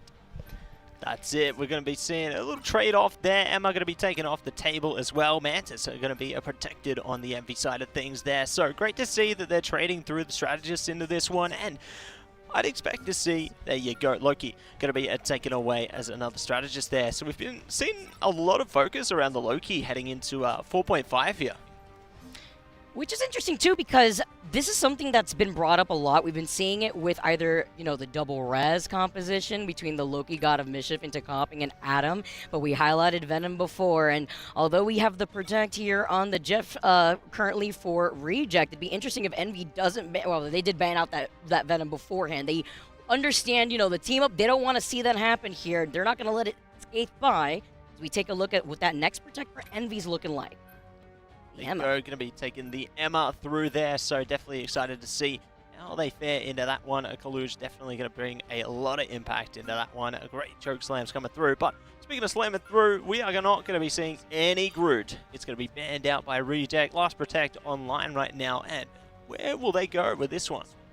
I really like the homework that we're seeing done by Envy too, because looking how Reject started off the day as they protect the Captain America, they were sticking to the triple strat, right? Like, not worrying about Ultron right here, good with the Mantis, good with the Atom, great with dives. But now that we're getting started here on Hell's Heaven, Matsy, we highlighted it before. Envy currently 3-2, while currently seeing how Reject's been doing. Believe it's 2-1 so far, and as we get started, Envy already rolling out Kalusha, gotten that Protect over onto the Emma, and Window hovering over the Angela. There you go. It looks like they are following suit with some of the other teams here, looking to play a little bit into the Angela action. And great to see Speedery hovering over the Ultron as well. You know, I thought that one might have a bit of a fall from grace into this side of the meta here, but they're looking to play with it with a bit of confidence here on the Domination Hell's Heaven, as we are going to be loading in to that one right now. Always love to see the unique landscapes here in Marvel Rivals, and this is one of the classic ones. Ooh, this music and flyby too? Let's get this going. It's nice to wait out for our third match within our Group A. Don't forget, everyone, we have 2 streams going on simultaneously here for Group B, the Group of Death, as we keep highlighting. But you know what? You can't scoff at the action that we're currently seeing right here between our Group A. We saw recently Reject Dark Zero take that dub in our best of 3. Now, can Reject do it again against the heavy titans that have been in America, terrorizing the rest of the region? Envy now coming out in a different look too with Season 4.5. That's it, looking to stay strong, stay confident here, and eager to see how this David versus Goliath matchup will be playing out, as we've got the early portal play, looking to take the high ground towards the mission area here, see if they can establish themselves nice and quickly, but they're already taking a little bit of damage around the side, and Reject, they're just holding from afar right now, looking to gain a little bit of space towards the mission area before they go for that early push. A little awkward here for Envy too. They kind of look behind them just to make sure no one was creeping up behind them too, but Reject, they try to go in for a sandwich on Envy's approach, and it ends up falling here as Dolby's the first one caught out at the hands of Tap. As we talk about Tap being on that Phoenix before, also a very flexible player here in general, as we keep seeing Phoenix, despite the nerfs, still showcase you don't need that Beyblade to let it rip it to deal that damage output. And not going to be a spinning to win this time around. Maybe later into the piece there, we'll see what they can do with it. But Tap are going to be hitting them with the 2 tap there, just waiting to find their mark. And Window does go down, so it's a good KO to open the account here. We'll see if they can further their pursuit onto this one with the Kraken Impact online. Both strategists too here. Speedery gets it online first. Ultron, even with those nerfs, has been able to show some plague here, and it's going to be matched out between Izuyaki, Fate of Both Worlds. Invisible Boundary is called up for Month as Tap looks to try to not only get the reset, but the follow-up onto Finale together with Speedery dealing that damage from the high ground here. Collusionero will be able to hold on to the ults. Meanwhile, on the side of Seduction, Finale in the back with the Karmic Revival too. It's going to be able to match that with the Strategist as the Meteor M and the Doctor Strange shield meet point blank. That's great reaction time coming through there. You need those split section reactions in order to find success. Great sedate coming through there as well, trying to slow down Marvel. But Reject will be able to sneak it through and take control. Agamotto going to be cancelled. Nicely done from Finale there. I was going to say, he's brave for that one. I mean, he was trying to do that point blank. Oh my, and then the snipe from Dolby onto Nero. Reject. That fight was going on for quite some time. We even saw the aggression from Envy. It looked like they were able to have that number advantage at first, but Reject keeping themselves stable, not only getting that point first here, as they're going to be able to also hold on to these two ultimates. Yeah, they reject Envy's advances onto the point there, so a great way to kick off the match here. And Envy are slowly trying to see if they can carve their way through, utilizing their shields there. Rage of Ultron going to help. What? The choke slam coming out does enable them here, finding the opening KO, looking to see if they can utilize the freedom charge to stay in control here, and the percentage is still building up. I love watching Piggy play, by the way. These Magneto shields, these bubbles have been coming in clutch. The awareness to help out Gargoyle right through that too, as Kaluj was looking to choke slam him in the diamond form, as Izayaki pops a Fate of Both Worlds, and this is so that way they can control more of this space, but maybe a little too early here, as they are reaching nearly that 60%. It's going to be met by Month, and the Invisible Boundary, Nero following up together with Tap, shut down Gargoyle, and shut down any chance of a reset. Going for a bit of a haymaker there. That one went out of orbit, I reckon, but they're going to look to redeem themselves after that one. Even still, though, still managing to maintain course over the mission area here. Tapper bringing out the End Song Inferno, pumping up the damage volumes a little more. It's going to be a Jeff coming out. Adobe trying to see if they can get some good eats through. Managed to capture a couple, both strategists. That's going to be critical here, taking Mantis away, but they won't be able to take it to the full extent. I love it. Speedery, the communication from the rest of Envy, they punished Nobly in that, so they only find Month between the itch Jeff, but you're nearing already 98% here, and Reject have had control over this point the entire time with a lovely stall potential that we've been seeing from Marvel too. He takes a quick nap, but with Izayaki having the Fate of Both Worlds, they're fully looking to send this. Meanwhile, Envy, they've lost out on Kalush. It's really only Window as that extra sustainability on the Freedom Charge to keep themselves in this fight in overtime. They have not flipped the point once. Yeah, it's just been so rough so far. You know, they're trading freedom charges here. They're managing to barge ahead. A Speedery's going down as well, and they catch Window. OD Timer is running its course. The KOs are working out magnificently. Portal at the last second, but they push him out. Oh my goodness. Reject have taken the first point. Pushed him out and evicted him out of his own portal there too. Ended up body blocking him, prevented him from shield dancing, or rather portal dancing back and forth to keep the stall alive. And they utilized a lot, right? Like, they used the freedom charge at the very end right there too. They wanted to invest just to keep up that stall, but they were at 0%, Matty. It was so difficult to even take that once from Reject. And look at the economy currently with Finale having that Karmic Revival. Ooh, and they're switching it up into the magic as well. They're looking to divide up the backline there. Really keen to see how that's going to play out for them into the second mission area here. As, yeah, like you said, you know, they got the Karmic Revival available. That's going to be really key if they want to take that early mission area control. Even if they lose a few members, as long as they can keep Finale into the mix, that will definitely assist them. But I got my eyes on Piggy. You know, they want to get some redemption from that Meteor from earlier. Back-to-back almost, right? Because the Doctor Strange shield also met him on that first Meteor. But imagine if he would have hit Tap. Tap has been a problem, too, on trying to find this focus fire between Speedery Tap, and then you get that damage boost between the Mantis from Nero. But Reject, with a really strong hold on that first round, can they do it again? And with this ult economy, can absolutely do it. Month to meet them with the Invisible Boundary. See if they can make it work here. They're taking it nice and slow for the moment. They're just poking Prod away. Marvel in a bit of trouble. Does get the heals at the right moment. But now the mission area is unlocked. And they're looking to lock in. Izayaki's gone down. Meteor coming out from Piggy here. They get taken out. Karmic Revival coming through, though. Everyone's back online. Oh, it would have been a shame if all the Windows effort gets shut down at the hands of Finale, bringing everybody back together. Maybe a little look, a different look of the Marvel Zombies that we're used to. They do find Finale, but he's got that passive to come right back around as Dolby tries to go for the itch Jeff, but they try to punish him at the same time. You see the bubble coming out, and they find both Piggy and Dolby in the process. great way to just dismantle the mission area here. You know, Reject, they committed a lot towards that first fight, and it got ripped apart piece by piece. They are relegating them all the way back to their spawn point here. Poor Marvel. Window will not let up a relentless assault there, and they hunt down that KO to the max. So that's a good stagger onto that Vanguard. Really going to enable more push towards the percentage there. Finally planting their feet on the point here, too, for the first time thus far in this first map, nearing 30%. Kaluge, Window, and Tap having those ultimates online. You're looking at Marvel and the stall potential that we've already seen before from Reject. Having that Freedom charge shortly. Ziyaki also having no issue on popping the trigger on that Lunastone Fate of both worlds. So that way they could start this engagement. We won't have it first here as Kaluge has a Son of Seduction. Window trying to split the attention of the backline. Divide it up and conquer it in. Kaluge going to be holding it up front though, trying to see if they can distance their opponents from each other, single out those engagements. Finale going to be back online now as well, so Reject are looking to push their way into this one, force their way through. Kaluge in a bit of trouble, does manage to stay online though. Speedery clutch with the Rage of Ultron. Going to see the Freedom Charge traded out as well from Reject here. And Song Inferno from Tap, this has been a big problem for them. And now the opposing Freedom Charge, they are looking to barge in and give it their all. Trying to dive in, gets Genzo right on the other side here too, while the Freedom Charges keep ringing in our ears. Ziyaki trying to keep everybody alive, and the reset potential coming in from Gargoyle as he gets the knock over here onto Month. Nero's a next to fall, and it's really only up to Speedery. You won't have that foundation for that sustainability that Envy really wants, at least going into the next fight though. They will have that invisible boundary because currently Reject, they finally flipped the point while Envy are nearing 95%.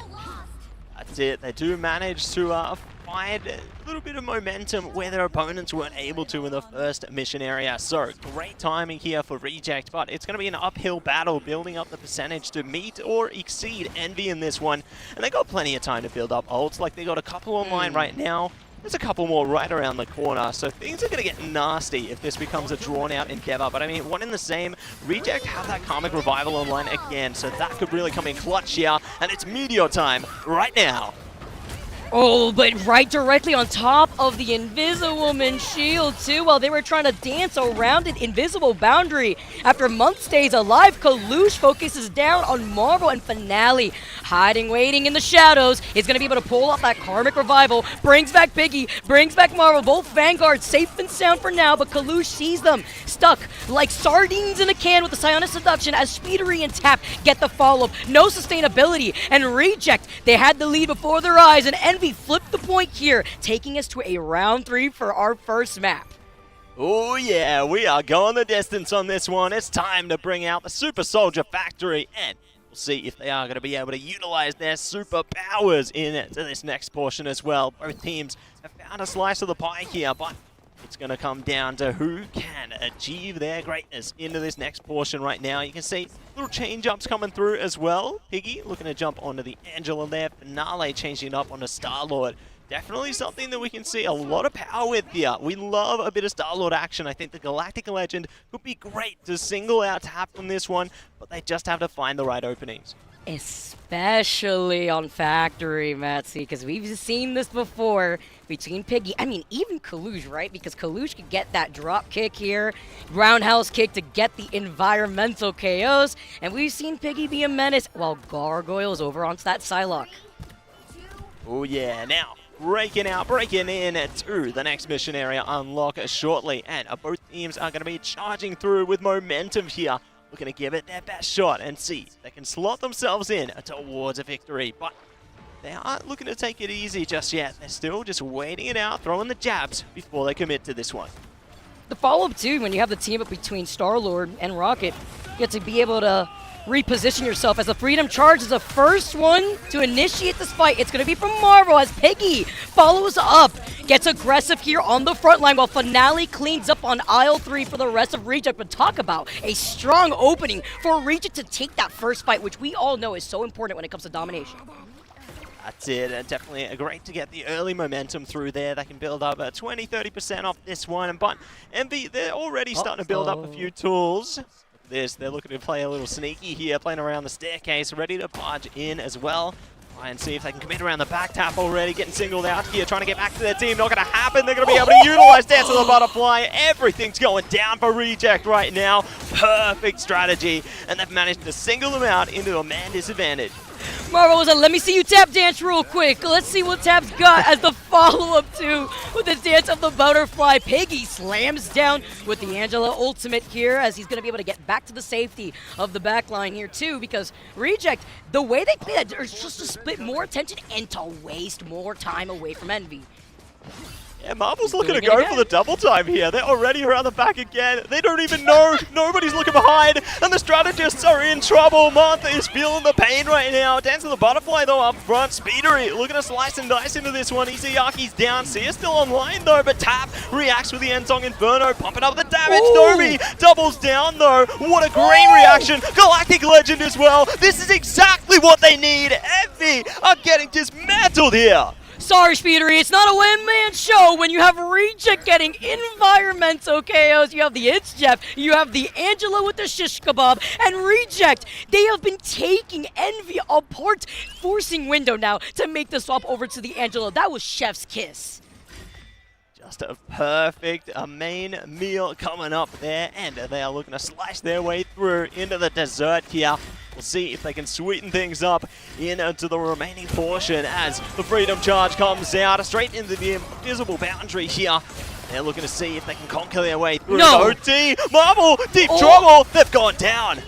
Window getting a little bit of revenge while Kalush tries to go in for the drop kick here, but not close enough to the edge of the map. Got the Psionic Seduction while Gargoyle has been terrorizing the backline here too. Speedery, Nero, nobody in sight, and Kalush is one shot. Needs some help at the hands of Month, who is still here in this fight alongside Tap now as the overtime is ticking away in favor for Reject.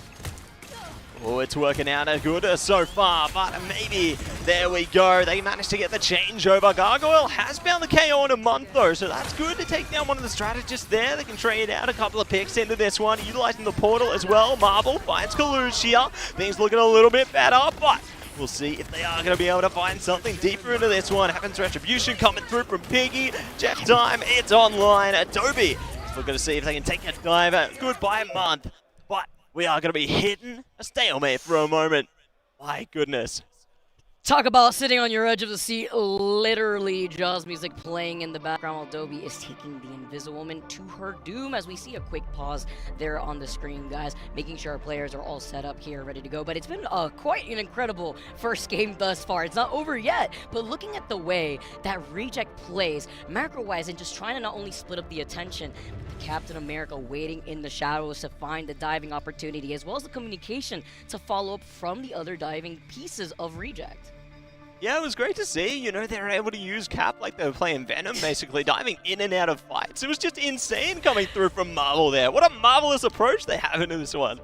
Yeah, and then at the same time you have the Angela, right? And sometimes, like, when you are on the receiving end of the shish kebab, as I always say, and you have to deal with her just slow flying towards you, it's like, all right, I'm not intimidated. But then you're on the edge of the map, and it is Factory on Hell's Heaven.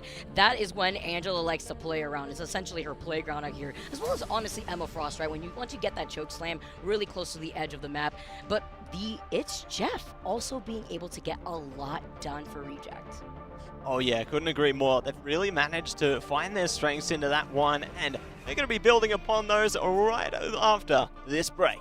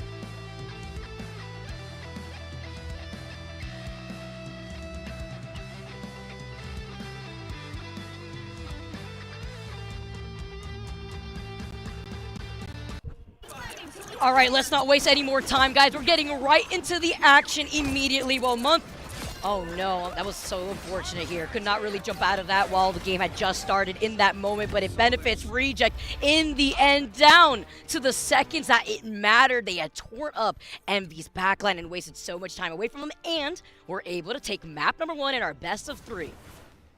My goodness, what an incredible turn of events here. Reject, lock in, managed to take it. 2-1 on the mission areas there. Marvel, a well-deserved MVP. Their cap was just insane coming into that matchup there, and they're definitely going to be probably looking to hand that one away into the next set of the draft there, but we'll see how things change up as we head into map 2. Really matters on what maps are going to be going on there, too. You saw Gargoyle out here with those final hits. Gargoyle popping off on the Psylocke. I mean, I don't know what yours is. I'm looking at Gargoyle on Psylocke, and then I see Speedery trying to match that, too. We had to have the swap up over to the Angela from Envy Sign, but Reject are looking to take another dub of the day, and they've already set themselves up in the driver's seat. We're going to see if they take it home, though, on the other side of this break for game number 2.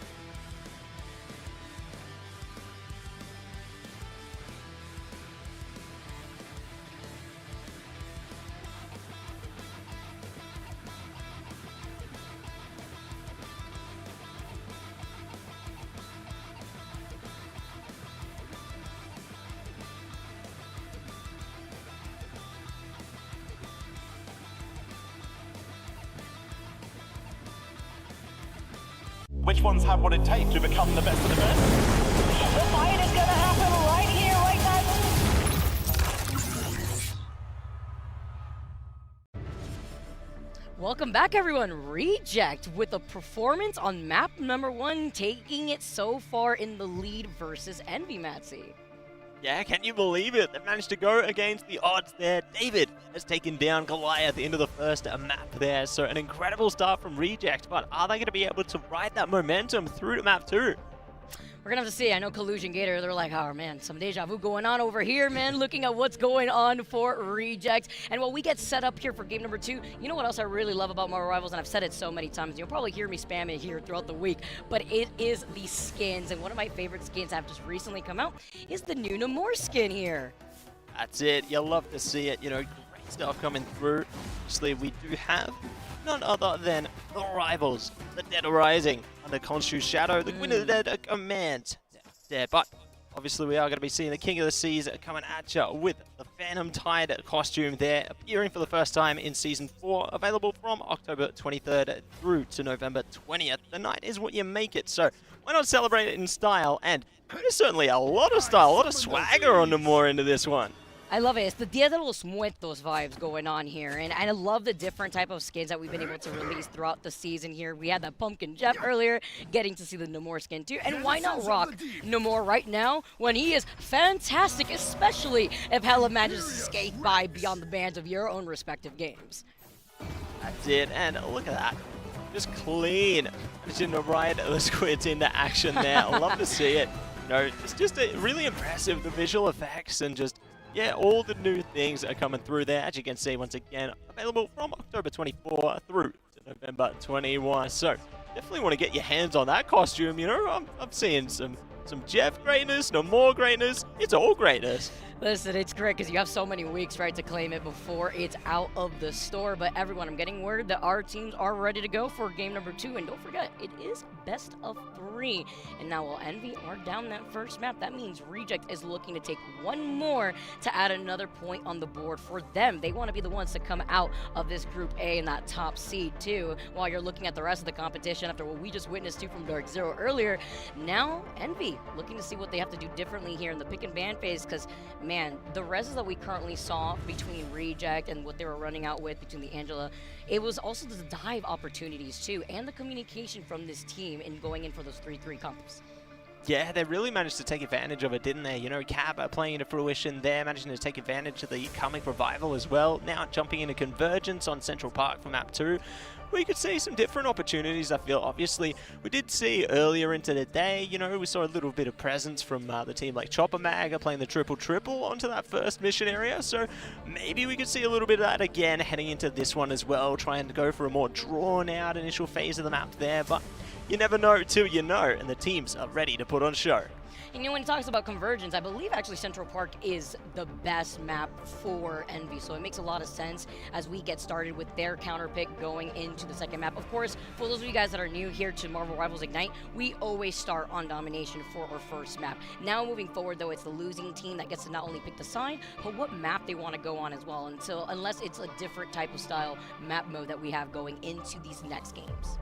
That's it. It's going to be a freedom of choice coming through for our teams there. And this is the choice they've made. You know, they're jumping into Convergence for the second point of this one. And we'll see exactly what that map looks like on the other side of this break.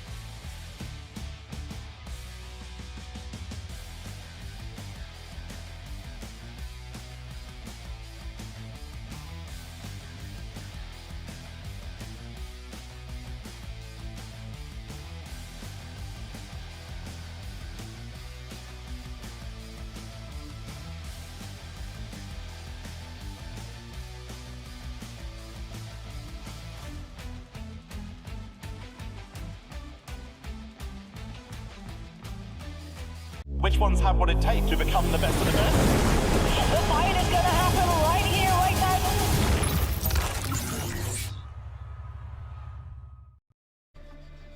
now. All right, guys, thank you so much for your patience. We are ready to go as we get started for game number 2 within our third series here within Group A. Reject already opening up the floor with a dub for that very first map. That's it, opening up a space there and ready to clear space into this draft. We're already seeing Jeff taken away, Mantis taken away, and we are seeing Venom taken away as well. So, not looking to deal with any of the symbiotic shenanigans this time around. What? We'll see what else they can open up. Obviously, going to see Emma Frost on the Protect there on both sides of the scale.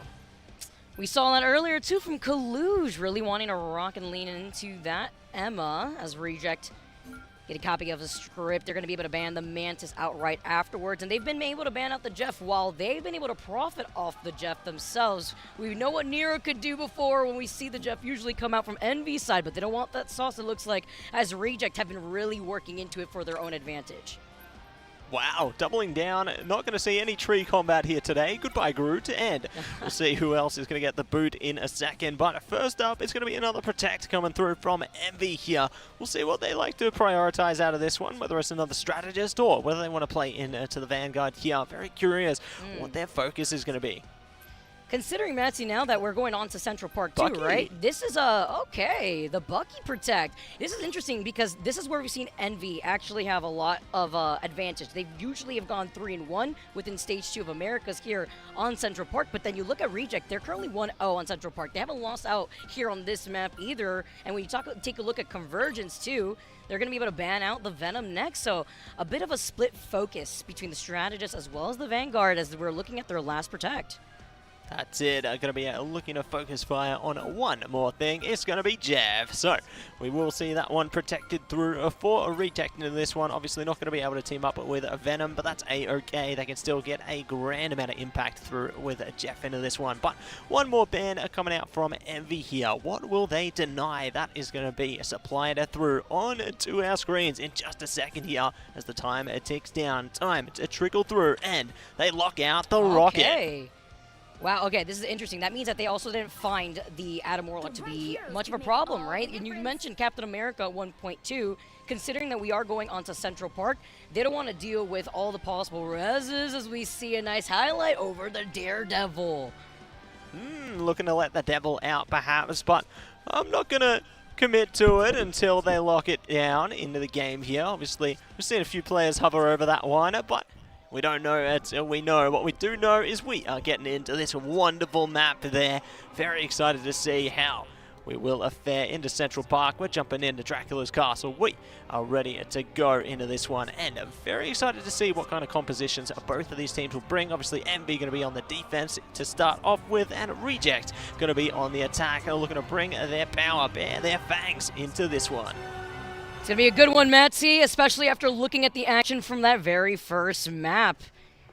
Been high-octane action between these two teams, and Reject are looking to take another dub with Izayaki hovering over the Daredevil. Don't get me excited for nothing here, Reject. We know that sometimes we get a little tease, but it looks like that's what they're going to be sticking to. And if they try to portal right out of the gates, they could find a cheeking back angle here together with the rest of this team before maybe Marvel either swamps off here or ends up sticking to this Doctor Strange. Well, they roll out, and Izayaki actually, he did tease me, it looks like, Matsy. He is going right over to the Loki.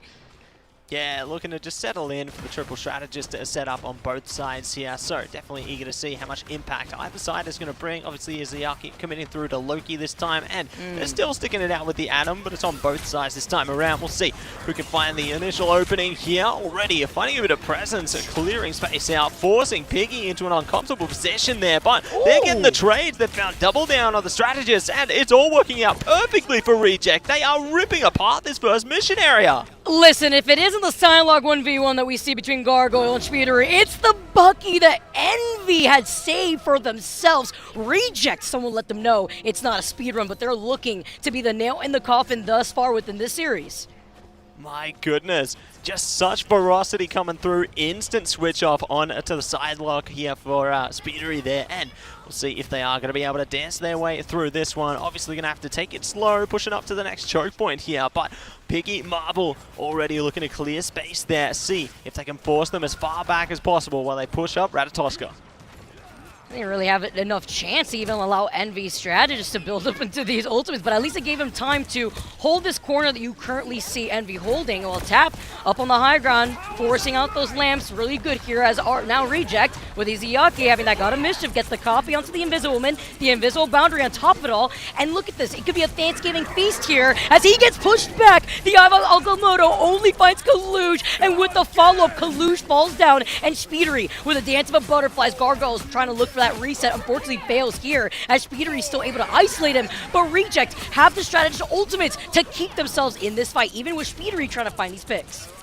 Yeah, just doing the most to keep themselves online here, forcing the issue, pushing them further and further back. All the meanwhile, they still keep making waves with a mission vehicle. Ensong Inferno delayed coming out though, does get shut down before it can pop there, so Tap are going to be forced out of the endeavor here. Psionic Seduction at least allowing them to clear a little bit of space here for Kaluj. We'll see if they can cause a bit of an issue here. Chokeslam doesn't matter, they are damned and they will be punished.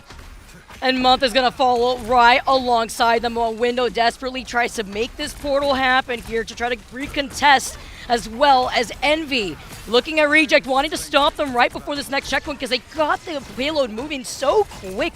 Gargoyle going down, and now you have to imagine Envy thinking, well, we banned out the rocket, but they still have the Loki, they still have the God of Mischief, as we've seen the double res compositions come out time and time again. It may not be the 3 reses that they have to worry about with a BRB in play, but still keeping themselves in this fight while Nero uses the Invisible Boundary to keep Envy in. That's it, Izayaki does have access to that as well with the God of Mischief. There you go, trading out those strategist ultimates now, and they've got Adobe there. They can use the further boundary if required, but looks like they've already started to clear a bit of space. Opening KO there, Psionic Seduction. Now looking to see if they can catch them in the backline. Ensong Inferno from Tap though could make an impact. There we go, Gargoyle's down, so good to find trades into this one. Somebody has to come out ahead. Akamoto coming through, stun on lock, but they aren't able to lock in the KOs. The Karmic Revival keeps them online again. And the Invisible Boundary that was called in and was scared at the same time from both sides. It looks like Month fate of both worlds while Gargoyle comes in. He was marked time and time by Tap, but now with the reset opportunity, Marvel gets stunned, Finale gets a finishing blow onto Window, and Gargoyle protected right behind the rest of his team and that Doctor Strange shield. They're going to be able to press forward and get this next checkpoint. That's it. They managed to lock it down, lock it in, and push it over the line. Another 4 minutes to push it all the way to the last capture point here. Very eager to see if there's going to be a change of pace from Envy into this one, because they are struggling right now to hold them off. Looking at the Invisible Boundary that they have now from Nero, Kaluj, Psionic Seduction. Do they mark Gargoyle? Do they find where Finale is? Because this also builds that gap between the strategist ultimates that Reject want to lean into for this next upcoming fight. Izayaki, Dolby, as well as Finale, while Speedery's trying to get into position to harass that backline. That's it. Looking to see if they can force the issue here. Kalu's going to be barging in with the Psionic Seduction. Does capture a few into that one. Pinky's already found their opposing Vanguard, though. Now they're trading Psionic Seduction. Speedery's down. This is a problem for Envy. They're already 2 down. Kalush is in deep trouble. Oh, they still managed to hold on, but they are going to be isolated out. Just complete. Just an insane intent coming through there. Ooh, nice little freezer. I mean, that looked like Halloween came just a few days early, right? Just taken from a scene here, as fortunately for Kaluj, you can't survive that one after getting jumped. Meanwhile, the Invisible Boundary comes at the Meteor M, comes up. After they've been using the team up together with the Emma Frost and Magneto, finally Window comes in and slams down onto Finale, but he has the passive, and that's the most important thing, because he's got that Karmic Revival, and Born Again rings to their ears, and they can't see through the Invisible Boundary themselves that was laid out earlier by the God of Mischief, as Izayaki gets booted right out afterwards, and nobody to stop Reject from literally speedrunning this payload to the finish line. That is just 2 minutes, insane. 42 they have minutes. so much time to play with there, as you were saying. Just craziness. I feel like Born Again is going to be a nightmare, and we're going to be repeating over and over again. You know, it's just crazy to see. We saw Daredevil, we're seeing a Born Again coming out. Just, wow. I'm speechless. You know, Reject are just locked into this one. Never thought I would say Adam Warlock's a sleep paralysis demon, just having that echo in your ears time and time again. Born again, born again. And then you have Loki coming in, just echoing, adding to the choir of reses coming out from Reject non-stop, and then enabling Gargoyle, I think, has been the most important thing too. We know this team has no issue rolling out with the triple 3-3 that we've always seen before, but it's the fact that Gargoyle has still gone toe-to-toe between Speedery, between his whole team rallying behind him to make sure he's not the one getting marked, as you've seen from Tap before, and even seeing the adjustments that we're currently having here from Envy. Yeah, great to see that they're trying something different into this one, you know, really trying to see if they can make strides over through towards the first mission area here. Reject, I'm curious to see how the thing is going to work out for them. Obviously, you don't see that commonly picked by teams too much these days, but I think that there's definitely going to be some good times ahead with this one. Obviously, heading in to the triple into this one, I reckon they are going to be able to make a lot of fun things come through. Oh, hello, we're not in the game here, but now we get waited and set up here for our next upcoming game here within the next round, rather. Guys, thank you so much for your patience. But to highlight a little bit while we wait for our players to make sure that they're ready to go, and looking at the changes that we had from Envy, Tap going on to the Adam Warlock. I mean, I know we've had a little bit of downtime, right, between our last day of playoffs from the American region into going into the championship and looking at what these teams have in store for us between Season 4.5. I know that there's been a lot more flexibility from these teams across all the regions, but the Adam Warlock from Tap has me questioning maybe something different from Envy's side of things, maybe trying to replicate that of Reject.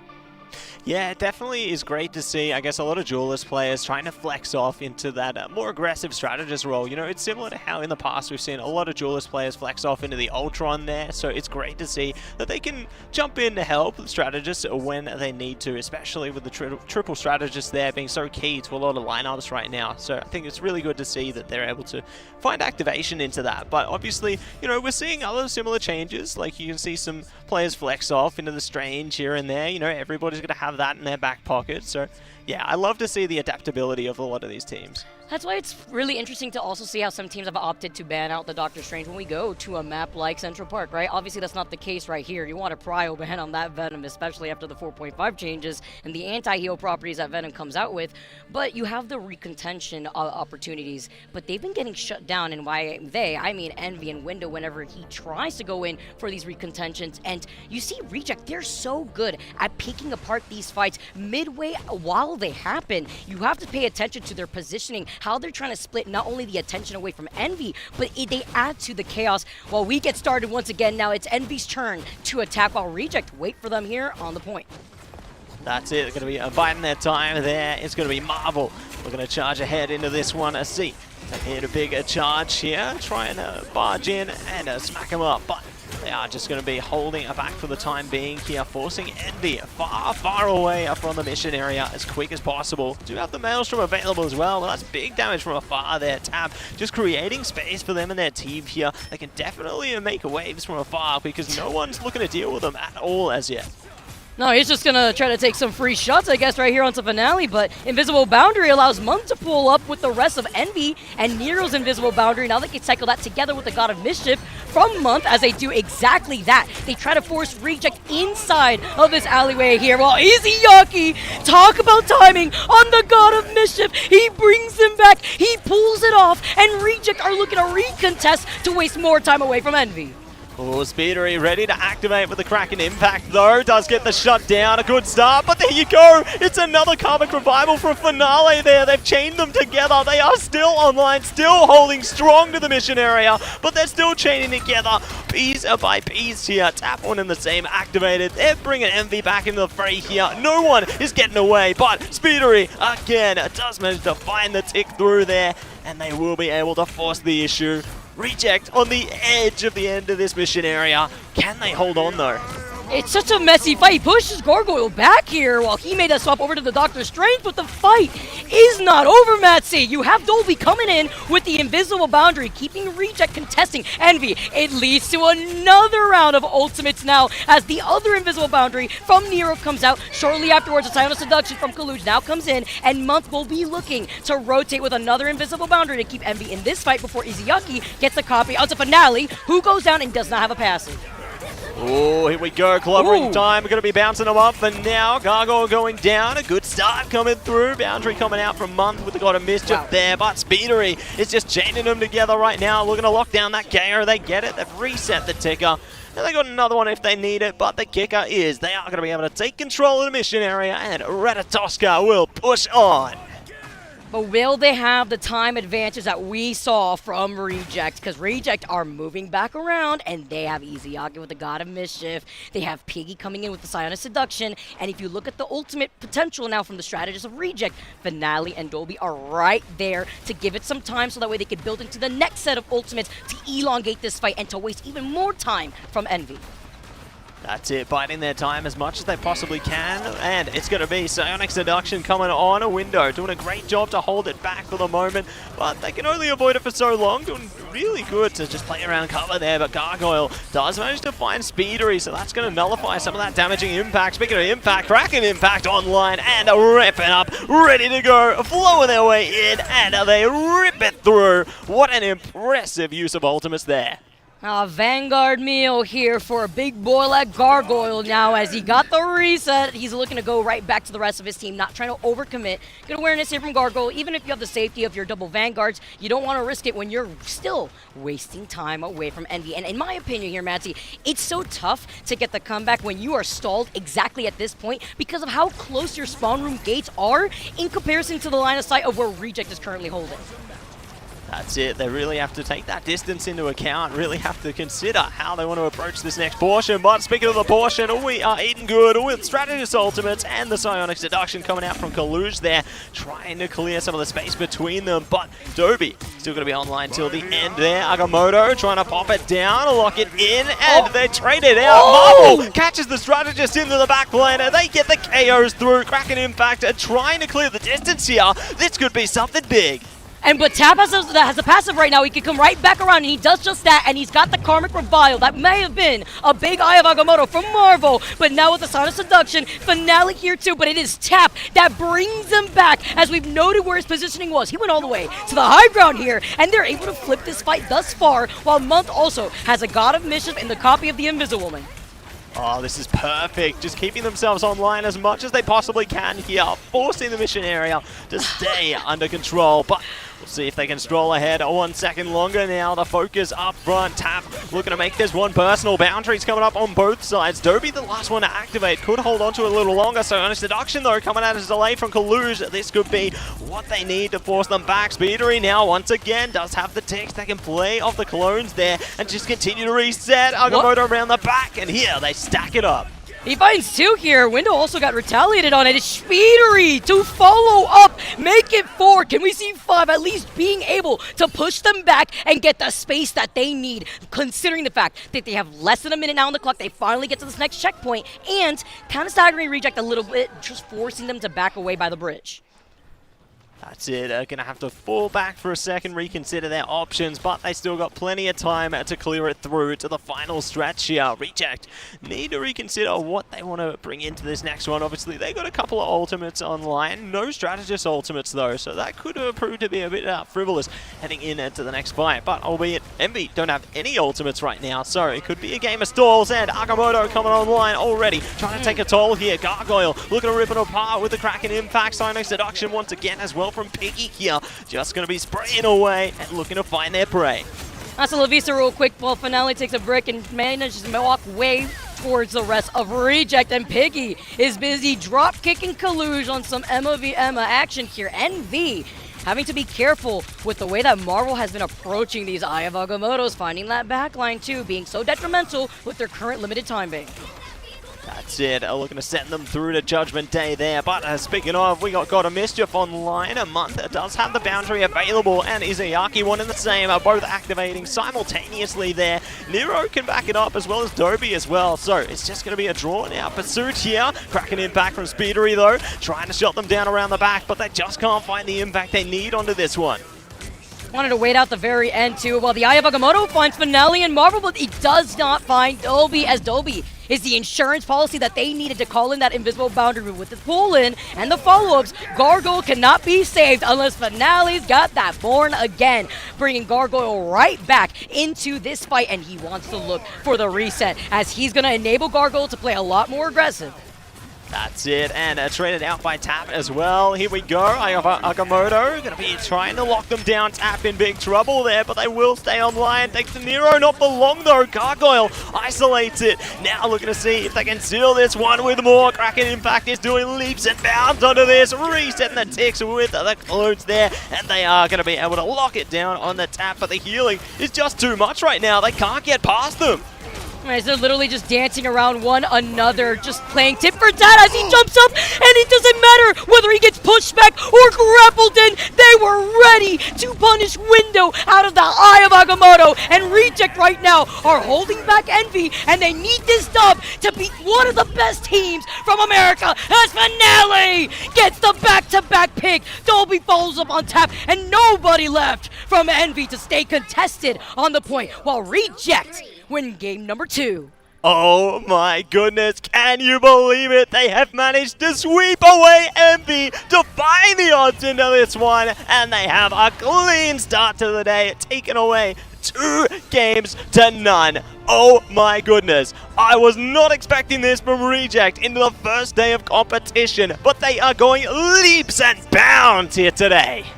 Look, Matsy, when I saw the talent coming through from Reject, I mean, they were a very nice team already before when we saw them in mid-season playoffs, right? But it was the 2 additions on top of the veteranship that Reject have in their pocket. They've been in these situations before. They've been able to get rid of the land jitters. They are veterans for a reason. Gargoyle, 18 final hits. Izuyaki being able to attain that MVP, not only while being able to be on that Loki and rotate through those Born-Agains, as we heard from the Adam Warlock, but the invisible boundary as well as 43.8k healing.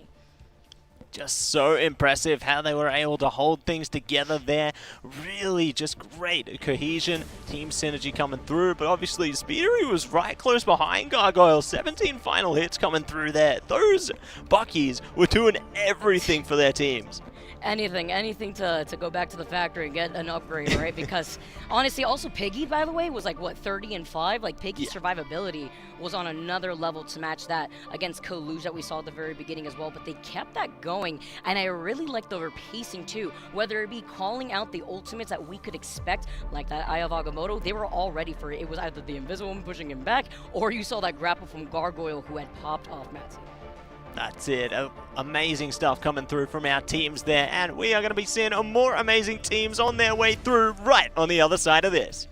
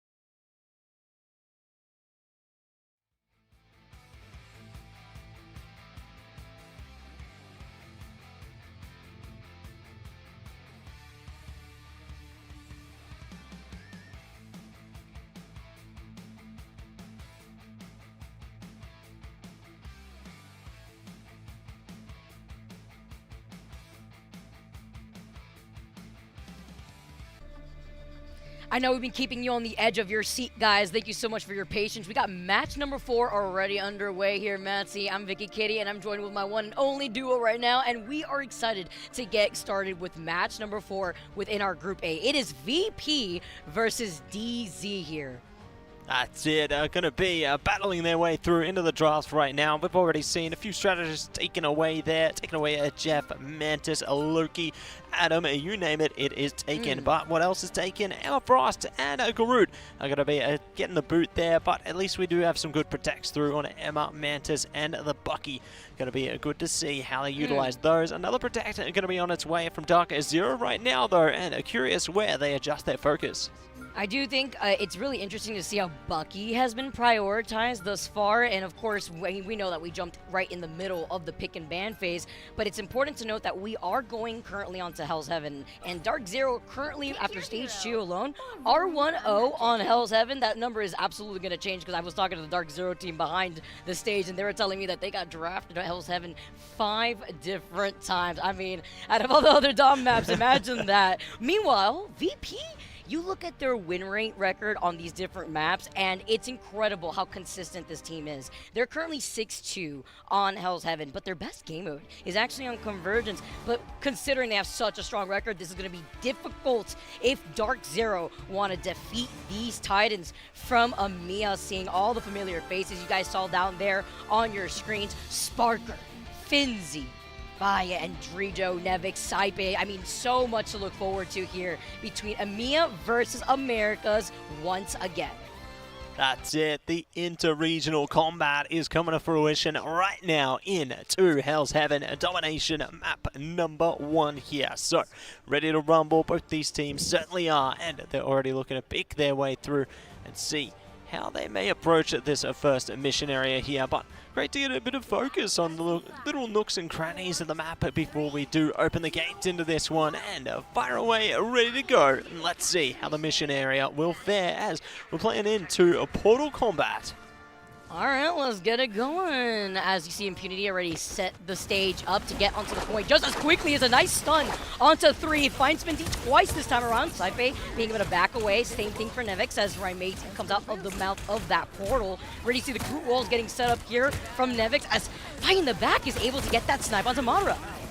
That's it, a great opening KO coming through from VP there, and I'm going to be looking for more on the other side of this, so very keen to see how things will shape up in this one. But decent beginning from VP there, you know, gaining the early momentum with the opening KO. That's a great way to establish yourselves onto the mission area.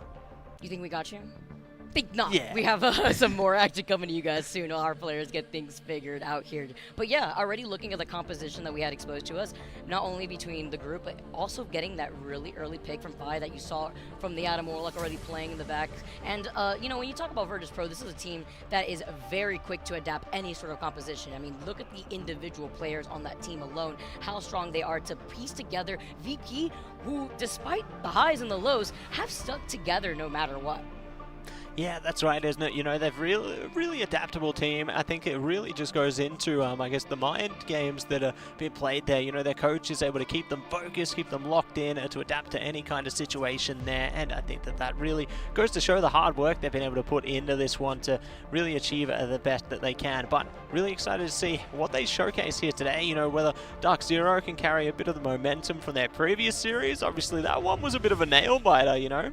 It was, and I mean, if anything showcased upset potential here, I mean, Asia came to play. Reject with an upset, I will like to say here. While everyone's looking at Group A, like, you know, maybe, you know, we will have the obvious teams, right? Well, think again, because currently Reject just beat Envy, your team that was ranked on top here from the Americas region, now falling at the hands of the Asian teams that have been really able to rise up. You currently look at Dark Zero and you look at the flip side of how they've been able to make those changes. They're not a team that has stuck together like we've seen VP, right? They literally have so many different pieces. Really, the only mainstay member of that team has been Smash, the controller player that Dark Zero basically rebuilt around. Then you have the addition of these individual players, Raimazing, Korova, and then you see what they bring to the table, as well as Impunity too. You have all these different Imara, obviously, but you have all these different pieces that are brought in together to Dark Zero, and it took them some time at the start of Stage 2 to build up that synergy. But obviously, looking at the way that playoffs had played out here for the last week of American playoffs, they've been able to figure things out. But against VP, it's going to be a different Titan to deal with. That's it, you know, obviously they got their little revenge story against Sentinels into Stage 2 there, so definitely looking to see if they can bring some of that kind of energy in through to the grand finals here today, and very eager to see exactly what kind of Dark Zero we're going to be seeing. You know, obviously they've had a good start into the day, they're feeling confident, feeling good, but we'll see if they are going to be able to emulate and mirror that energy into the second one today. Obviously, it seems that they just can't escape Hell's Heaven. You know, they're just destined to be imprisoned there. Yeah, and I was talking to them wondering, you know, like, are you guys one of the teams that have been, because we haven't been able to watch those scrims, right? And they have only limited practice themselves while they've been here at LAN against other teams too. So I was curious, you know, we've been seeing more of the Angela. They're like, nah, that's not us, that's not us. I'm like, Hell's Heaven though, like, at this point, right? You're like, nah, we know what to expect on Factory, but that doesn't fit like our forte here. We really want to focus here and put a spotlight on Smash. And, you know, I really like that from Dark Zero too, rallying behind the player who has been there from the very beginning of Dark Zero's involvement within Marvel Rivals Ignite. Absolutely, you know, building around the foundation there, that's going to be the chain that keeps them all together and keep their head in the game. Speaking of getting back into the game though, we are going to be heading through towards a short break, everybody, so we will see you on the other side of this one right after this.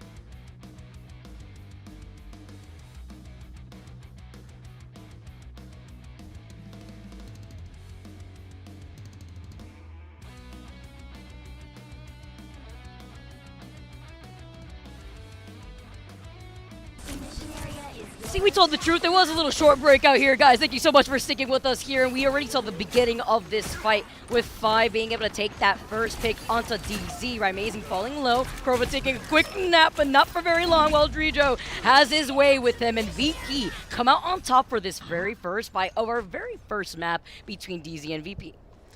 That's it, a great beginning there, obviously starting off strong with the opening KO and managing to find many, many more racing their way through. So, you're going to see how things play out right now as DZ looking to change things up. You know, they got the Wolverine on deck and are very excited to see if they can get some very impressive feral leaps through to tear up some of the back line there for VP.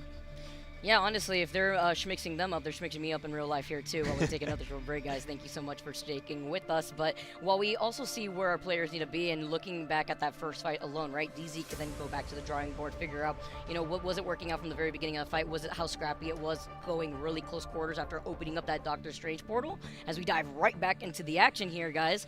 But that's what really comes into question, right? Because they already used that up. They can make some swaps, if anything. And then looking at the individual pieces, because VP right now are are having a lot of damage output, and that goes hand in hand together with the Mantis that was allowed through during the pick and ban phase. That's it, you know, they're able to amplify that damage in many different directions there, and we're going to see more of that amplification right now as we're back into the game. So let's see how they take aim at this one. VP already establishing 20% onto the mission area, and DZ now looking to get back in the driver's seat, see if they can slice their way through and smash their way on point. Literally here, while Smash is on that Wolverine, trying to isolate Nivix, who's got that Groot hug. Look for it here.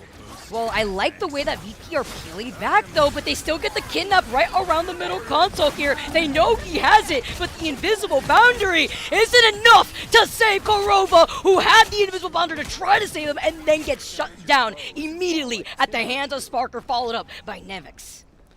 Wow, just absolute obliteration going through there from VP. They just dissect this one piece by piece, and now the mission area is looking to evolve. They are changing course on this one, so DZ going to have to approach it from a different direction here. Otherwise, they could get caught out. But speaking of getting caught out, though, both teams, they got 3, almost 4 ults online here. DZ could find the redemption arc, but they've already lost Smash. This is devastating. They keep getting singled out here. Unfortunately, he does not have level 9 wood cutting. Those claws will not be enough to terrorize through that Groot wall. Are you kidding me? Not only is that such a big first pick, but look at this progress that VP is standing on. Nearing 85%. DZ have everything in the bank, though, to keep this fight going and force it into overtime. We'll see if they are going to be able to do more with the Psionics deduction now. Got a Mischief bringing out the boundary when required. There you go. Seeing both boundaries come out with the Karmic Revival there. Finzy going to be back, so they've got tools to play with here, and they may yet have more where that came from. But Smash gone down again, not going to be able to keep themselves online. Strangling Prison as well. Kraken Impact. It's all coming down. Meteor blocked off by Finzy. Love to see the blocks coming through from the Strangers today, and that is more where that came from. Getting the little shimmy shade over to the left side with the Doctor Strange portal. By the way, that's how lethal VP's composition is right now. Sure, you can get that extra progress. Sure, you can try to get those kidnaps if you're DZ. As the Eye of Agamotto comes out here, doesn't find it smart. Right, Amazing went for a nice reset right here too, looking to help heal for the back line. But even through all that, even through that first initial pick, with overtime ticking away, VP are planting their feet here on this point where we see the 1v1, where Amazing getting the support they need, but also some support here as Finzy's going to be able to back away, splitting the attention between Fi and Finzy.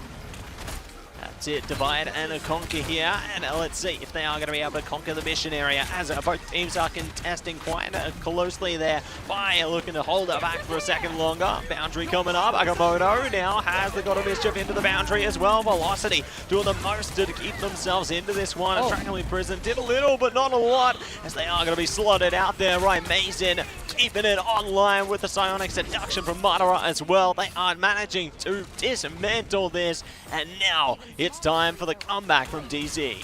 They do it successfully too, and that's even with Fi having the passive, but ended up canceling it once a reset with the rest of the team. Madara taking a good chunk of that damage, but it's going to be able to build into the next rotations between the strategist ultimates with Velocity specifically, considering Kurova's already got that invisible boundary. That's it, they can bring that up as soon as possible there, pretty close to the Meteor as well if required, so there's a lot that they can bring into this fight here. Speaking of, they're already looking to pump up the damage there, just facing each other off, looking at each other deep in the eyes there, but no one looking to lock it in yet. Sparker, there we go, Retro does lock it down, but it's now responded to by DZ as well. Everything has been activated, all in sequence. Even through the Soul Resurgence and trying to get that little snipe with the Meteor, Mdrijo is going to be able to shimmy shade his way back to the back of his team here, right behind the safety of the Finzy Doctor Strange shield. Invisible boundary, while Velocity looks to get a lot more aggressive in the copy of the Loki and the God of Mischief. Invisible boundary to aggressively set up DZ to constantly try to take this fight. But with Finzy, the Eye of Agamotto, and Sparker to be the nail in the coffin, Fi follows up right behind him, and VP had the number advantage as well as the point advantage into overtime. That's it, they have everything they need here, are going to be able to speed their way through, take that first mission area for their own. They zone it out, lock it in, and what a way to kick off Hell's Heaven here for map number 1. Already looking like it's leaning into their win rate record currently on Hell's Heaven, right? VP, the way that they were able to retake that fight, no matter how aggressive DZ was trying to be, it kind of puts Kurova in the hot seat, honestly. Sure, you could use these invisible boundaries, you could get a lot more aggressive velocities backing you up, and you're trying to split up the strategist's ultimate charge up, so that way you could rotate through those two invisible boundaries, but they are focusing so hard on Kurova, it is detrimental to make sure that VP doesn't have the reset opportunities that they keep having. Yeah, they really can't afford to let them get through like this, you know. They just keep managing to single them out piece by piece. They're unraveling any of the players trying to hold on into this one. And we'll see if there's going to be a bit of a change-up coming through from DZ into this one here. Obviously, seeing the Venom come through from Nevix here, that's going to be a lot of fun. VP are going to be able to have here as they got a lot of mobility into this portion. But speaking of, it's time for Portal Combat once again. Finzi looking to take an elevated angle into this one and see if they can just gain a little bit of stance on towards the mission area before they have to face off. You know, honestly, just my mindset now, seeing the fact that the Venom was able to go through and Dredro is on the Mantis. Talk about damage boost, Feast of the Abyss potential right through a wonderful Feast of a Kurova invisible boundary, maybe, if we see that focus go down again, or maybe even velocity, but it is Kurova who will have that invisible boundary first. Then you look at VP, I's already getting set up in the backline, putting in so much of that damage output. Amara is trying to focus them down. Sign of Seduction as the reset opportunity comes in from Sparker, as he tries to slam it down and is enabled by Dredro to put him into position.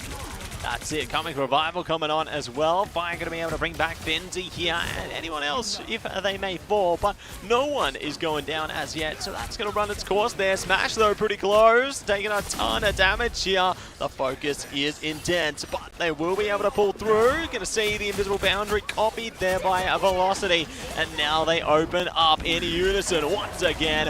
A Feast of the Abyss coming out as well. They're bound and opening, and now they are shutting out DZ entirely.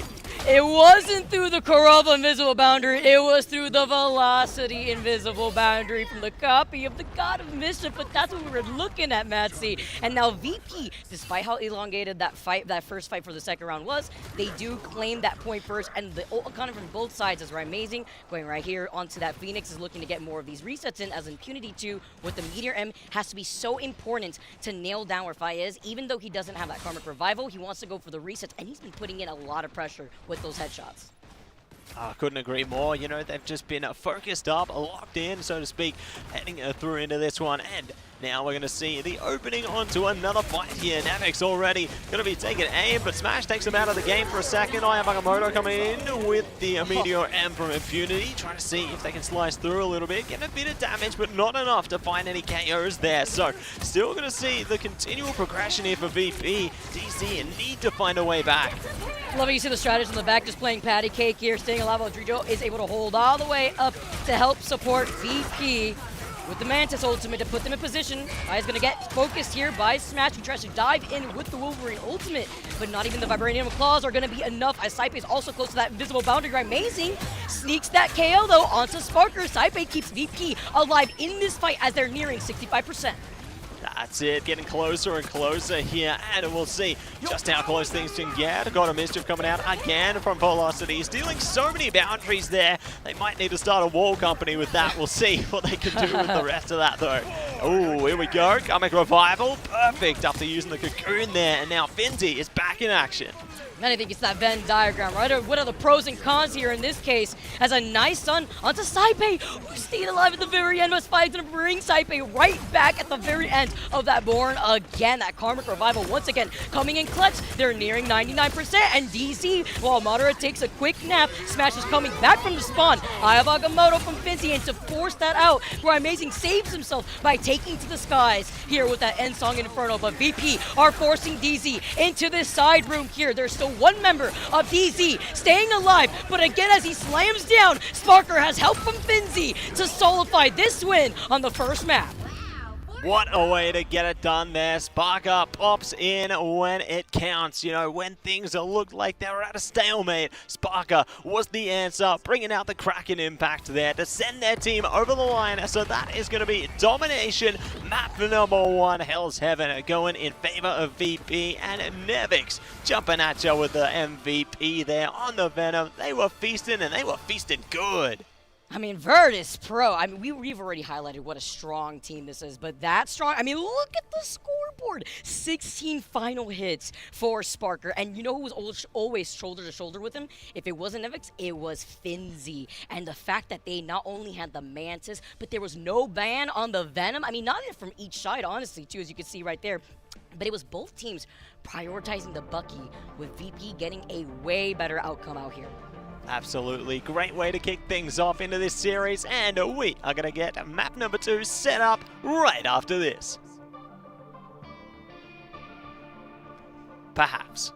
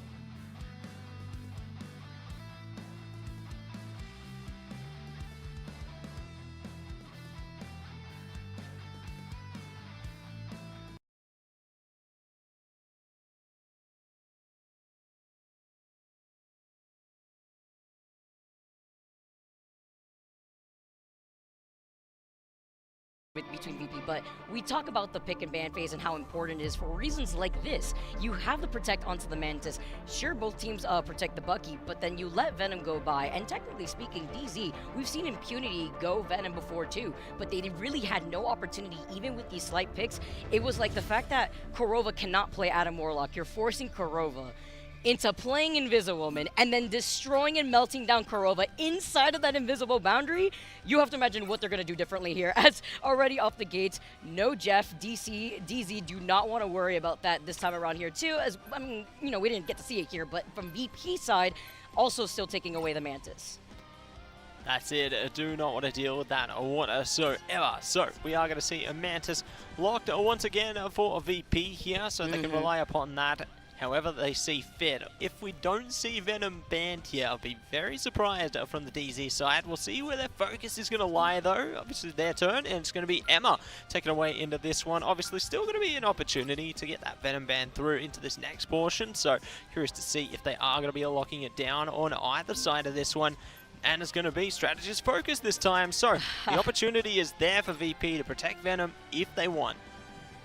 Force Kurova back on the Invisiwoman. Looks like VP once again not allowing DZ to lean into that win condition that VP found so much success on. 5 was able to get so much done with the Adam Warlock. Well, they continuously look to protect the Bucky. I'm wondering here from DZ side, are we going to see that ban over to the Venom? Oh, it's going to be the Groot this time around. And of course, we are going onto Central Park where we actually had mentioned prior that DZ feels like this is their best game mode on Convergence here is literally Central Park. But as we've also highlighted, VP have no issue on Convergence either. Yeah, both teams having a pretty consistent record playing into Convergence there. You know, they've known their way around the field. They're going to be able to yield some good results, you would think. But we do see the Battle of the Groots will be not happening. And it's going to be a Bucky's focused up on both sides there. So curious to see what is going to be picked through for both of these teams into this next portion. As Venom already going to be hovered there by Nevix. Definitely keen to see if they can get that one online. I like to see Fi hovering over the Devil though. I'm curious if they're going to commit that one at least to the initial section here. But, you know, the talent like to bait us out a little bit there. They always tease me. I have no hope anymore now, Matsuya. You know, I mean, I love to see the Devil be released out here. Let the Devil out with Daredevil being brought into Marvel Rivals after Season 4.5. But we've been hovering and teeter-tattering, you know, throughout a lot of our teams thus far between both of our streams that we have going on simultaneously. But this is a best of 3. And even though DZ want to take VP to a map like this team, when we talk about Virtus Pro, they're one of the most consistent teams we have seen within Marvel Rivals Ignite, and it's going to be hard to even sway them unless you bring out something different when it comes to this pick and ban phase, and they still allowed the Venom to go through. We did see Impunity kind of hover over the Venom before swapping over to the Magneto, and then at least they do have that team up between the Magneto and the Emma Frost as well. That's it, and it looks like the cloak is actually going to be coming out this time for DZ, so curious to see how that works out for them. Matsy's laughing because in the break I was like, man, I mean, you're getting the double whammy for free at this point. With the Loki and the God of Mischief, you're burning through 2 invisible boundaries, so I do like this change up from Velocity, but again, you're also still forcing Kurova on this Invisiwoman. When you have to worry about a ban against the Jeff, you're worrying about a ban against the Adam Warlock. This is what happens, and the importance of this pick and ban phase on Nivix is already a mosquito, and they try to get the Fly Swatter to get him out of there, but he's in and out just as quickly as you saw him start the engagement to force out some cooldowns.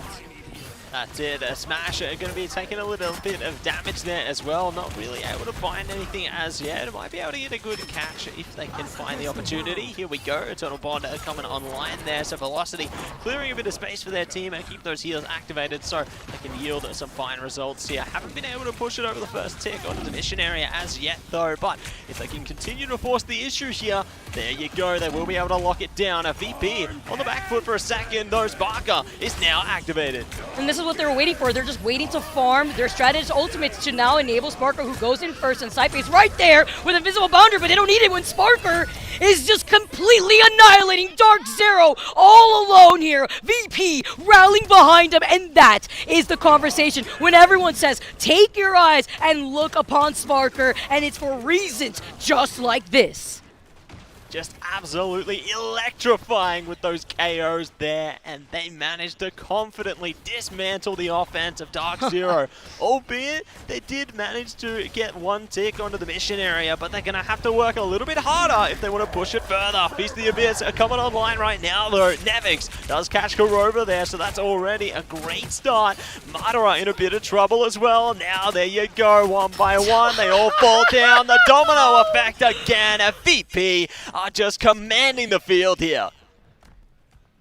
Someone call 911. They have families at home, but DZ are nowhere to be seen. VP, just another day at work. Well, Nevix is running through the wall, getting some information right through the gate here too. But VP, I mean, literally dominating thus far on this defense. I mean, even from the very beginning when they gave some space to DZ here, Matty, they allowed themselves to back away and then counter-rotate around DZ, but everyone's got ultimates as Drijo keeps Nevix alive. That's it, great for the Soul Resurgence there. Meteor coming out, Oh my. as well, going to be blocked off. Again and again, these Meteors are just nullified here. Not able to find impact, but what is going to be impactful is the boundary for now. Psionic Seduction from Madara though. We're going to see if they can barge in with this one. Haven't been able to catch anyone as yet. And here we go, the Sparker effect back online. They aren't able to get much from it though. DC are bringing out plenty of ults, but there you go. Karmic Revival actually going to be stopped. This is great. They don't have the resurrection potential. I mean, you had the Galactic Legend coming out immediately right afterwards, and finally, DZ having the number advantage this time around. Kuroda had got down slightly earlier before that last engagement with the invisible boundaries we've seen, but now holding on to it for this fight while they are trying to finally take this point. Madara comes back around, gets a quick 2K. Velocity gets a finishing blow onto Finzi. Madara making it a 3K this far, and that is right through the portal attempt that VP had tried to use. At least they get this payload moving here. Even when it looked a little grim, they were able to brute force their way right through that choke.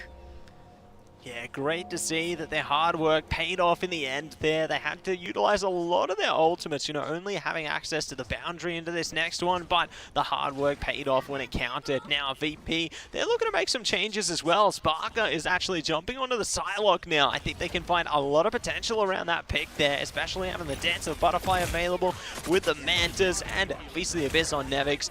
I just sense so much KO potential from this lineup right now. Yeah, so much damage output. I'd be shivering right now if I'm the back line of Dark Zero, because you got Nevix diving in right here too, close to that Piece of the Abyss. Lovely freeze though. Here's that follow-up, but then you hear the Born again, and it's gonna bring Drijo, Saipe, Sparker right back around as Drijo a little bit out of that range. It looks like same thing as Finzi comes right back in. So Drijo would have to wait just a little bit longer here, but Dark Zero, they're still holding on to 3 of these ultimates to try to match that of VP, who have 4 ready to go. Ready to go, ready to flow their way in, and see if they are going to take this one out for a spin, or perhaps Dark Zero. Going to wait for the rest, but Feast of the Abyss already going to be activated there, doubling in Strategist ultimates for Dark Zero here. One of the same Soul Resurgence is online right now from Drijo, and we'll see if they are going to be able to power in, down to the Butterfly, coming online. It is going to be the Fate of Both Worlds, into the Galactic Legend, into the boundary. Everything is happening right now, but nobody is going down. No, everyone's staying alive from both of the strategists, from both these teams, unless you're Drijo and dealing with impunity at a point-blank dunk. The Vanguards have woken up for Dark Zero. They're looking to clear this space while Finzi continuously stalls here on the Captain America. At long last, the Meteor will hit. There's no shields in the way this time, so they are going to yield a confident result to push it through to the next checkpoint here. Getting a little bit more time, but Nevix, temporary delay, but it ain't long enough, so we will see 2 minutes and 20 to go for Dark Zero here to see if they can power their way through. Do have the BRB online, so Nevix going to be able to come back into this one, but we'll see if they can stall them out as long as possible, as there you go, velocity's down, a great start, and they might find more around the corner. Right there, in front of the rest of the team, they were able to isolate him, and Nevix has just been a terror. You talk about the damage output, and this is even with Drijo making a swap up, right? Being over to that rocket, you got that BRB. While Nevix is creeping about, getting the memo that Halloween's right around the corner, still trying to put some fear into Dark Zero, while now Amazing on the Ultron is trying to make the magic happen into creating some of this space. Drijo's right there to try to match that as well with that Sia, and Kurova does have that invisible boundary while they try to wrap around that next corner, but look at who's waiting for them in the back. Nevix and Sparker are also having the opportunity to continuously harass his back line. That's it, they're locking them down, already finding a couple of KOs between them, and are looking to see if they can find many more. So, they got it past the gates, sure, but they haven't been able to push it any further. Poor Kurova, They're trying to fall away. Nobody can save them. And that's going to be another KO online. That was so slow and painful too, because you saw him try to double jump away. You saw there's still that slight a little time before the Invisible Man fully turns invisible, and Finzy's like, I'm gonna get you. No Loki to help him out here. This stalls even more time away from the Dark Zero time back. Well, Nevik is getting away with anything. They had swapped over to the Loki on purpose so that way they could at least get those lamps out, so that way they could deter a lot of that damage and pressure that currently the Venom and Spark are doing. And on top of that, Finzy, this is what Dive is all about between the VP way. Even with Dark Zero, they have 3 ultimates ready to go here, and Velocity could keep them in this fight with the God of Mischief and the Invisible Boundary. That's it, Boundary online right now. Freedom Charge looking to run its course as well. Finzy doing the best they can to keep their team in this one. But there we go. Psionic Seduction, Galactic Legend now online from Fight here. Try and see if they can catch anyone off guard into this one. Right, amazing. Does manage to find the pick there. Traded back though. Finzy back online as well with a BRB. This is exactly what you want to see. Rage of Ultron here, but no one is able to keep themselves on. It's all going to stay in focus for VP right now. Slowly but surely staggering out these KOs. Both Vanguards are offline here. This could be curtains unless they find a way back. Kurova's on Strange trying to get the portal in. Are they going to be able to get it over though? They're getting forced down. The cap says no. We reject your claim to this mission area, and that will be that. Get through the shield first as he body blocks him from the other side of the portal. Not much to be done from Dark Zero's side aside from trying to desperately recontest on that payload, but they got some progress. They got some progress despite it looking the way that it did from the very beginning before they got that point and flipped it for the payload to start moving. It looked a little grim right there with the way that VP were able to split so much attention away from the back line. If it wasn't the back line, we even saw the front line getting harassed because the strategists were so occupied in keeping each other alive due to Sparker just harassing them on that Psylocke. They got a game plan here, and DZ, they at least got to that next upcoming checkpoint before, unfortunately, falling short behind that bridge. Yeah, so close yet so far there. So DZ gonna have to work all that much harder onto the defensive side here. And VP, you know, they just looked locked down. They managed to really lock in a lot of decent KOs coming through into their defensive section there. But now they're looking to play offense. And considering how offensive they were on the defense, I'm scared of what they're gonna bring here. Yeah, because, you know, this also highlights the difference in the pick and ban phase. While VP had protected the Mantis, DZ had the Mantis banned against them. So while we did highlight that Impunity has a great Venom, you can't get the same output that you have VP with when you have Nevix and Drijo right there alongside each other, and then Sparker to clean up with even extra damage. Once again, forcing the strategist from Dark Zero to be in a difficult position here, while VP now coming out of the gates. Breaking their way in, looking to take it slow and steady here. It's the battle of the mags up at the front here, but Smash has already gone down from afar. Good trade from Amazing though. Nevix is down. Going to see a little bit of a resurgence, a little bit of recovery here, but they're looking to smother their way in. They don't care what's going to be in front of them here. They are focusing up, looking to take down the runes there, but no one else has gone down as yet. VP getting a little bit of a faster pathing right behind them where the spawn room gates are, while Amazing is playing wonderfully around these pillars. Nevix continuously harasses them though through that choke and the grapple in, forcing Nevix to back away. Away here, he's going to be able to have some of that support because Saipe's got that invisible boundary, and Drijo right alongside them here could bring them all together, put them into a lot more of an aggressive position. They try to isolate the Venom here. Sparker gets stunned, cannot get the reset right when he wanted to go in for the slam down, and Amazing keeps Dark Zero alive and gets a lot more aggressive while allowing Velocity with the God of Mischief to have the invisible boundary. And Smash is looking to break their way back in as well. Good triple KO coming online from them there. Going to force the reset onto VP here and see if they can find a way back into it. But we got just over 2.5 minutes for VP right now. They're doing a good job of just holding back for the moment, you know, looking to recover here. They're pretty close to having 4 ults on deck into this one, and one in particular you got to highlight is the Karmic Revival there. I feel like that could be the difference maker into the next fight here, but here we go. Kraken Impact online into the Meteor, trying to shut down Smash as quick as they possibly can here. Another Meteor coming on. Everybody is fighting through. Oh, if that would have hit actually right there on the very corner of that invisible boundary, but everyone is getting pushed and pulled like it's a seesaw match. As a Silent Seduction comes out, the invisible boundary is brought up by Kurova, and Amazing's waiting for it as he's got the Ultron Rage. They're trying to continuously harass Nevix as Sparker's looking for a reset opportunity. Rising still has the Rage going on from the Ultron for now, but don't have much as Sparker cannot get the reset himself. It's all about the pressure in a neutral fight. If VP gets to save Fi here, make sure he's in this is forcing Dark Zero off this point, and VP already have the second checkpoint.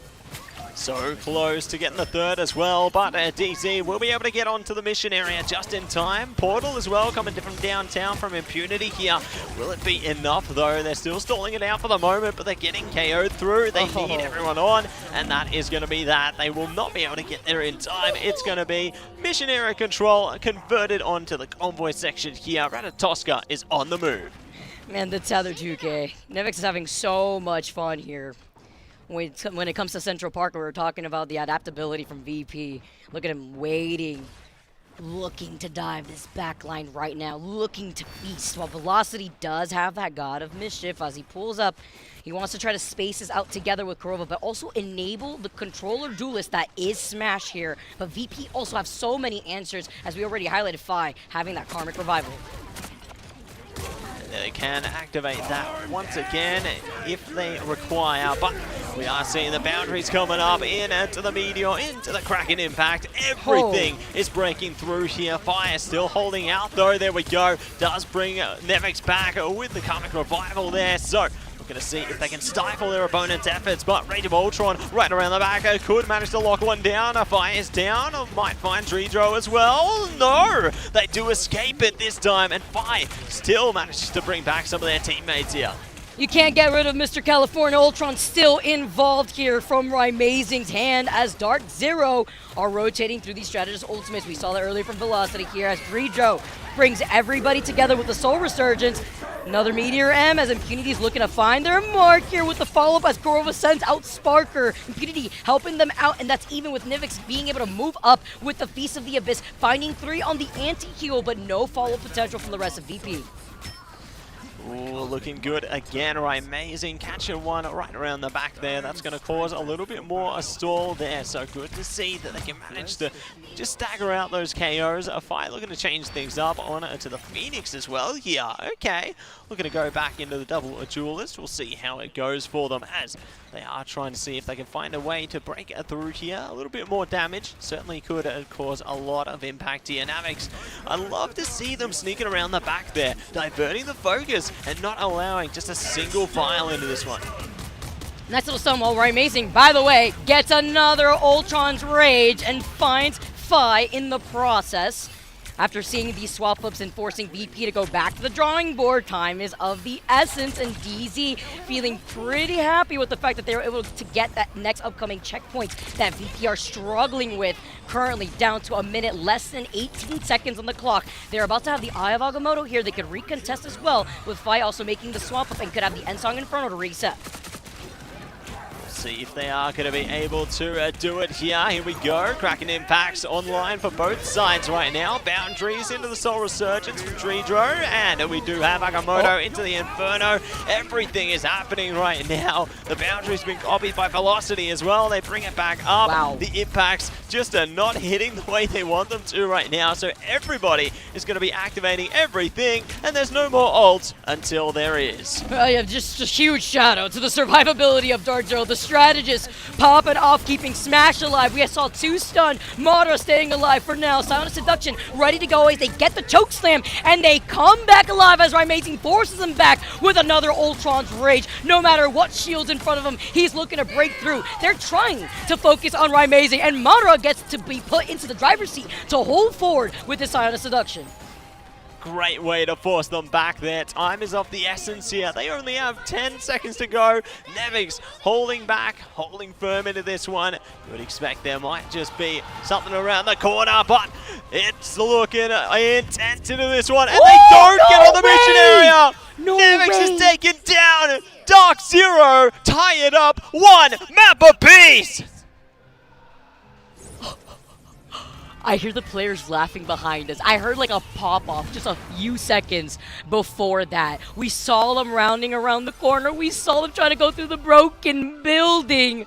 Cut off. They cannot put one toe in line on that payload. We have a tied series on our hands here, Matsy, as Dark Zero are taking this the distance. Velocity, your MVP, which, by the way, I have to say, Velocity's always been consistently the MVP the last few times that we've seen Dark Zero, but coming through with not only that healing output in comparison to VP, but also being able to enable Smash out here with those 11 final hits, and Rymazing with that swap up onto the Ultron to not only get those strategist ultimates online even faster, to also help enable the Loki rotation involved with the invisible boundary, but also with the damage output. Yeah, just so impressive how they were able to combine their forces to just really activate and give it the very best they could. I can't believe that they managed to push it through there, holding on to it to the very end. And there's going to be more intensity just like that right on the other side of this break.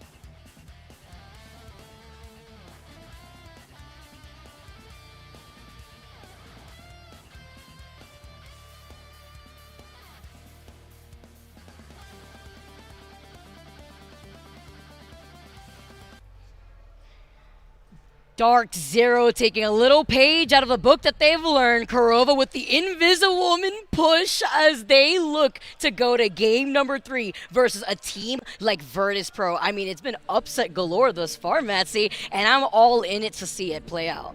Oh yeah, I'm all in it to see which team is going to win it. And you know, you talked about the ambulance before. Well, looks like we're going to the map with the ambulance into the third one. We're going to Midtown, everybody. Herbie going to be online in this one. I'm very keen to see which team is going to be able to take that win there. But I just can't believe the intensity these teams are bringing. The comeback is just so real from Dark Zero. And VP taking a note, right? Because they're currently 6-1, I believe, on Midtown. So they mean business going forward here. It is a best of 3. And usually when we play in best of 3 territory, there's a lot less room for error. Obviously, you got less games to play throughout here and less opportunities to go through those pick and ban phases. But, like, I was talking to Matsy during the break, and I'm wondering, I thought they nerfed Ultron's ult charge here because he was getting it at the start of every single fight out here. So that is something else that DZ have been able to really benefit off of, making those swaps when Rymazing went back into the Pride and True Ultron that we've seen Rymazing pop off on before. Yeah, it just goes to show, you know, they're able to hit that consistent damage through, pump up their teammates with the passive heals there, and they managed to get massive results, you know, utilizing their ultimate to perfection. And they just keep resurrecting their team's hopes and spirits by just activating onto those KOs there. I'd love to see them isolate the opposing strategists. You know, it was really good to see how they were able to make that happen. But speaking of making things happen, let's see exactly how they made things happen in the previous endeavors. Now we take a look at the side-by-side here. Madara with a huge pop-off, who woke up a lot too by the end point of that last previous match. Impunity, we're talking about the flexibility. Yes, we've seen the Venom before from Impunity, but no Mantis to damage boost and to allow DZ to really pop off. This is actually the series between DZ and Sentinels that allowed DZ to find themselves here in Atlanta. And we talk about taking a page out of the Sentinels book where Aramori, who had pushed Sentinels off of that point, it was Spider Islands, I believe, on that game in playoffs. Well, guess what? They replicate the same thing if you are Kurova and the rest of Dark Zero to force VP off of that payload. Smash 2, they kind of interchange between each other, even though we were playing on 4.0 here. Kurova's a menace on the Jeff, which is why we keep seeing the target bans. If it's not the Adam Warlock, as I see Kurova as the Adam Warlock incarnate, it's the Jeff on top of it. Yeah, just getting a lot of potential through with the Jeff, aren't they? A lot of players are really able to activate on that one and really are playing with great success on to the strategist there. But great to see how things went for them, obviously into their previous endeavors on 4.0, and they're managing to take that and go even further beyond here in 4.5 as well. But speaking of diving in, we are into the draft phase. Let's see who stays, who goes. It's going to be Emma and Mantis, a no-show. Okay, they VP acknowledging the problem here. Well, they're actually swapped here instead. So VP are on the bottom end here. They are going to be the ones attacking, while DZ are on the top. So they ban out the Emma Frost. I was wondering if VP had showed the respect to Madara that we see really pop off on the Emma Frost before, but no. They protect the Jeff. They continuously stay banning the Mantis. That's it. Going to be great to see that damage amplification will not see the light of day anymore. But Jeff will be something that will see the light of day from a VP here. So keen to see some big eats come through there, and curious to see what else they are going to be slicing away, as it is Jeff. So only one side are going to have advantage with Jeff this time around, and very eager to see what else is going to be taken through into the next portion here, as the next bands are looking to get focused up. As we keep seeing, right, not allowing Kurova to get away with any Jeff shenanigans here on Midtown.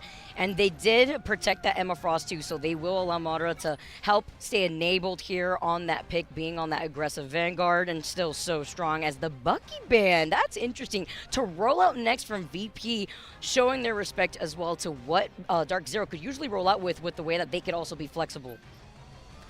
Yeah, and it's been great to see like a lot of potential come through with the Bucky. You know, teams have really been able to make or break fights as a result of some of those cracking impacts. But now, what does that let through? It's the Groot. We haven't seen Groot manage to break through the drafts too often, but this time Dark Zero will get it. But they aren't going to have a chance to play Adam, so that's going to nullify some of the resurrection potential into this one. And very keen to see how VP respond to this. I really like this, by the way, from DZ, because the Emma Groot combo, you know you get the follow-ups with those walls, and Impunity is an insane Groot, while VP, they protect the Bucky on their own behalf. And the reason why you see that Bucky ban, too, is something that Smash could actually flex over to. We've seen Smash do this before. If it isn't the Star-Lord, we usually have seen Raimazing up on that Ultron, but he can also flex the Ultron aside from the Bucky. Ooh, we could see a bit of triple into this one. Okay, I see what's going on here. Definitely keen to see how the defense will fare for Dark Zero into this one. VP, one in the same, just going to be looking to get some of their picks locked down here. Looking to hover over fair few things, but I'm not convinced that they're going to be letting the devil out just yet. You know, maybe they might need it. But who knows, as we will be speeding our way into Midtown here. Herbie is reloaded, and let's get ready to rumble. And to highlight what is at stake right now, we talk about the changes DZ have gone through as a roster. You look at VP, and this was considered the best team in EMEA at their peak until they lost to Berber Patapin, now new Citadel, in a Game 5 lower bracket final that would have qualified them into the mid-season finals in China. Now they're here, back with a vengeance, and not only do they want to keep going and ride this momentum this time around after they've been able to perform so well and winning stage 2 of EMEA, but now this is a tied series on their hand in a best of 3 if they're looking to make the comeback after winning game number 1. Perfect response to the triple here. Sparker going to be bringing out the Moon Knight. So you're going to see how quickly Khonshu is going to charge up here, as the Archers going to be looking to push their way through right now. Herbie already getting a little bit of traction, but it's time to get those Blaze through to see if they can carve their way forward, and their ult is charging so hastily with the arcs there. You keep pushing Sparker anymore, and he's going to get whiplash here. He's looking to put down the hand of Khonshu, forces them back to build up that space. Backs away, is able to get healed right up to full health as Raimazing brings back Impunity with that BRB. He's also able to keep DZ alive, because you talk about some of the changes. I mean, Rocket being able to have more of that damage output here thanks to that, as well as Saipe and the invisible boundary to keep VP in this fight. And when Netflix comes right back around, he will have that Groot hug ready to go. Yeah, they built up so many of their ultimates defensively so quickly here. So no matter what VP is trying to bring to them, they have a response to it right now. Speaking of, Strangling Prison in a 2. They got a Mischief there. The boundary's up if they need it. A fight goes down. So not going to see Storm out of this one, but a response with another Strangling Prison into Khonshu. There you go. It's Jeff coming out as well. Tritro going to be sending them away into the spawn point. Good night. Farewell or not? Oh no, they forced the stall. They forced the stall for as long as possible. I mean, what better way to just terrorize DZ, break their foundation, than a huge stall onto the Vanguard lineup, allowing Saipe to pick that up. We go to a quick break, but maybe not. They got us actually this time around as we keep going. And VP do have Finzi and the Eye of Agamotto fine with the Omega Hurricane too. That's it. We could see some Jeff Nato coming through to break in at one point or another, depending on how a VP play this one out. But obviously, they're going to wait for it's Jeff to charge back up before they even think about that. Right now, though, Dark Zero going to be focused up to try and stall out the mission vehicle as long as possible, because they are right on the edge of the first checkpoint right now. And there you go. Cosmic Yarn, Amplifier online into the boundary. Meteor coming up onto the Agamotto. Everything is coming out. Omega Hurricane, the invisible boundary, but they waited just enough time to wait at the very end here to find Raimazing. Kurova's invisible boundary was also called in at a really good time to deal with that damage output, but it won't withhold Impunity, as he'll have the BRB, the hand of Khonshu, to allow Fighter also get back into the driver's seat to find Smash on top of it all. That's DZ playing with a number disadvantage unless Impunity could go crazy, but may want to hold on into that Groot ultimate after he sees the rest of his team fall before his eyes. great strangling prison there just to get the final icing on the cake, and they will be able to layer their way into the first checkpoint. So great job coming through in the end from a VP. They managed to clear a bit of space and are looking to see if they can get a bit of displacement through as they're focused up towards the next checkpoint. The portal going to be coming out to try and stall them in a second, and here we go. How about the fact that they used that strangling prison just earlier? Great stun off the rip here from the opening of that portal onto Finzi, and then the follow-up with Amazing being on the rocket. Drijo does have that It's Jeff, and we've seen Drijo go for some crazy shenanigans before and stopping some Doctor Strange portals after it was already used up from the other side at the very least for DZ, but they keep their feet planted to try to keep contesting VP thus far, and it's a hard choke sometimes too to deal with if you're on VP side, but with the Hand of Conchu, that may be all you need, but Impunity doesn't have that wombo combo. He does have that BRB, if anything, to bring him right back, as you can see right there with Amazing, and then the God of Mischief from Velocity to get a little aggressive here to put DZ back in. Yeah, pushing them back up, pushing them back in. They are going to be in to the Omega Hurricane. Jetnado time. Drijo is ready. Agamotto around the back as well. Maelstrom coming out. They're pumping up the numbers and slicing through the back line. This is exactly what VP needed in order to push that defense away. So they are going to have a smooth path ahead to push on through to the next portion here. Sioux mains were sweating a little bit when they heard the Sharknado come out. You could wait it out with your velocity. Yeah, you had your invisible boundary, but the damage output right through there together with the Sharknado cannot help you. Literally getting pushed around here too on top of it all. It brings down that invisible boundary. Velocity makes the swap over to the Luna Snow here as VP have 3 ultimates, including the Hand of Conchu, and with Vi getting Impunity, he can't even get through that choke safely. Not this time around. Agamotto into the Strangling Prison, but they aren't able to get too much from it. It's still just trying to stall things out here. Great to see. It's time for Conchu into the invisible boundary. They do find one for fight there, but are they going to be able to defy the odds and find any more? Not to be seen as yet until Sparker activates again.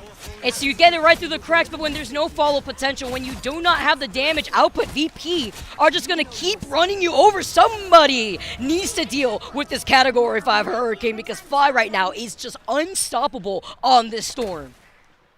Yeah, they're just uncontested, you know, they just manage it to activate. They're staying close to the percentage with Jeff there as well, so we could see another Jetnado on the way if they manage to just time it correctly. It's just crazy to see, and I reckon they might just be able to use that to find the final push they need here. They just have to wait for that perfect timing. And Dark Zero, they're on their toes right now. You know, they're trying to stall them out, but that mission vehicle is pushing with a lot of speed. See the Omega Hurricane and trying to go in with the Sharknado. They get it side by side, even through the invisible boundary here from VP to just keep them in this fight. Nevix gets stunned. The Galactic Legend, as both members between Smash and Amazing take to the skies, falling through with what they feel is most comfortable. Again, another look at what we've seen between 4.0 patch and their performance within playoffs, as Nevix has that Strangling Prison as he tries to hold up. Modder keeping track of that and does have that Psionic Seduction. Yeah, they've at least got some pieces there to utilize in their space, but we'll see if they are going to be able to find the timing. Here we go, Meteor into the Psionic Seduction here. Sparker dodges away, won't be taken down this time. Nevix, however, not so lucky, so we'll at least find something through. Boundary coming up from Saipei there as well, and it's going to be traded by a Kurova. So both boundaries all online here, but now it's time for Jeff to get some good eats through. They capture a couple. Ooh, not going to be able to find much more. Amazing, doing leaps and bounds for their team. Literally, get down, Mr. President, as they were trying to protect Kurova there. You saw the Magneto bubble. You saw the focus from Amazing, but Sparker is being left unchecked. And while everyone is fixated on trying to protect the rest of Dark Zero from the jaws of Drijo, then they are not fixated on what's happening in front of them. Yeah, they have to really divert their focus there, otherwise they're going to be in big trouble. But speaking of big trouble, we are just seconds away from a potential victory here to take all 3 or more. But it's going to be time for Ultron to get angry here. Amazing. Trying their best to just keep their team online into this one, not focusing up on the KOs this time, just focused on team synergy. Agamotto in to the Galactic Legend. Everything is happening here, but no one is going down. At least providing some extra cover, though, onto Impunity and Mater, who got hit by that Eye of Agamotto from Finzi. And Saipei holding on to that invisible boundary, not feeling any pressure at the hands of Smash, who used that Galactic Legend. Velocity gets a copy with the God of Mischief, has the invisible boundary, too, on top of it all. It's both a Venn diagram between both of these teams, and Fai's about to get the Omega Hurricane, but he goes down before he can activate it. It is Drijo right now that has the It's Jeff. He activates it, avoids Impunity, and the Meteor M, as overtime is taking away VP without Finzi, and Fai finally coming back from the spawn. DZ have cleared them out. At long last, they managed to find the confidence they needed to stall them out right on the edge there. It will not go all 3 checkpoints. It will be stopped on the edge of 2. So, Dark Zero feeling good at the end of that defense there, but now it's time for them to lock in onto their own attacking section here to see if they can match that energy or exceed it to potentially take this series. Oof, I'm loving these adjustments, man. High-level Marvel Rivals Ignite, that's what we come here for, Matsy. As we can see VP pondering to see how they're going to roll out now. Dark Zero, though, looking so good with the way that they were able to hold that. Between the protect that they had between the Groot and the Emma, really benefiting them. Yeah, couldn't agree more there. You can see a pretty similar energy coming through from MVP right now. Just looking to play around that Groot into the Strange there. But I'm keen to see how Smash goes onto the Punisher. You don't see him too often anymore, but I can definitely see exactly what their thoughts are with that one. You know, they want to play into that final judgment to see if they can just rip through the front line there. And I think that that is going to benefit them and go a long way. But speaking of going a long way, VP, they aren't going to be shoved over at the end of the day. They are focused up onto this one as well. They will be looking to hold this one down as confidently as they possibly can here. But the gates are almost open, and Herbie is focused up and ready to push on. Ready to get this started, but we'll have to look on to the walls that are waiting for Herbie on the other side here of this choke. Already trying to get set up here. If you can see VP's current position, trying to split the high to low ground too, with Fi being on that Star-Lord. Very similar to what we've seen from DZ when they had to try to hold that defense smash too. Had no issue making that swap up to the Star-Lord a little bit later down the defense line, as Smash is going to try to meet him up right here up on the high ground here, as well as Drijo backing away. Nivix is going to get stunned temporarily, but look at these Groot walls. Where can you go through them? How do you get this support down locked here? If you're the strategist, you're at least low-key. You could put these lamps down, and you could tell your Vanguard to back away. Oh, yeah, he already used lamp. Rely on them, but obviously not going to rely on them too long. Good focus from Fire there, shuts them down. Now the castle's starting to crumble. Impunity's out of here as well. It's going to be a bit of a reset coming through from Dark Zero here. They've at least managed to make a little stand onto the mission vehicle, but VP, they're standing firm here, scoping out information. I see you, Fi, and they're looking to see if they can defy their enemies. I like that awareness too, and just calling out the cooldowns of these abilities. See this very often as the Extermination comes out. Ultron's Rage is going to be met with the invisible boundary from Saipei, ready to go in the punish from Drijo. The Hydro Pump to find Raimazing out of the sky, and still holding on to the It's Jeff, holding DZ into their spawn room gates. They still got some time to work with here, but everything they've swapped over to here, Matsy, has not worked out in their favor. Yeah, looking to surf their way through this one and see if they can manage to establish themselves once again now. Got plenty of ults online from VP here, so as soon as Dark Zero tries anything, they have a chance to respond. There you go, Galactic Legend. See, are going to be online from Sparker here as well, so trying to amplify the damage, keep their team online a little longer. Strangling Prison as well. Nevic's good for it. Eternal Bond coming out from Velocity here though, but they've already found an opening KO, so we'll see if more's going to be following. Meteor coming out. Drijo in a bit of trouble there. Impunity does find Saipei around the back, however. I thought Drijo was going to go for the craziest clutches MVP in saving Saipei, but a little too late on activating that. Chose differently when it comes to that choke and seeing everybody grouped up together. They've only lost on Finzi. Fice, literally watch out. He gets the health pack at the very end as we see the Peter v. Peter 1v1, and Smash comes out on top. Right, Amazing's got the Ultron Rage as well, and now looking at VP as they're trying to back away. They're going to give this space to DZ before they try to re-engage for this next fight. Yeah, looking to concede this one. Amazing bringing out the Rage as well. Trying to see if they can get something else through. The boundary is going to be good for them. Amazing is out of here now. So the contest may yet be on the way here. VP Get it close, 3.45 meters here. Strangling Prism from Nevix. Great response into this one, but the KOs are all favoring them right now. It's a cleanup on Isle DZ. And Nevix like, don't forget about me here. I got the Grooch movement here too, and he's got the ramps to also complement him to get onto the high ground. Wasting time away. Look at DZ's time back, less than a minute on the clock just to get to that first checkpoint. That's why VP had backed away, and then the recontest off of that portal was so huge. Yeah, huge stuff coming through. Grinding away on the Rams. May as well call him Tony Hawk. And we'll see how they are going to be able to push forward now as a DC look to contest once again. They got the Galactic Legend online, taking down the BRB, and here we go.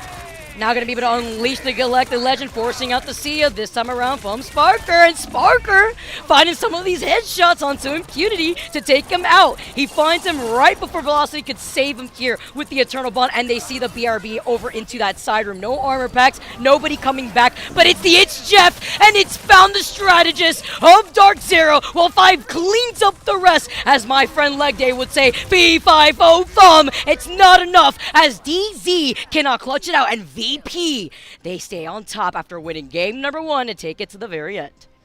Amazing stuff coming through from VP on the defense. Dark Zero, try as they might, they will not be able to get away with this fight here. So VP are going to be our eventual victors into this one. A 2-1 in the series. And what a way to blaze ahead for them. Dark Zero definitely trying to fight on, give it their all here. But alas, in this one, they will fall. The lads here in EMEA continuously dominate, showcase that consistency as we take a look at the board. Saipe with the pop-off, 40k heal. I mean, let's be looking at the stats alone, like the healing damage output is incredible. Look at the 18 final hits in favor for 5, 33 and 5. Meanwhile, Saipe being as good as Saipe's always been, right, on that Invisible Man, especially, you know, crowding up that overall leaderboard for within our top, what, 100 players on the ranked ladder, still being able to hold 40,000 healing output on top of the 12.5k damage output with the Invisible Man. Yeah, really impressed with how they just managed to keep their team online there, and they managed to pad up those stats nice and firmly there. So some great final hits are being spread out across the team there, and really excited to see what else they are going to be able to do. But obviously losing out a map there, you know, it shows a little mortality. So definitely keen to see the reflection coming through from them heading towards their next match. But we got more matches online on this stream here too. We're going to get that one set up for you right on the other side of this.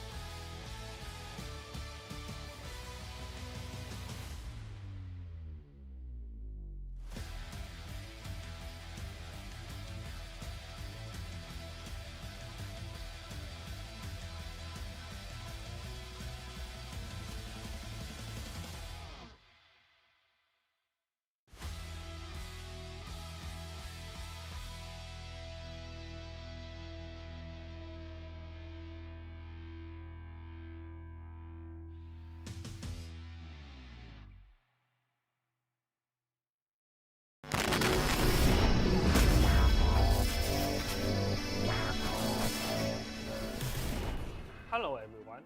光光 here. It's great to see you all again.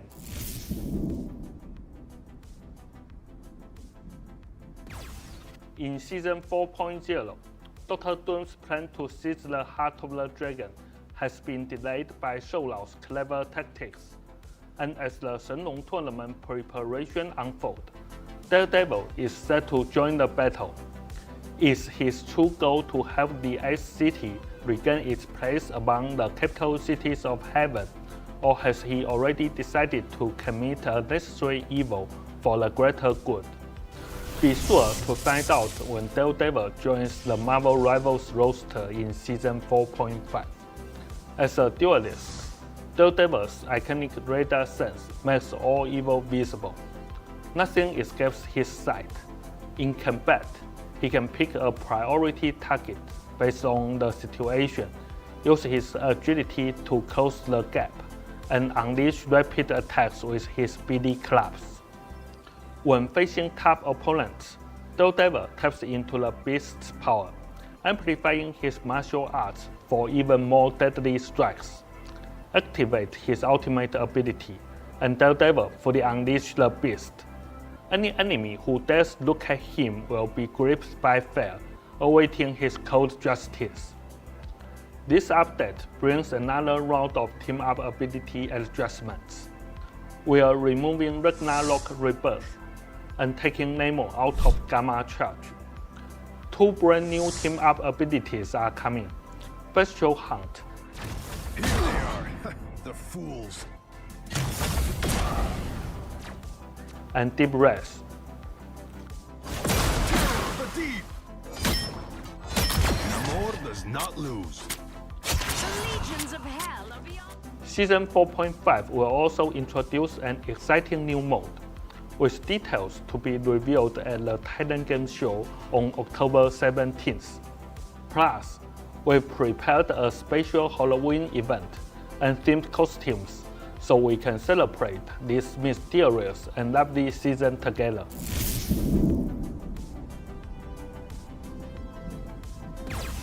We've heard the community's requests for cross-platform progression. We have made it a top priority, and it's been frantically cooking in development behind the scenes. We're excited to share that the feature is now ready. However, to ensure a smooth launch, we'll first invite a small group of players to test and provide feedback during Season 4.5 before officially launching cross-progression for everyone in Season 5.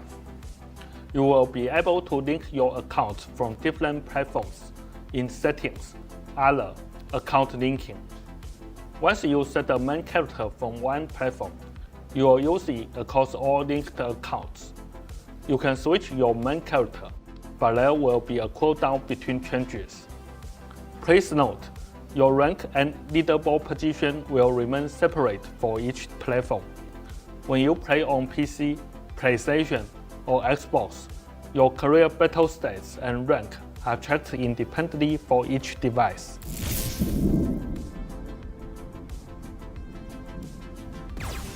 To meet player demand, we're introducing home screen background customization. You can freely set previous season's main page animations and music, and even download high-res image of the login and lobby screens. Zhiyong is still hard at work on balance changes. Stay tuned for upcoming balance announcements and detailed team-up ability adjustments. And as always, ignite the battle.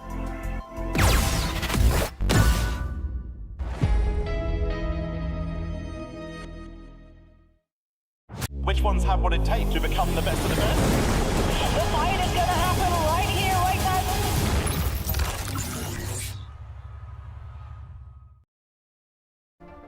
Welcome back, everyone. I'm so happy to be here to take you guys through our last series of the day for Group A. And I'm not alone. I'm so happy to welcome another Vicky alongside me as I have Moxie to join me on this cast. Moxie, we've had a lot of action go down here throughout the course of the day, literally nonstop. Some teams thinking that it's still patch 4.0 on here, but you know what? Making the adjustments that they need to make after seeing how other teams are playing currently in this lane. And I mean, I think this next matchup is potentially going to be closer than what people are expecting to, because, as you said, some of these teams still playing on something a little bit more shaped for 4.0, and both Iconics and Envy have been trying to make both the Ultron and the Starlord still work. But first we have to go through our standings, because oh boy, have we seen some upsets. Oh yeah, we have. That's why, like, if you would have showed me this right now, I would have been like, wait, hold on, is there a mistake real quick? What's going on with Envy? Well, guess what? Reject with some adjustments, making some swap-ups there with the roster, were able to take it against Envy. And honestly, it was a sweep. It was a 2-0. It wasn't like a Game 3 situation that we've seen with other series on our hands here too. And also, what we just witnessed here between Dark Zero and VP. Yeah, I mean, Reject, when we saw the roster and we saw the meta as well, I think a lot of people are going to struggle against Gargoyle on the Winter Soldier especially. Like, we talk so often about players like Terra popping off on the Winter Soldier, but in my opinion, when it comes to just bionic hooks, it's got to go to Gargoyle, because he's being able to come on through with such amazing predictive plays to absolutely disrupt all forms of tempo on the walk-up, to the point that I really expect that we're going to be seeing Bucky catching a lot of fans when we head into day 2. As he should, right? Like, this is part of the learning process here for day number 1 here in the group stages. And the fact that Iconics and Envy were both victims of Reject, it's back to the drawing board to figure out what you have to do differently there. As the Bucky also gets enabled by the Mantis. Whenever Mantis is able to get through, we have to see maybe, as we take a look at Envy after their performance just a few games ago, what they're going to be rolling out with this time around. Yeah, Envy, they were able to come on through from 4.0 with a really dominant performance, given the fact that Speedily is just the flying duelist, right? You had to ban his Torch, you had to ban his Starlord, you had to ban his Ultron, but now that we've headed into Season 4.5, a lot of those heroes have been falling off, to the point that we're not even seeing Human Torch in the bans, but he's also then not appearing in any of these compositions. So for Envy, it's a matter of how do you adapt? Your entire structure has now been reshaped. Yeah, and then bringing in Tap 2 midway through that split 2 is also really important, right? Because we usually had Cal kind of swap in. Then we see the adjustments flowing out there from Envy, where they were able to really change things up and then bring Tap into consideration with the Phoenix. A lot of these different swaps. And then Kaluj leading the way with the rest of his team. Yeah, Kaluj has been one of those standouts in the Vanguard roles too. Like, it's not just Envy and Speedily, it really is a whole team effort, and we've got to see a lot of flexibility in regard to that, but like you said, having multiple players on the roster is going to weaken the synergy between them, because since so many things are viable in the current meta, you very rarely get the full compositions that you want to be able to practice in scrims, so having other players on the roster then limits even further the opportunity for you to actually get the practice on a composition, and potentially going into officials, you're playing with a player who hasn't been actually in those scrim blocks getting the practice. So I think for Envy, putting Tap into more of a stable position over going and switching between himself and Cal is giving the team a little bit more structure. Yeah, and giving you a lot more time to work around that, right? And we also highlight what a menace Jeff has been if we move away from, like, the Bucky look. I know you've been having a lot of fun looking at Dredro whenever he tries to go for the It's Jeff, but you have to imagine what to expect, because Iconics also is another team that has kind of fallen victim to that 4.0 mindset, right? We're still seeing the double res compositions really line up, and that goes hand in hand with the unfortunate circumstance of Iconics and their visa issues too, and trying to make do with what they have. Yeah, that's always really unfortunate, right? When you're coming in and you have a little bit less practice and a little bit less synergy with your team. And as we've talked about, they've been trying to play the Ultron, they've been trying to play the Star. We did see some flexibility when they went up against Reject, right? They swapped over towards the Atom. However, Finale on the Atom is just insane at being able to play that specific character. As we can see, our first map is going to be, as always, Domination, but it's going to be Krakoa. Wait, hold on. I gotta rub my eyes real quick. Not Hell's Heaven? We're going somewhere else? Have you just had Hell's Heaven the entire day? Yeah, basically, yeah. Okay, don't worry. I'm taking you to heaven. We're going to Krakoa. Yes, let's go, Moxley coming through to bless me. And you know what's great too is that Krakoa is like that nice environment where it's bright, it's nice outside. It's gonna be nice as we move on to Krakoa. And then also to highlight that currently Envy, I believe, are like 1-1 on Krakoa currently within the second stage. Meanwhile, Acronex is actually like 2-1 here, so a little bit more of their experience being able to play on Krakoa may not be that Hell's Heaven. And at least we're not as unlucky though when it comes to DZ, because they were telling me actually in the back that during their draft they actually pulled Hell's Heaven 5 times. Oh. So, you know, at least we're not in their shoes when it comes to the way that we're able to start up a lot of these first maps. I will say though, starting off on Krakoa, there are now immediate characters that you just have to take out immediately. Like Jeff, this is one of the strongest Jeff maps, given the fact that you can use the It's Jeff while still going through that pull-on. Speaking about Jeff, how about a Jeff skin? It's going to be the season of spookiness, and it's also the season of cuteness. It's going to be the Jeff-O-Lantern, and the name of the costume is just as cute as this cosmetic. I mean, how can something so cute but deadly really roll up like this? I can't ever get upset whenever he catches me in the It's Jeff. He's looking to trick or treat with that Jeff-O-Lantern skin. You do not want to miss out on being able to get the seasonal skin too. You never know. Considering it's out of the shop, I believe November 21st, you definitely want to get on top of this while it's still available. I think my favorite thing about this skin is that it changes the reload animation. Normally when Jeff reloads, it's a fish that he eats. I'm in America, so I'm going to use the word candy. If we were in the UK, would use the word sweets, but that is going to be that full change. There you go. A little bit of I learned British something new lingo. every day. Of course, when Mox is alongside me, right? And then also the MVP skin too, one of my favorites. I mean, Jeff has so many great skins, but this Jeff-O-Lantern skin with the little spring Jeffs alongside him, he's having way too much fun. Again, guys, that is available from October 24th to November 21st. You do not want to miss out on that. And we highlight the menace that could be Jeff, right? Clenching his jaw, seeing some of these plays really play out, but will that really come into fruition when we take a look at the adaptation that some of these teams have rolled out with after losing out against Reject earlier in the day?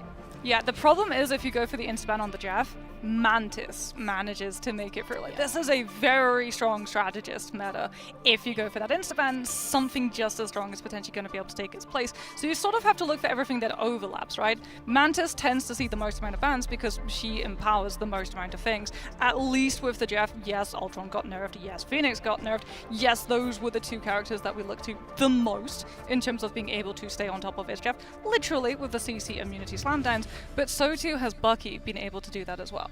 Exactly, and that's why we're seeing so many more Buckies, right? They're becoming enabled out here too. Let's say even if the Mantis is off the table, it's the follow-up potential in enabling the Bucky, putting him into the right position. And let's say you do want to lean into these different compositions because maybe you were target banned, which honestly, even looking at the last series, like that was what was forced out of Kurova. That's what we kept mentioning because he was forced constantly on the Invisible Woman. He had no ability to play the Jeff. He had no ability to play what he's known for, the Adam Warlock. So you're forced to adapt around a different composition that you may not feel comfortable with. Meanwhile, you have the Bucky that is constantly still harassing you and being able to get that first hex that we had on our stream. When we take a look at what these teams are also, by the way, fighting for, rather, and it is the $1 million prize pool. Let us not forget that in the group stages, we will be saying goodbye to a total of 4 teams. 2 teams from Group A, 2 teams from Group B, and they would only want bragging rights. Everybody wants to say that they were the ones who walked away the overall champion of Marvel Rivals Ignite. Are we going to see a different team win this side of Stage 2 in comparison to the mid-season where it was Rad, then now Na'Vi? Exactly. And, you know, when we were talking about the different teams that have been able to make these adjustments too, I was highlighting how crazy it was that we didn't get to see VP, who have stuck together the entire time, not make it into land. But they're here now, right? They have another opportunity this time around. 3 slots going in favor for EMEA. And then you look on to Americas with their 4 teams that are representing the region here on the big stage. But we got to get through these group stages first. And if you are Envy, currently known as one of the titans of the region, you don't want to bust her out. No, I mean, for Envy, the worst way to start a day would be to get 0-2'd. There's so much pressure on Envy because they went the furthest in mid-season, right? They were the ones that everyone was really looking at coming into Stage 2, and they didn't walk away with the overall bag. It was 100 Thieves instead. Yeah, it's been crazy so far here. But while our players get set up right behind us, guys, thank you so much for your patience as we take a look at Envy and what we're going to be looking forward to between themselves and Iconic. So it's going to be a great final series for Group A. Don't go anywhere because we got the break on coming into you soon.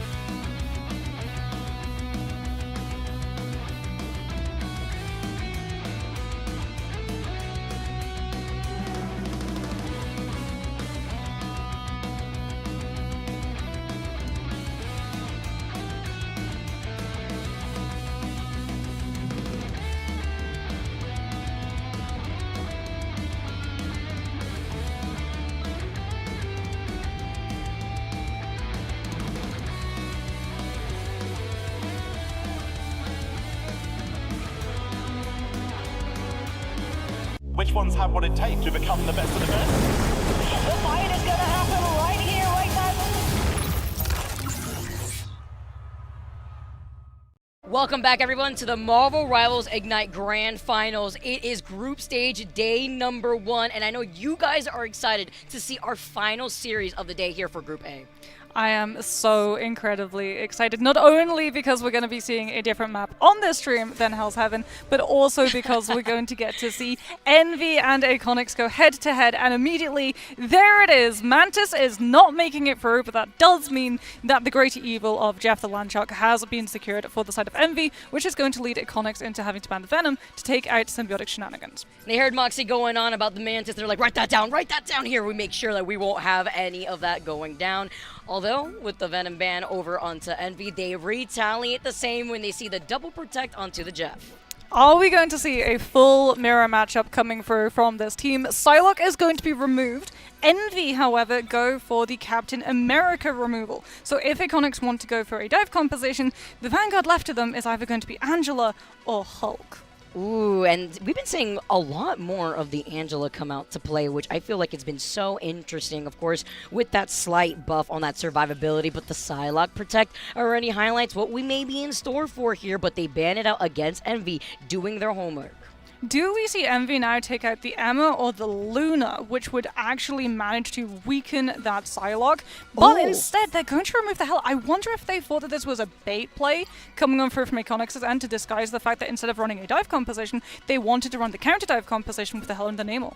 I love this idea because we're also seeing this come out a lot more often across all regions, right? We even spoke about it when Dark Zero was up on an interview during playoffs where a lot of these pick and ban faces have been actually trying to bait a lot of different counter bans from the opposing side as we get to take a look at the final save over onto the Captain America and the final ban for Iconics. Iconics taking out the Emma, which does suggest that we're likely going to actually see a stick coming on through here of a dive composition from their side, to the fact that they were able to get both the Emma and the Luna and the Psylocke now means that that Psylocke has so much teeth. Not only are you going to have the idle aura for your Luna to be able to keep healing the Psylocke even when she's out of LOS, but you also get the projection team up with your Emma to be able to do double the damage and build that ultimate up even faster.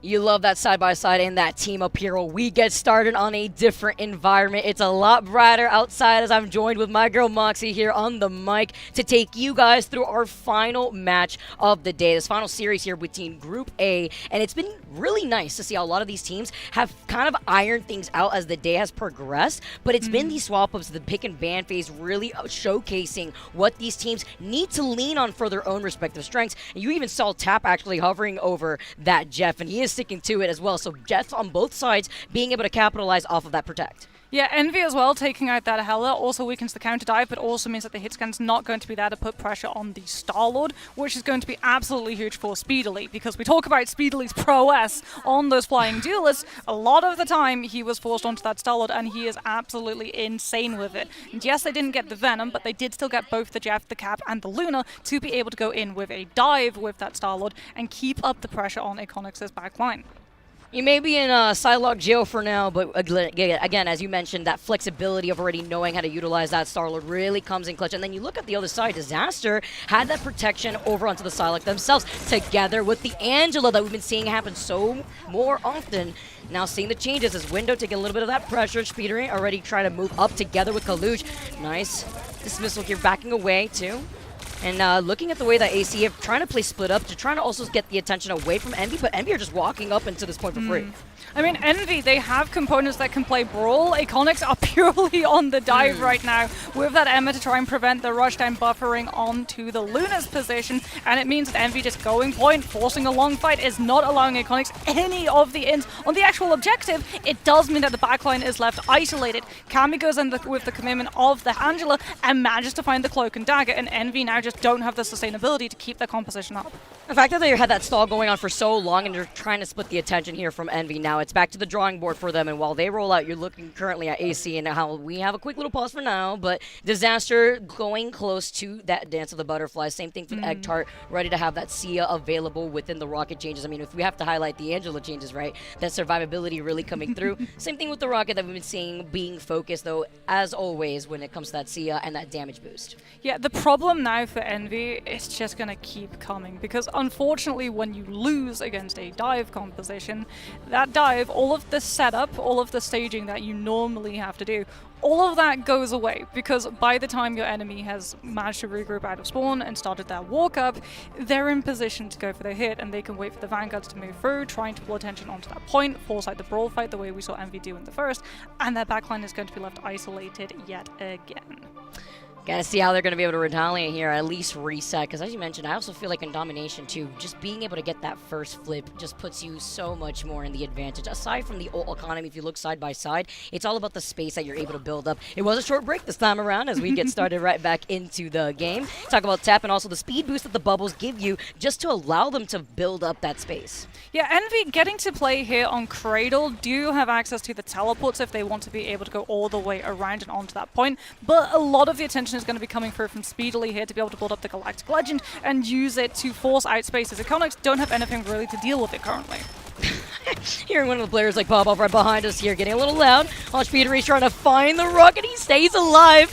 Talk about the survivability between AC while Disaster has split up their attention and has harassed the strategist from Envy. And now with no survivability, it may be back to the drawing board once again. Moxie, as you mentioned, all that time bought away from Envy. Oh, and that's huge for AC, because now they have Fate of Both Worlds to be able to combat Galactic Legend when Envy use it, try and broker for space to move into these retake positions. This is going to be a really rough turnaround to come on through from Envy's side, if they can even manage to find the space to do so, as Iconics' backline is entirely undivable. They're trying to stay alive with the Gummy now being able to dive back in, but it's the Chef, the Meteor M, the follow-up, the Galactic Legend. Speedery now taking out two, and Eggtar could only bring back one. It's not like it's a karmic revival from the Adam Warlock here when he's on that Rocket, but this was the flip that they needed. Yes, they finally get it this time around, and AC really were only able to put down that 68% extra credit. Yeah, and AC, they're going to be looking to use Psionic Seduction coming on through from Kuma to be able to find the push forward. However, Envy are going to have the Eternal Bond coming on through with the CC immunity on those dashes to be able to put a stop to it entirely. So AC do not have a clean path into these fight engagements. They're going to have to just play for point space and find an isolated target that Envy leaves behind. So with Kuma, though, trying to back away, has a Sound of Seduction, and you get the follow-up together as well with Window and his own Heaven's Retribution himself and Month trying to create the pathing to allow Envy to stay on this point to keep stalling as the Shish Kebab comes out to try to isolate Kuma in the process. Eggtart was ready, at least with the Cia. You can see Tap's positioning. He's got the Itch Def ready to go, but he can't abandon his Vanguards here. He waits for the proper opportunity to communicate that with Nero and the Invisible Boundary to get the scoop up. Why are you running? You cannot go anywhere, Rocket. As now Tap is going to send them all the way over to this right side, and it's Salami says he tried to find them or at least stall them, but it's the double jump and a Rocket that they could get away. Disaster actually comes on through the Dance of the Butterflies too, because Envy's players were split. They weren't there to be able to absorb all of the dash damages coming on through from the Psylocke, and it's just a constant back and forth, which AC are starting to find the value from. As Envy lose players, they lose peel opportunity, and that dive is just getting all the more ferocious. Disaster is now trying to keep this fight going here, but it is Envy who still have the benefit of the point. As now AC walk up, they finally flip it right back in their favor. And I'm seeing this go the distance, even with AC making those adjustments that they had to with those sub-ins. It's not last fight territory just yet. It's not going to be that overtime rush. So Speedly still gets an opportunity to use Galactic Legend when he wants to, and this time around AC don't have ultimates to be able to prevent it. What they could do is use Kuma's ultimate to try and stop any momentum coming on out from it. However, Envy used the teleports this time around so they can take the fight faster before the Angela can get in a position to use it. Look at Cammy too, just trying to find Speedery, who activates that Galactic Legend, as you mentioned, the It's Jeff to follow up, but it's from Kovac this time, as they try to get right back onto the point. They can't flip it. As overtime ticks away, there's the It's Jeff, but Kovac misses. Out is Kaluge with the Meteor M, trying to find its mark. And when you have the Heaven's Retribution right at your feet, Cammy gets taken out, as Window has marked him down, and Window also building up to his own Heaven's Retribution. Can Tap manage to come on through with his Jeff in overtime? It's likely going to be Month who first hits that Eternal Bond to be able to stop Kuma's Psionic Seduction, as the Emma is getting fully focused down. The Cosmic Gun Amplifier from Egtard is going to be able to keep the Emma up and alive long enough for Psionic Seduction to come on through, and AC have a win condition to turn the fight in their favor. It has to be a Strange Portal. The regroup is there. They've got the numbers. Can Envy manage to find the win?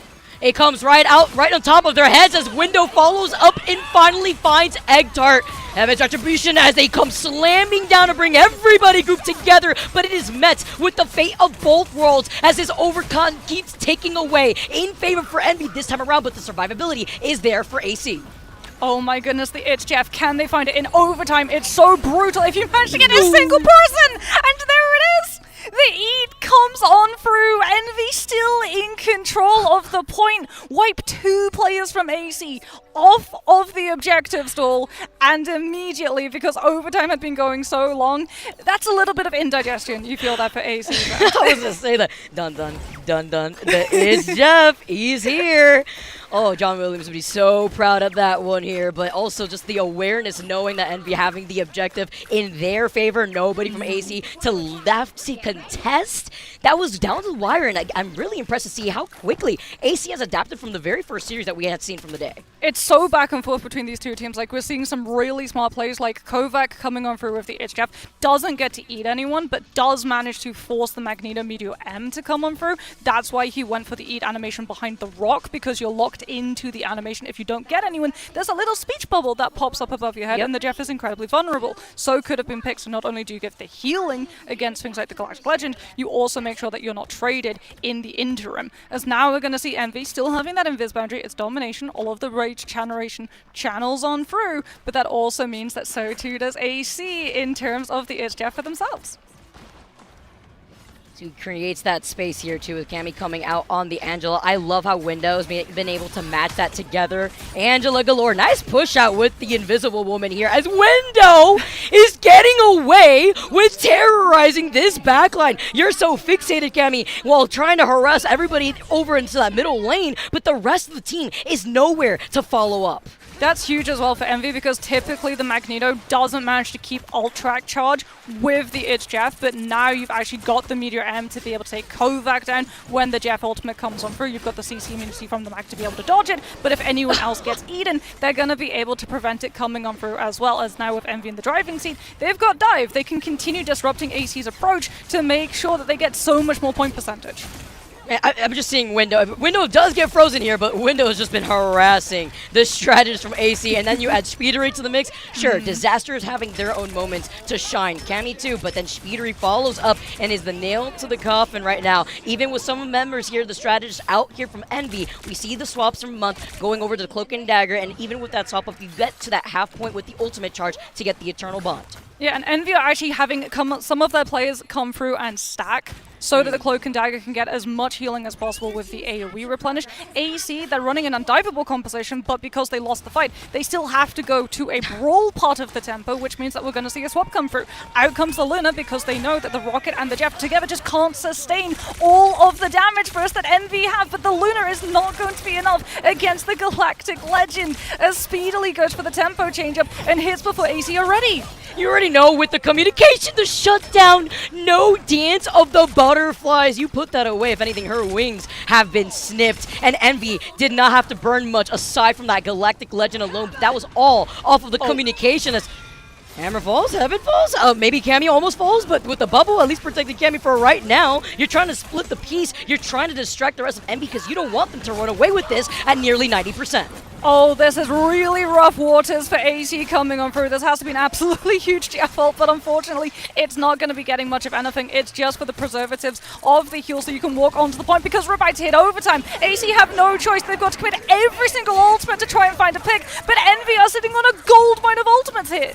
Yeah, they do, and Nero has the invisible boundary, but they lost out on Month, so they won't have an eternal bond, at least from AC side. They don't have the survivability as he tries to get the point blank, the Meteor M, as Eggtart brings back Cammy. Speedery finds Disaster. Disaster's been a key player here in keeping AC in a lot of these fights and getting these crucial picks, but overtime ticking away in favor for Envy at 99%. AC have not been able to flip this once. Mom still holding on to that eternal bond as well. It's going to be entirely unnecessary as we go from two extremities, 99 to 99 overtime in full play to 100 to 0. And if that doesn't show the power of Dive when it's already in that position, against Dive having to play into retake where you can scout it, you can mark it, you can disrupt all of the organization, I don't know what will. And do you know what else speaks huge in terms of power stocks?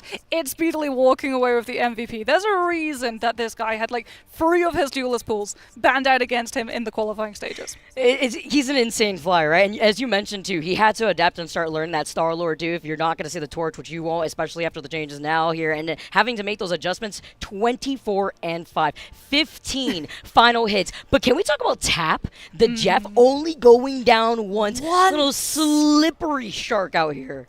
Yeah, sometimes it's not so much Jeff the Land Shark as much as Jeff the Rat Shark. He is incredibly hard to be able to take down. We see him in so many different compositions, dive compositions, especially in like the full dive compositions, where you just can't really get on top of him to be able to dive him. And I think Envy did a really good job of actually getting to play that split comp, right? They didn't go for a full dive, they played the 50-50, but they got benefits for everything because they got to play the disruption, they got to play the dive tempo, and they got to have the better fight sustained brawling on the objective. I mean, they have to call in the Exterminator sometimes here when to take care of that ratty Jeff. But you know what? Also making those quick adjustments, as you mentioned too, with the disruption and the Angela that we had coming out from Window after they lost out on that first fight. A lot to look forward to in our best of 3, our final series of the day. Don't go anywhere because we got game number 2 coming to you on the other side of this break.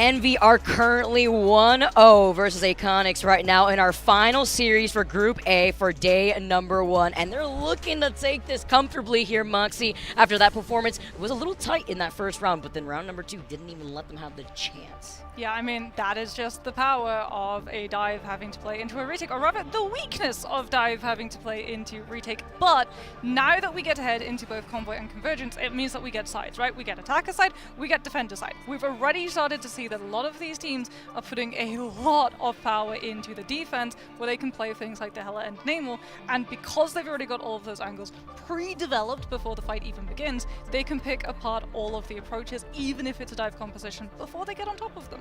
I'm just happy that I'm taking a little break, not only from the dark, dim Hell's Heaven, but also, you know, a break from New York out here, too, because we are moving over to Araco. I mean, it's still a little dark, but it's still the fact that we've been seeing a lot of these teams be pretty comfortable with that 3-3 setup that we usually get to see on this map. I mean, this goes to show the sort of fall from grace that Human Torch has had, because if you lost against Envy before, you would never take them to Araco. Surely this is one of Torch and Ultron's best maps on the attack, given that you can literally just teleport behind the entire defense and put the pressure on the back line and let your frontline core walk up without having to worry about being picked apart by a triple with the stall potential, getting to cycle through the defensive ultimates. That's huge. That's like absolutely massive.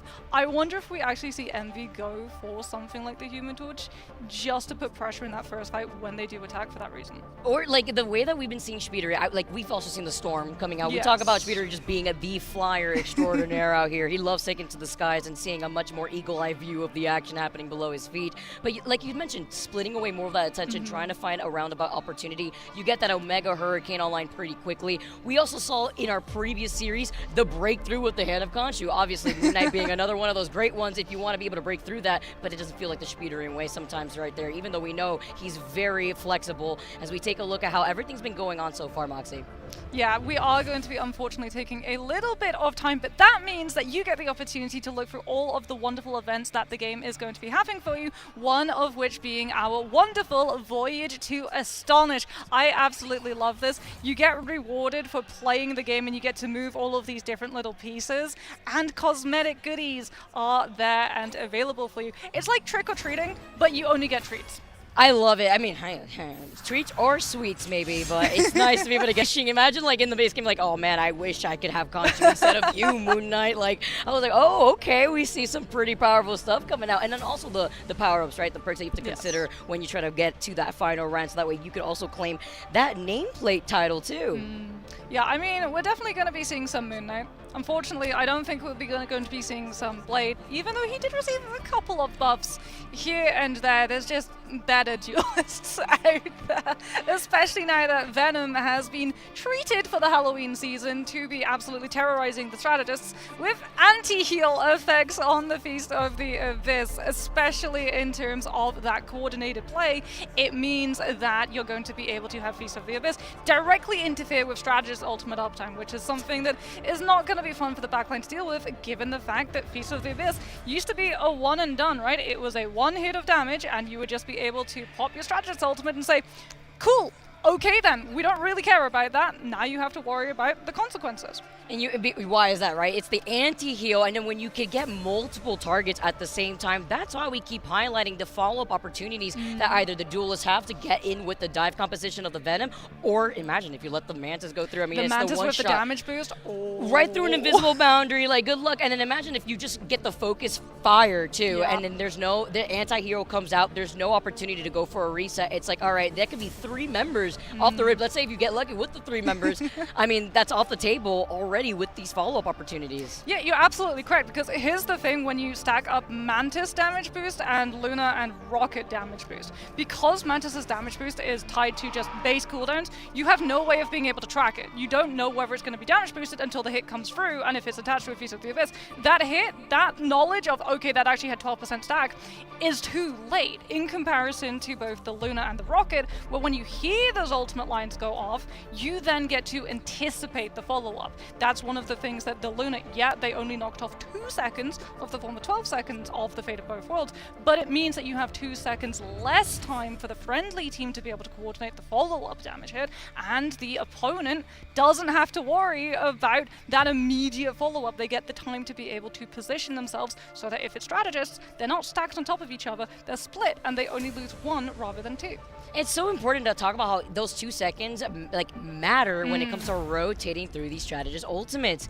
While we take a look, everybody, thank you so much for your patience. It should be just another minute here while our players get set up for map number 2. Let's not forget, it's a best of 3 opportunity. Yes. You have less chances for fail. You have less chances to mess up in the pick and ban phase. And we've seen so many teams, and I feel like a broken record at this point, Moxie, in highlighting how it's true. A lot of these teams end up losing before the game even starts, just based off of that alone. And we've even seen that play out throughout Group A as the course of the day has progressed. Yeah, the ban draft is so important. Like, it's probably about 65% Literally. of the entire match as a whole. You can recover, from failing to use your ultimate in the correct way, or if you start on the wrong composition, you can absolutely pivot over to a different composition, unless you don't have access to all of those things, as we're going to be seeing, no surprises. The Mantis get removed, and then Envy actually going for the save on the Emma, something that's very, very common on convoy maps because of the amount of pressure it puts on the Vanguards, and also if we see Strange being able to make it all the way through, Eye of Agamotto getting stopped by Diamond Form.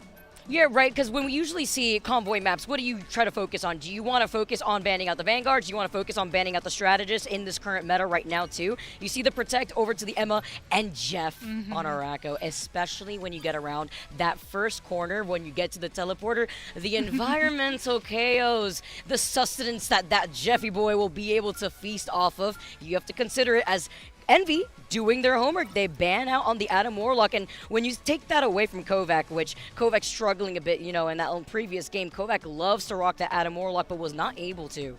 Well, I mean, it's really good overlap as well, given the fact that we've seen a free composition form all around Adam and Loki, and especially on Araka, where there's so much natural terrain, especially on first, for the Adam and the Loki to be able to hide around, spam the damage in, build their ultimate, a little bit safer in comparison to some of our other more open convoy maps. They're going to be able to generate into one cast of Karmic Revival into another cast of Karmic Revival. So even if you manage to full push through first, you don't have the time left on second or third to complete the map entirely. As AC, here's no surprise. Disaster was popping off on the Psylocke before. They go for the save onto that one and deny it on the side of Envy so that Speedily doesn't get to play it even with the Emma team up in play.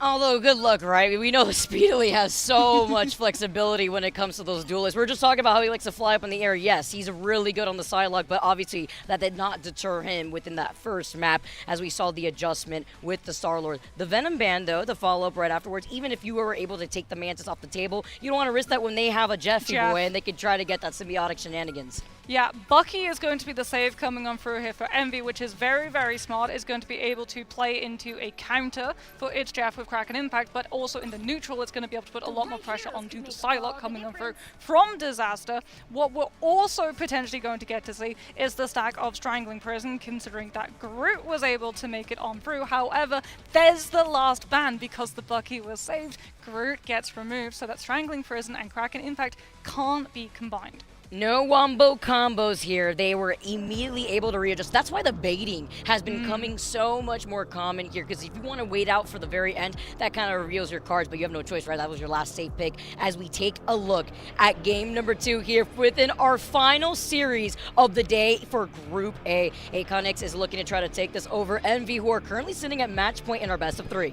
Iconic's getting the Jeff as well. There's a lot of environmental drop-off potential on the first point, but there's also a lot of linear angles coming on through. So especially on the attack and the defense, you're always going to be able to have full line of sight essentially into a lot of these fights going on to be able to keep building up that ultimate, potentially leading ahead of the Winter Soldier 2, which can be absolutely massive, as it is going to be AC on the defense first of all. Envy going to be starting things off, and already we're getting to see the Moon Knight, although it's not going to be paired with the Groot. So AC are still going to be able to reposition and make sure that not all of them get hit by the Hunt of Khonshu. as well as Spidery being on that storm. So you already know trying to build into that Omega Hurricane just as quick. The player's getting rid of the line behind us, but look at the damage output that we're already seeing between Envy, just forcing AC to get right around the corner. Cammy being right there too on that Groot, trying to set up those walls, while Tap gets away with it. A beautiful isolation follow-up together with Month. Yeah, Month with the Force Physics being able to set the play up against the Magneto. He will be rezzed by the BRB, but that's already going to come through onto cooldown, as is the regeneration domain, as AC refused to give up control of this first corner, wanting to hold their position around it and potentially build up into that invisible boundary. So many of these players are stacked and taking damage. He's already got it up to go. Nom nom nom here, the invisible boundary to come out, but it's boosting into those strategist ultimates as they protect themselves here, but it allows Envy to back away. Wait out on the invisible boundary, that's completely fine. At least Eggtart, though, waiting on that gap, will have that God of Mischief, but doesn't even use the lamp in time as the hand of Khonshu comes out. They clear the next corner. Oh my goodness, and Tap goes through the portal to catch the disengage! Manages to find the pick onto Mercury to make sure that even when Eggtart comes through back onto Loki, he doesn't get to instantly copy the Invis Woman and have Invis Boundary up and ready to go. And speaking about that Invis Boundary, Envy might take a page out of Citadel's book and use the Jeff NATO to pull everyone out of it. It's about all learning here as they try to go for the recontest. As you see Window having that portal available. Spidery, together with the Sharknado, gets shut down at the hands of Disaster. The Vanguards have woken up from AC, and it hasn't been as expensive. They used the Egg Tart and that got a mission very early before that fight even started, but they completely flipped the script on Envy, who invested so much into that Sharknado originally. Cammy does have that Strangling Prison ready to go as well. The question is, what's going to be stacked alongside it as they're not running a duelist? Is it going to be the Meteor M Slam Dunk coming on through from the side of Disaster, or is it just going to be blocked? There goes the Seraphim Shield from Window, but it's not in time! And he looks for an Eye of Agamotto opening, but the eye immediately closes in the face of Kovac coming on through with the Cosmic Ion Amplifier. And Envy, a Wrath of the Strange onto the Angela, just looking to push people off the map. I feel like this is the second time today that we have seen something similar into the Hail Mary Eye of Agamotto point blank just for it to get shut down. That's why we see the swap up this time around. You got a minute, less than 30 seconds on the clock. Some time to work with here. If you're Kaluch, you got that Sound of Seduction. And if you don't have the Wombo combo, at least from the Groot, you can bring everybody into your line of sight and allow Tap to be enabled here with the Hand of Khonshu. Damage boost comes on through, and Mercury sees too many players going low, goes for the Invis Boundary outside of Envy's ultimate cycles as they just put themselves onto the objective, forcing AC to drop off the high ground and contest the point before it can go into the finish line. Out comes the Jeff NATO. Disaster trying to shut it down with the one-tap potential of the Meteor M, but it's not enough, and the Jeff NATO damage is too high. AC tried to turn it around. They go for a copy onto the rocket. They get access to the BRB and the Cosmic Ion Amplifier, but the target focus is just not there. Can't get me this time around. The Sharknado ends up working, and what a lovely see it just for it to get deleted. All desperate measures to keep themselves stalling. Loki Lamps, though, is going to help keep the D going before he falls victim to the other side of the skewer at the hands of Window. Can they find more staggers? They absolutely should be able to. And this is problematic now for AC, because this is now impacting directly into your setup for second. Window's already going to be in position, being able to disrupt the positioning coming on through. And Kovac, he's over to the Winter Soldier. He knows that Envy are going to be pushing for more, that they've got a flying composition, and he's going to be able to put pressure onto both the Storm and the Angela with the swap. You have to wonder here with Eggtart really trying to make some desperate measures happen, though, but I would have held on to that Sia. Now you're looking at these delays of strategist ultimates. Meanwhile, Envy, though, they're profiting. They got a month in the invisible boundary. They're about to have Window out here, too. And Tap with the Hand of Khonshu, as well as the Itch Jeff, while they're fighting for this control over on the high ground and splitting up the attention while Spidery is getting enabled. Looking right behind them. Here's the Hand of Khonshu, and they're forced out into the line of sight of Spidery. Kovac is able to take Tap down. There's the Strangling Prison, but yet again, there's just no damage over the top of it. They try and come on through with the Invis Boundary to slow everyone as they look to disengage away from it into the Eye of Agamotto, but Envy still have the sustainability, still have the Jeff NATO, and now have to just deal with finding the eliminations, but Disaster shuts down the momentum with the Dance of the Butterflies. The Storm couldn't go anywhere near it. And to see it too, they try to answer back once again to that Omega Hurricane. They take it out at the very end while Spidery is backing away. But look at the swap-ups now. Tap is on that Adam Warlock. We were kind of highlighting it before here as Tap trying to show us something different. Disaster still sticking to the Sunlock here, trying to wrap around while Kovac has the reset opportunity with the Bucky. They don't have Soul Bomb though. They've already used the shift even before the Kraken impact comes on through. So the direct answer is focusing the Winter Soldier down before he can use it. Massive stun coming on through. Kovac does not have access to the BRB if he goes down. This is AC just using the Invis boundary to shore up their resources, fortify their position, and get him into a position to use the ult. Look at this here now with the Sia coming online. You want to bring everybody grouped up together on this group hug, but the stun, they stop any opportunity between Cammy and Kovac, and then they get punished by the speedery Sharknado together with Nero, while Tap just cleans up for free on the Adam Warlock. What a play from Winder with the Assassin's charge, not for an elimination, but to displace the Winter Soldier so he didn't get the damage into the reset, and then they finish things off with all of that damage coming on through from the Jeffnado. Oh my goodness, and that means as well that Tap is free to hold on to the Karmic Revival. AC have to find some way of forcing these resources away from Envy, otherwise we could see a full tush on Arako. Someone needs to stop Window, by the way.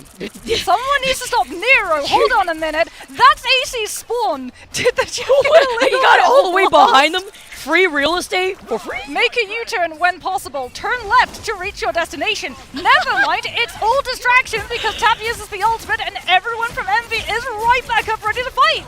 You're looking at Nero's like, where is my Uber driver taking me right now? I'm scared, I'm worried, but Envy's not worried one bit. They are splitting the attention of AC and they are making this fight look messy for them while they build up even more space. And look what they're working with here, right? Speedery's about to have the Galactic Legend coming in shortly. Month with the Invisible Boundary, as well as Kaluj is able to build up into that Sound of Seduction just as quick. But there's only a minute left here for Envy on the time, and AC have the better ultimates coming on through to this. So this isn't about winning the fight here, it's about how much can you force coming through instead, so you can set yourself up for a better fight afterwards. Tap is going to have the Soul Bind, that's already Invis Boundary. Mercury does take down speedily off of the slow potential, but Envy think that this is winnable now. Out comes the Itch Jeff, in response we get the Meteor M because both of the strategists got caught out by Nero, and he's able to avoid the Mag ultimate from the natural cover. They deposit Mercury so far away from the team, it has to be the fate of Bowforge just to get a chance to come back. And the fact that they were still able to find a KO onto Eggtart while Mercury is having a dance-off with the fate of both worlds that was forced out after the isolation here at the hands of Nero. Now Envy walk up, they're looking to clear the path because they still need to get this payload to the finish line, and this is exactly how you do it, with Speedery clearing the space and the Galactic Legend, while Nero is still able to get these follow-ups and has the Itch Jeff. Can Kovac find the Adam? No! Oh, Tap no! jukes him with the wall to break LOS around the corner, and off of the back of that, Envy get the full push. 2, 3. He said you thought. You were close, you thought. Right there around the court. That was awesome, the way that he was able to play that space too. He had to do it at a right time as well, even if he was trying to shimmy shade his way over to the left and right and try to tap that as if he was dancing here. But I mean, that also shows you how MV's used to playing around this. That's just also matchup awareness here as we get started. But that was incredible. Even though we saw Envy down with the time bank that they had, it was the way that they were taking these fights. Not only were they dissecting the back line, splitting them up, it looked like AC was trying to look left and right. Which way do they want to prioritize? It looked a bit messy for them. Yeah, and that's huge because when you're playing against a Winter Soldier, right, if you're both coming from the same direction, Bionic Hook catches both players. He also gets to fully generate the Kraken Impact much faster into a stack of players off of all of the AoE splash damage that is attached to the Winter Soldier's abilities. So if you're coming through from multiple different directions, like you said, his attention is entirely split, and they have to make these really fast decisions of what target do you look at, which then frees something else up to come on through. That's how Nero on the Jeff was able to literally be the distraction. He was the one that everyone from AC had to turn around and deal with, and that allowed Envy to get into a much better position for the Adam Res. I just want to do a PSA out there. If you're watching this at home, you're trying to do this in your own rank ladder, just understand that this is Nero doing Nero things, all right? I just have to put that out here as Envy now on the defense with the thing, by the way. Window has come out with the Angela. Now we're seeing a nice little glimpse over to the thing in this 3-3 setup. Yeah, and here's the thing about the thing. He's going to be able to give you damage reduction as a cooldown and get to utilize all of the natural cover to just swing with the Wild Haymakers around the corner, cleaving into AC when they try and walk forward with the Storm one-sided damage boost. And off of the back of that, Envy hold. And you get the team up with the Invisible Woman too. You're just going to be able to profit off of this as well with that reduction here. And looking ahead, a month is already close to that Invisible Boundary. Nero, by the way, getting the follow-up and being able to get that pick onto Kuma, it looked like, together with Month, has the It's Jeff ready to go, while Tap about to have that Sia as Nero activates the It's Jeff. You see the hand of Khonshu while he gets to nom his way, overtaking the Storm somewhere else. Disaster. It may spell disaster for him because there's nowhere for him to go. The roof bopping over his head as he cannot escape through the window to his left. Meanwhile, Kalush gets the follow-up and gets Ko back in the process. I mean, they're just managing to desynchronize the Storm and the Jeff. Here comes the clobbering time. AC not getting any opportunity to synergize any of the ultimates that they've been able to build up. Envy are just not giving them room to be able to breathe, which is now going to mean that they get full reset opportunity to defend their position and anticipate both the Eye of Agamotto and the Grid Ultimate and the Storm and Jeff, all of which are going to punish if they stack. If you're Envy right now and you're looking at the It's Jeff 2 and Month having that invisible bout, Kovac being taken down is huge because you wanted the Omega Hurricane to bait out the invisible boundary at the very least. As you send out the Meteor M, you miss out on your shot here. Kaluj still finds Kuma in the process while the Omega Hurricane, the Sharknado perhaps here, but it actually was mistimed. Egg-Tart goes down first and Disaster is left all alone. That's what Envy have been doing multiple times. They see that AC are looking to set the wombo combos and they desynchronize them. The Jeff has to be able to interact directly with the Storm's ultimate to push it into the Jeff Nado form. So what they do, they cut out the Shark, and that means that AC burned their ultimate entirely. It's going to be a strangling prison. They've got the hand of Khonshu. Did they get the opportunity to use it? No, because they go aggressively onto the group first into the stun of clobbering time, and AC are still not able to use a single one of the ultimates the way they want to. This is insane right now, I'm not gonna lie. I'm almost speechless. I mean, Month even getting the final hits, the quick little 2K off the Invisible Woman ball. I mean, this is incredible. And the way that they're even cycling through these ultimates. Sure, you have the Wombo combo now online. Mercury has the survivability. Surely, now with the Strangling Prison, that doesn't find its mark. Nero then comes in with the It's Jeff and actually gets all three.